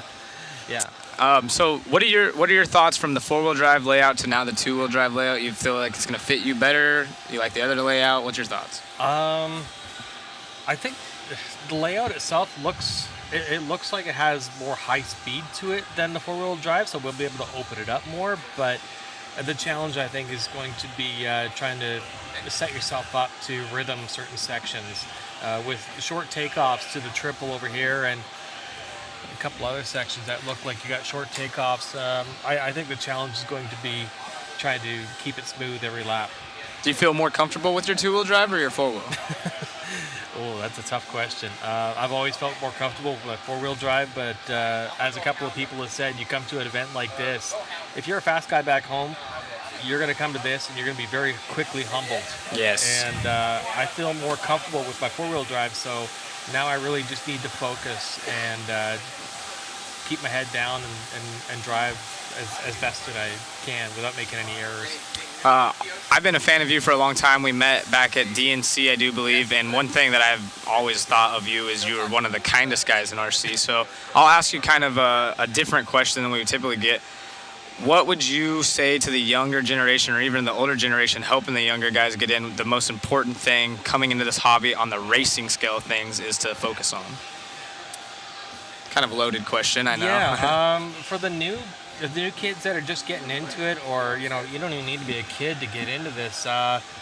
I would say the biggest thing is ask questions. There's no such thing as a stupid question when you're at the racetrack, because if you don't know and you don't ask, well, then it's kind of dumb that you didn't ask. But don't be afraid to approach the guys that are pros that have been around for a long time and ask the questions, because I've been doing this 30 plus years now, and I've answered everything from what kind of shock springs, or do you go by a color that looks better on a car? I mean, honestly, people don't understand some of those things. Like when I first got into it, I had no idea that the colors of a spring actually meant different rates. Right. So yeah, ask the questions. Always ask questions. That's a good answer right there, because you're right. At the time, I remember at the time there was different color springs, and you really just don't know until someone explains to you everything. So, Yeah. and maybe it's a little bit different now. Thankfully, we live in an era where you can get online and answer a lot of questions, but obviously the human connection is more important. And like I said, you've always been super helpful. Always one of the nicest guys in the pits, and it's just awesome having you out here representing Canada. Thanks, I appreciate that. I was getting some love earlier. I will show you the picture. I'm getting some love on. Now you guys took a picture of my body, but that one particular thing. Okay. Go ahead. If you know, you know. If you know, you know. That's all I can say is if you know, you know. That's some good stuff. We'll keep that in the inside. That's on the download. That's on the download. That's funny. While we have you, you have fans on here. Like I said, your name's been up in the chat. See, you already got Big Rob, everyone in here. Anyone you want to say hi to? Use this time. It's your platform. Well, definitely want to say, thank you and I love you to my girlfriend back home. My mom, I know she's been checking this out here and there, and she's like all excited for me being at a World Championship event. She doesn't quite understand how it works, but I just love that I've got a lot of friends back home. They're putting it up on a big screen at one of my buddies' places, and they're watching the races. They're following along. Of course, huge shout out to my sponsors, X-Ray, RC America, Macklin, J Concepts, Expert RC. Those guys, they've helped my program a lot. It's unfortunate that we don't have a battery that was submitted in time for IFMAR. I heard there was some real tight time constraints for that. Right. So, other than that, just a lot of friends, family that are watching back home. I appreciate all the support they give me online. I was about to say, you can already see it coming in. You got some fans right here. Yeah. So, like I said, I'm not just saying this because you're sitting in the booth. Every single time you've hit the track, the chat just, Infernal Rob, and I'm like, that's my boy right there. So, right on, man, right on. Appreciate you having you here, and we'll keep an eye on you on two-wheel drive. Thanks, Matt. Appreciate the time. Yes, sir. All right. We're gonna bring in another actual first time we've had a Kyosho representative in the booth. There's only a couple of you here. I know. It's good to see them. The Big Red. You can go ahead and put the headset on. Oh, we got mosquitoes. Make sure you don't get bit right there. And I have only talked to you maybe one time. English is decent? Or English good? No English? No. Okay, so I will let you give maybe a minute or two. You could speak Japanese to your fans, and maybe, I know you know a little bit of English, new parts on Kyosho car. Yeah. Maybe, I know it's hard to explain, the back D block? Yeah. New? Is a new D block? Yeah. Maybe we can get you to bring your car up, but go ahead, use your time, speak Japanese to your fans and friends back home.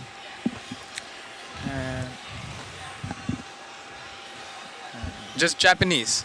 You can speak Japanese.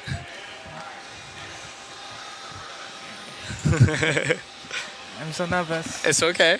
So you're 16 years old. Yeah, nearly 17. Nearly 17. You have a driver's license? No. No. Over 18 years old. Oh, 18 in Japan. You ride the train, subway, in Japan. It's subway, I believe. Okay. Well, I will try to ask some questions. No new Kyosho car, RB7. Yeah. And ZX7. Same. Chikuba, here, no new car. And in the future? In the future? No. Maybe a little bit. Well, we have to be Fair enough. Yes, very, very shy. He told me he couldn't speak English yesterday. Yes, so Matt brought him on, but we just wanted to give a chance. Like I said, Japanese, speak Japanese, friends, family back home. You can say hi in Japanese to everyone. Konnichiwa. Okay, well, thank you very much. We appreciate having you, and good job with Kyosho. Yeah. Thank you. Thank you. So Matt, we want to pan to the track right there. I appreciate, Frank Cruz on here. Yes, new RB7 parts, sorry, not pants. We wanted to try our best to get some more coverage in here. We're gonna have Matt come up. I make this stream. Oh yeah, oh yeah. No, good times, man. I can't. All the coverage, you and Wayne and everybody. He's the other guy. That's now him. He's the other guy. Oh, he was butthurt about that. I know. He was all, what? He's like, who called me that? So, fun fact. Go ahead and tell the story. First off, I will say what you guys have been doing out there on Facebook, YouTube, and in this comment stream right here, giving all the love to Matt, the mod team. We really appreciate it. And we just had some funny comments come in, and we've all been busting each other. I've gotten mine. The first thing, I had a 5-minute intro, and the first thing I say is the 2013 world. Yeah. So we all busting each other's butts. First coming into this entire thing, you're like 2013. And I was world. just like, it's going to be a long week. What's this guy doing? What's this guy doing? Oh, man. So, yeah, guys. So ask us more, too, what you guys would like for coverage. We've been doing a ton.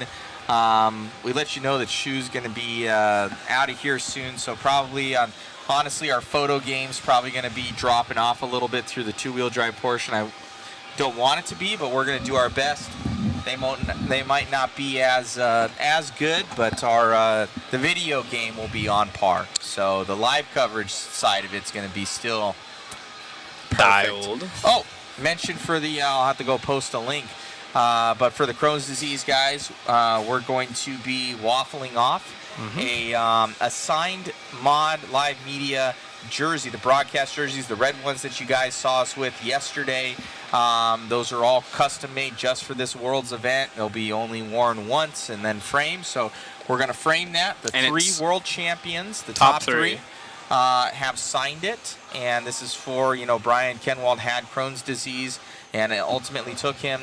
And we usually, I do waffles for other stuff. It's usually to help the mod stream to, for at least us to cover our fees.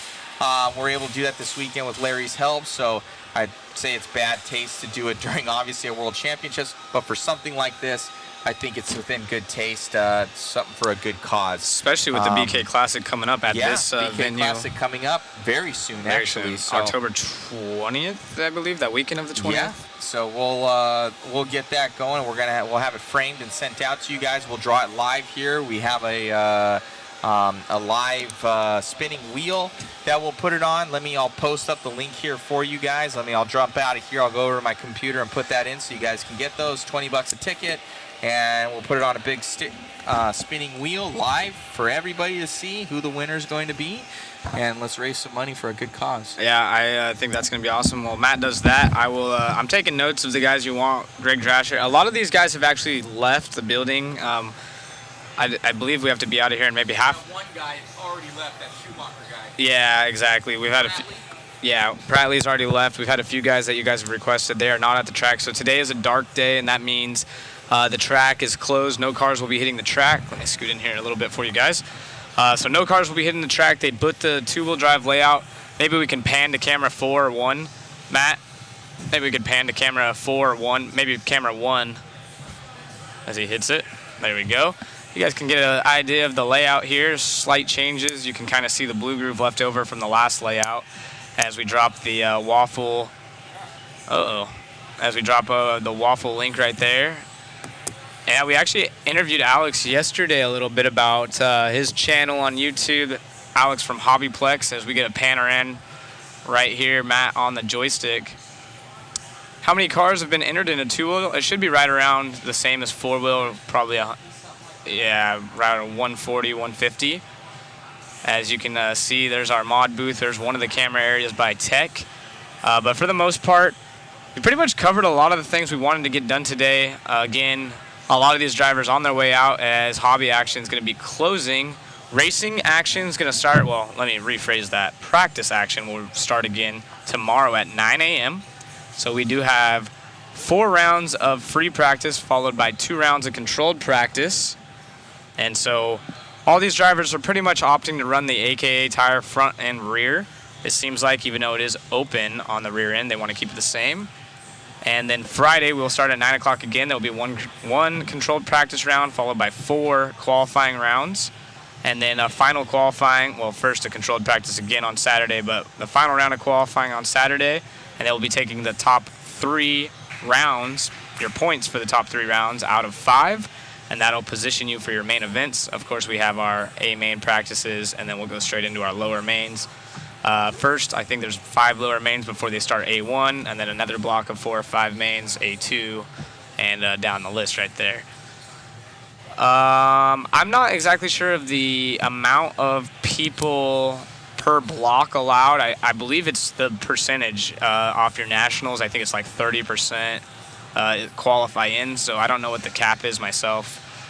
But being that it is America, of course, there's going to be, I believe most world championships have the most amount of American drivers, typically anyways, in 10 scale at least.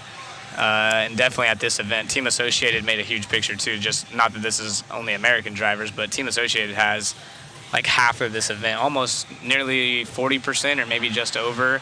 And quite a few of those guys are American, and then just, like I said, being that this is in the United States, typically that's how it goes. So if the host state usually, or host country, sorry, typically has quite a bit of drivers, as it's the most easiest to go to, especially, when you get a world championship in your country, you want to attend it. So yeah, I want to thank you guys again for joining. Tomorrow we will be live. We appreciate all the shares, the likes, the subscriptions. If you haven't already gone over to Mod Speed Shop and checked out that $20 waffle for the Brian Kinwald Foundation, Crohn's disease. It's not Brian Kinwald's foundation, but it does help him. And yeah, just kind of give you guys an idea of what's going on here. Not too much to talk about. How many stick radios sold at A Main today? Yeah, that's an interesting one, huh?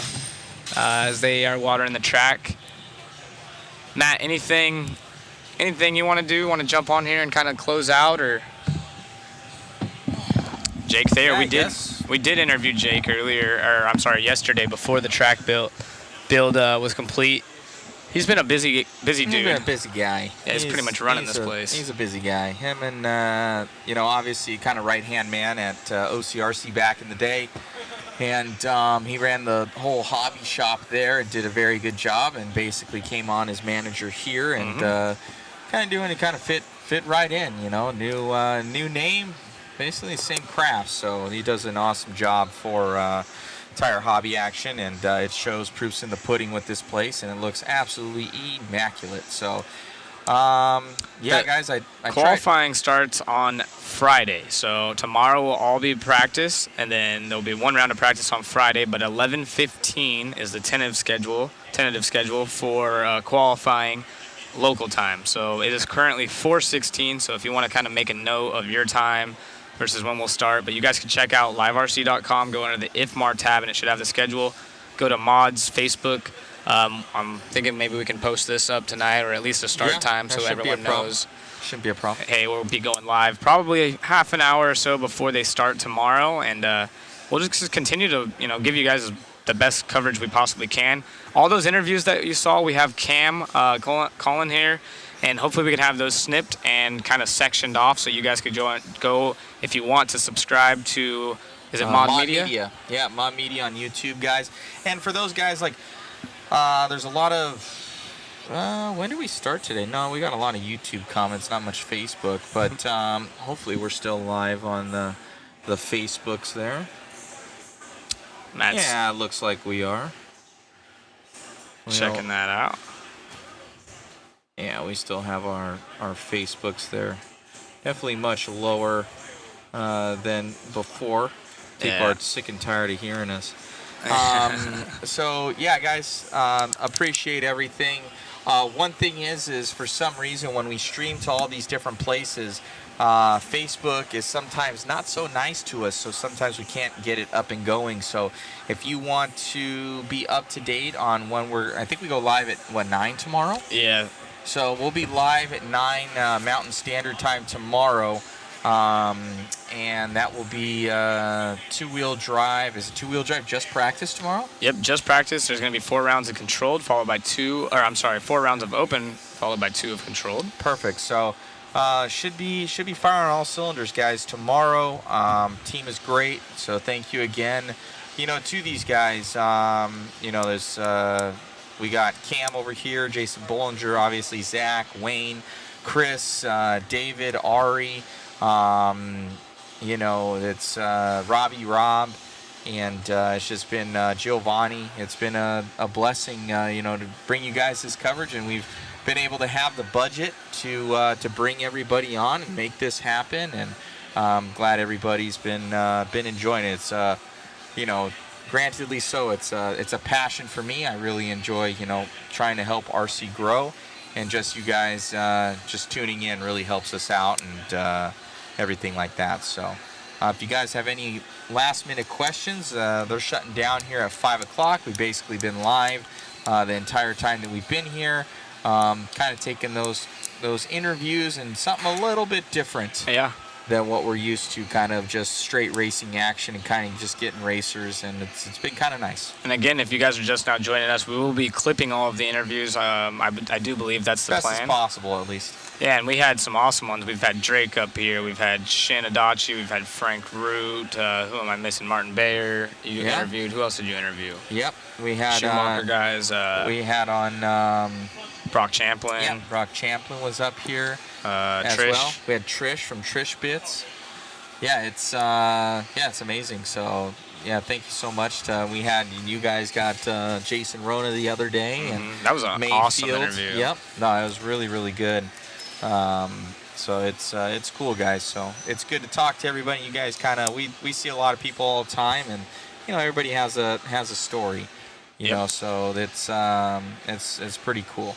The racers, thankfully, this is an indoor facility. They lock it up tight. Of course, there's some stuff that people will bring home, especially if they don't want anything happening in their cars or anyone sneaking through the pits. But for the most part, all these racers leave, 85% of their gear here. Yeah. And Chris giving us a little bit of love. Thank you, Chris. What's going on, Mr. Champlin? Appreciate having you. Reminds me of Supercross. Yeah, he That's was awesome. saying, he goes, you guys are better than Supercross. I heard that somebody had comments that like we're comparing you guys to, it was F1. Wow. And they were like, you guys are, and not even a little boast right there, not but even hey, there's boasting nothing wrong. about it. It's pretty cool. I was like, that's a cool comment. They're like, you guys do a lot of good stuff other than, compared to them. So I was like, oh, that's pretty sweet. Well, again, we wouldn't have a job without you guys, so appreciate you guys even watching. And you know what? In all honesty, like, you guys are awesome, because I was just looking at the stream and we had open practice. I'm like, I just want to watch this. I watched it. Seriously, I watched my own stream. We've done a lot of streams. I'll go back to them. I don't want to watch them. This one, it's been pretty sweet. So they're asking, I saw this twice now, no female interviews. We had Nana walk up not long ago, and I was going to try to see if she can interview. I'm not sure how good Nana's English is. Not What about, positive. I believe, is her name Antonia? Antonia, maybe her English is probably good, yeah? It's better. I think she's Portuguese. Yeah, I was going to say, maybe we can get her up here at some point. And then there's also Harley, I believe. She's Team X-Ray, so I believe I think those are the only 3 that I know of, but if we can get any of them up at some point, where if you guys are friends with any of them out there, let them know to come talk to us. We'd love to have them in the booth, especially tomorrow. It's another practice day, so it's not as crucial for us to be on the racing at all times, and there's a lot more breaks. So yeah, definitely want to get their take on the weekend. And let's see, is this the first time IFMAR has had a dual WC from 2 different world championships? I'm a little bit confused on the question. Maybe I'm just dumb. So are you mean like 8 scale, 10 scale? Yes, 2 back-to-back. Back-to-back, yeah. Back to back, I believe it is. This is the first time. I believe it is. But the same he won worlds both event. electric and, but something where they've been in 2 different facets, Right, the 8 scale Nitro Worlds. Yeah, absolutely. That's for sure the first time it's been held at the same time. I'm pretty sure we've had that confirmed a few Yeah, times. because Pavitas had it in both 8 scale and I believe it was 4-wheel drive. Oh, then maybe I'm wrong. So it's just been a long time. No, but he didn't have it back to back though. Oh, okay. He didn't We're have holding it at the back to same back. time. Holding it at the same time. Current reigning world champion Exactly. of both. I don't think so. I think he was the first one to do it. And we were joking, I'm sure you were listening earlier, but talking to Ongaro yesterday, I mean, he's always been super free-spirited. I was there whenever he won his very first world titles, and he was getting teched. Everyone was going on you brought it up early, they call him on gyro. On gyro. And they were teching his car and stuff, and, his dad and his pit guy, I forget. Sean Ireland, one of our other interviews, he was saying, because we were talking about that, 'cause the whole, Yeah, I heard gyro you gate guys. thing, and he goes, yeah, it's in his fingers, it's pretty nuts. 15 more minutes here. 15 minutes. They're gonna kick us out of here, man. But even that first world title, when they were trying to do all that tech nonsense on him, he was just chilling. He was just like, meh, because he knew that there was no problem, right? Yesterday you saw him and he's carrying around his trophy, talking on the phone, and I went and interviewed him. I said, hey, well, who are you talking to? Like, I'm assuming friends or family. He's like, my dad was asleep. He just wanted to call and congratulate me. Like, no big deal. Yeah. Just another world title. That's pretty cool. Pretty cool. It's got to be frustrating to be his competition. I'm certainly glad I don't have to race him anymore. Yeah, you really had a chance, Zach. Yeah, I mean, that's the thing. You look at that and it's just like, this guy is so good that it's just not even a big deal. He built his car on Wednesday so good, dude. It's kind of a, yeah. Another guy I would be interested That's to talk to. disheartening. It's so disheartening. That's disheartening. I would love to talk to Cavallari and see how his weekend's gone, especially through all the different changes he's gone through, where he's at in his career and his life. I can go and pull him over. I was going to say, if we can get Cav in for one before we I don't leave, know I'm if sure. I saw him down there earlier. Maybe Wayne will.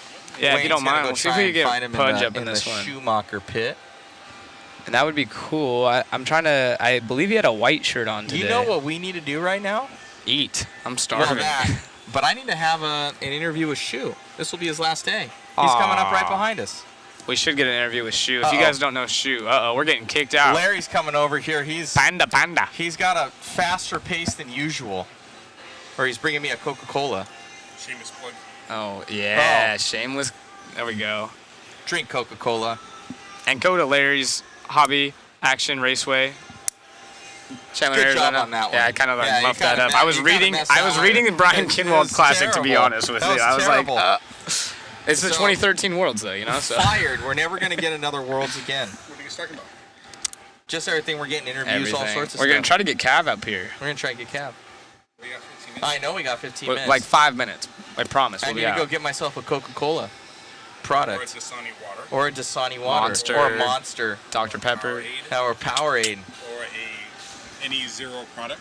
Any sort of thing from Coca-Cola. The RC diet is covered. I know. Sponsorship. Most definitely. Not all of it at once, though. It's probably not healthy, but they are delicious. Dinner with Cav tonight. They do have water, though, so there's that. That's true. I don't think he's here. He's gone?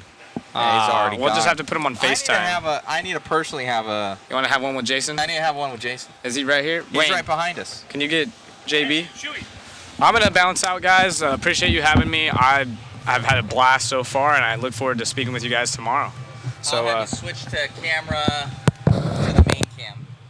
You're up. Oh, no. Oh, yeah. And then we'll do like a sign off, and then I'll come over there and play commercials.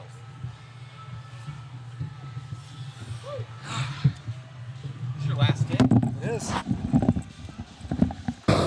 All right, guys. Well, take off your badge. You don't need that. It's just getting in the way. All right, guys. Well, we're here with none other than, I call him Shu, but Jason Bollinger here from, you know it better than I, from JB Photography. Jay Bollinger Photography. He's got the longest email in the world, I swear to God. Anyways, this guy kills it on the camera. All those awesome shots that you guys are seeing, that's from this guy right here. Lead us through, Jason, kind of your background story and how you're now part of the World Championships. Well, I have been in the RC hobby / industry for 20-ish years. I started racing in 2004 or 5. I was the main photographer for the Jimmy Babcock Racing League for a couple of years around that time. From 2007 to 2011, I worked for Extreme RC Cars magazine before we went under, unfortunately. That's actually one of the experiences with Matt. That's how we Olson met. Here.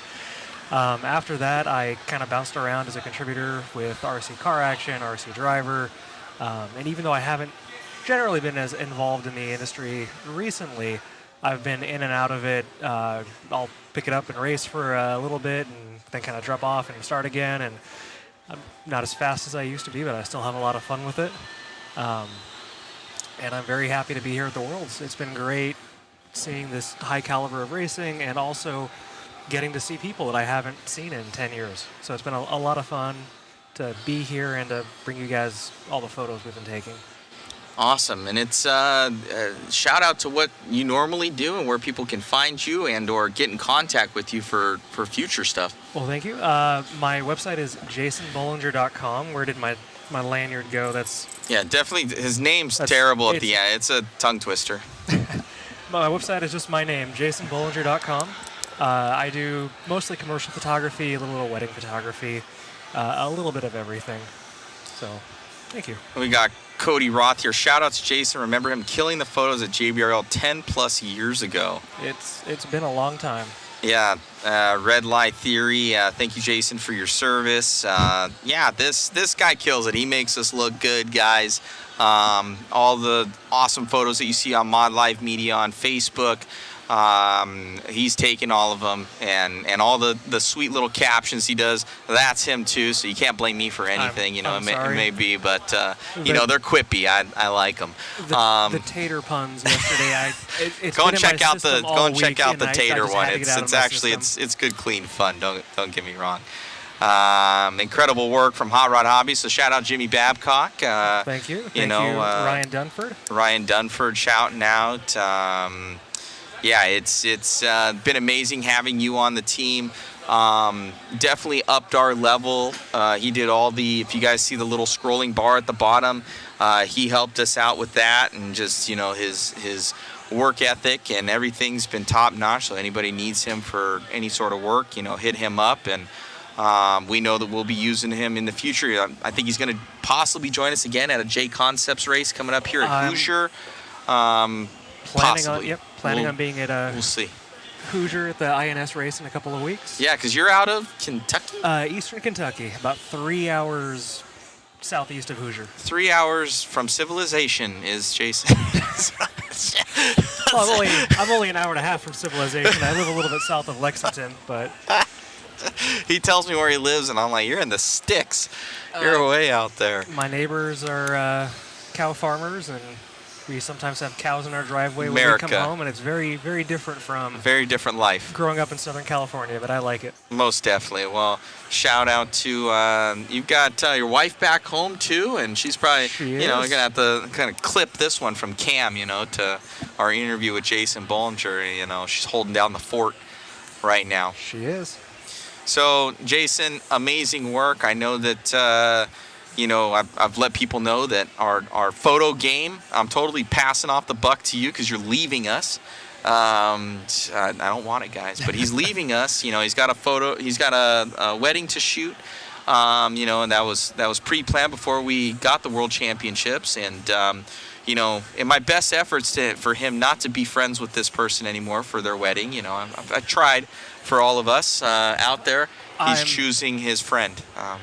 Still a little worried that I'm going to show up at the airport tomorrow and find out that he has somehow gotten me on the no-fly list, but we'll see. No comment? Not no yet, comment. At least. No comment to that. I did book his ticket. I do know all his information, and I did pay for it. So maybe we'll see. I am kind of at Matt's mercy. We'll see if I make it home. It's gonna happen. Well, no comment. I can't say anything. Plead the fifth. So he's been doing an amazing job, guys. Thank you so much for tuning in, all the likes and everything. So like I said, if our photo game goes down, it's actually his fault. It's not my fault. So I'm not as good at that as he is. So it is what it is. So we bring the best people on the crew for the World Championships. I couldn't think of anybody better suited than Jason here to handle the World's coverage for us. And hope that, for the tens of dollars that we're paying him, that he will come out again to shoot more RC coverage with us again. All the very kind compliments I'm getting here only cost me $20. I'll pay you later, Matt. Yeah, he actually has to pay me to work at the Worlds. That's just how it is. That's RC car media for you. So thank you, Jason, so much again for all your hard work. Everybody's saying that it's just Jason's the best. Super stacked images, great coverage. Mod is killing it for the highlights. Sorry, one of the comments here. Just send a lookalike to the wedding. I have not found anybody unfortunate enough to be close enough in appearance to me to go to that wedding, but if I have any volunteers, let me know.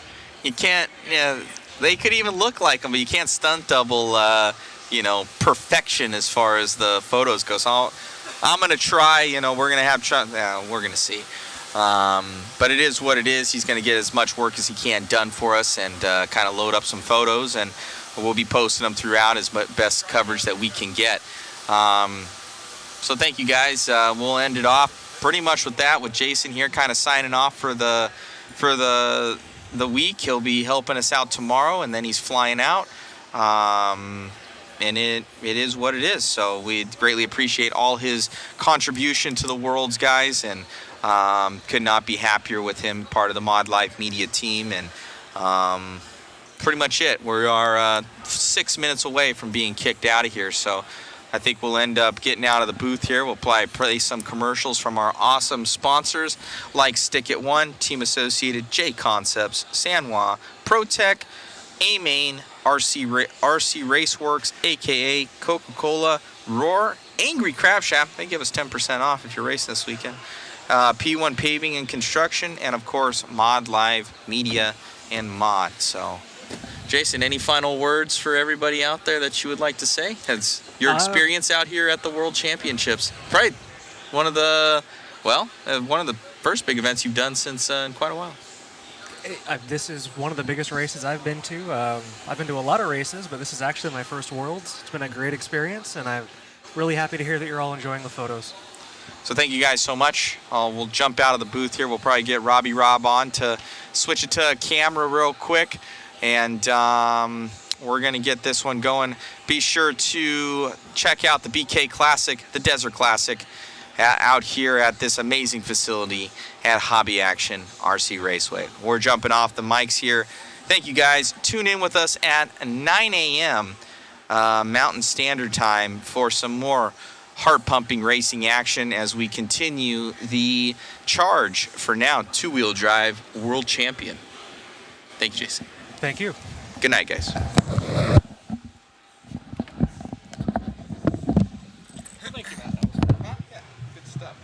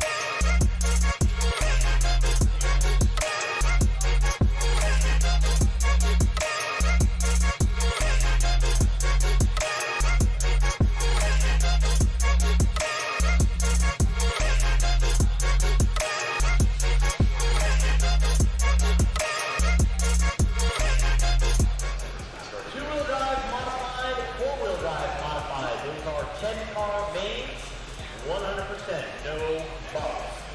The two-wheel drive modified, four-wheel drive modified, 10-car name.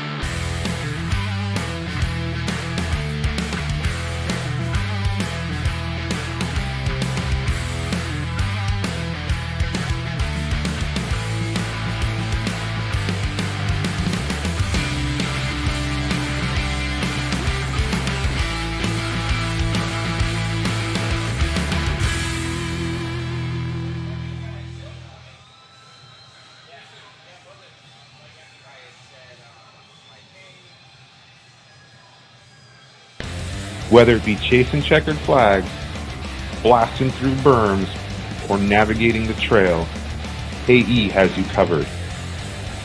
Team Associated, Element RC, Reedy Power, and Factory Team, vehicles, parts, accessories, and information can all be found in one place. So blast, slide, soar, and crawl with us at AssociatedElectrics.com.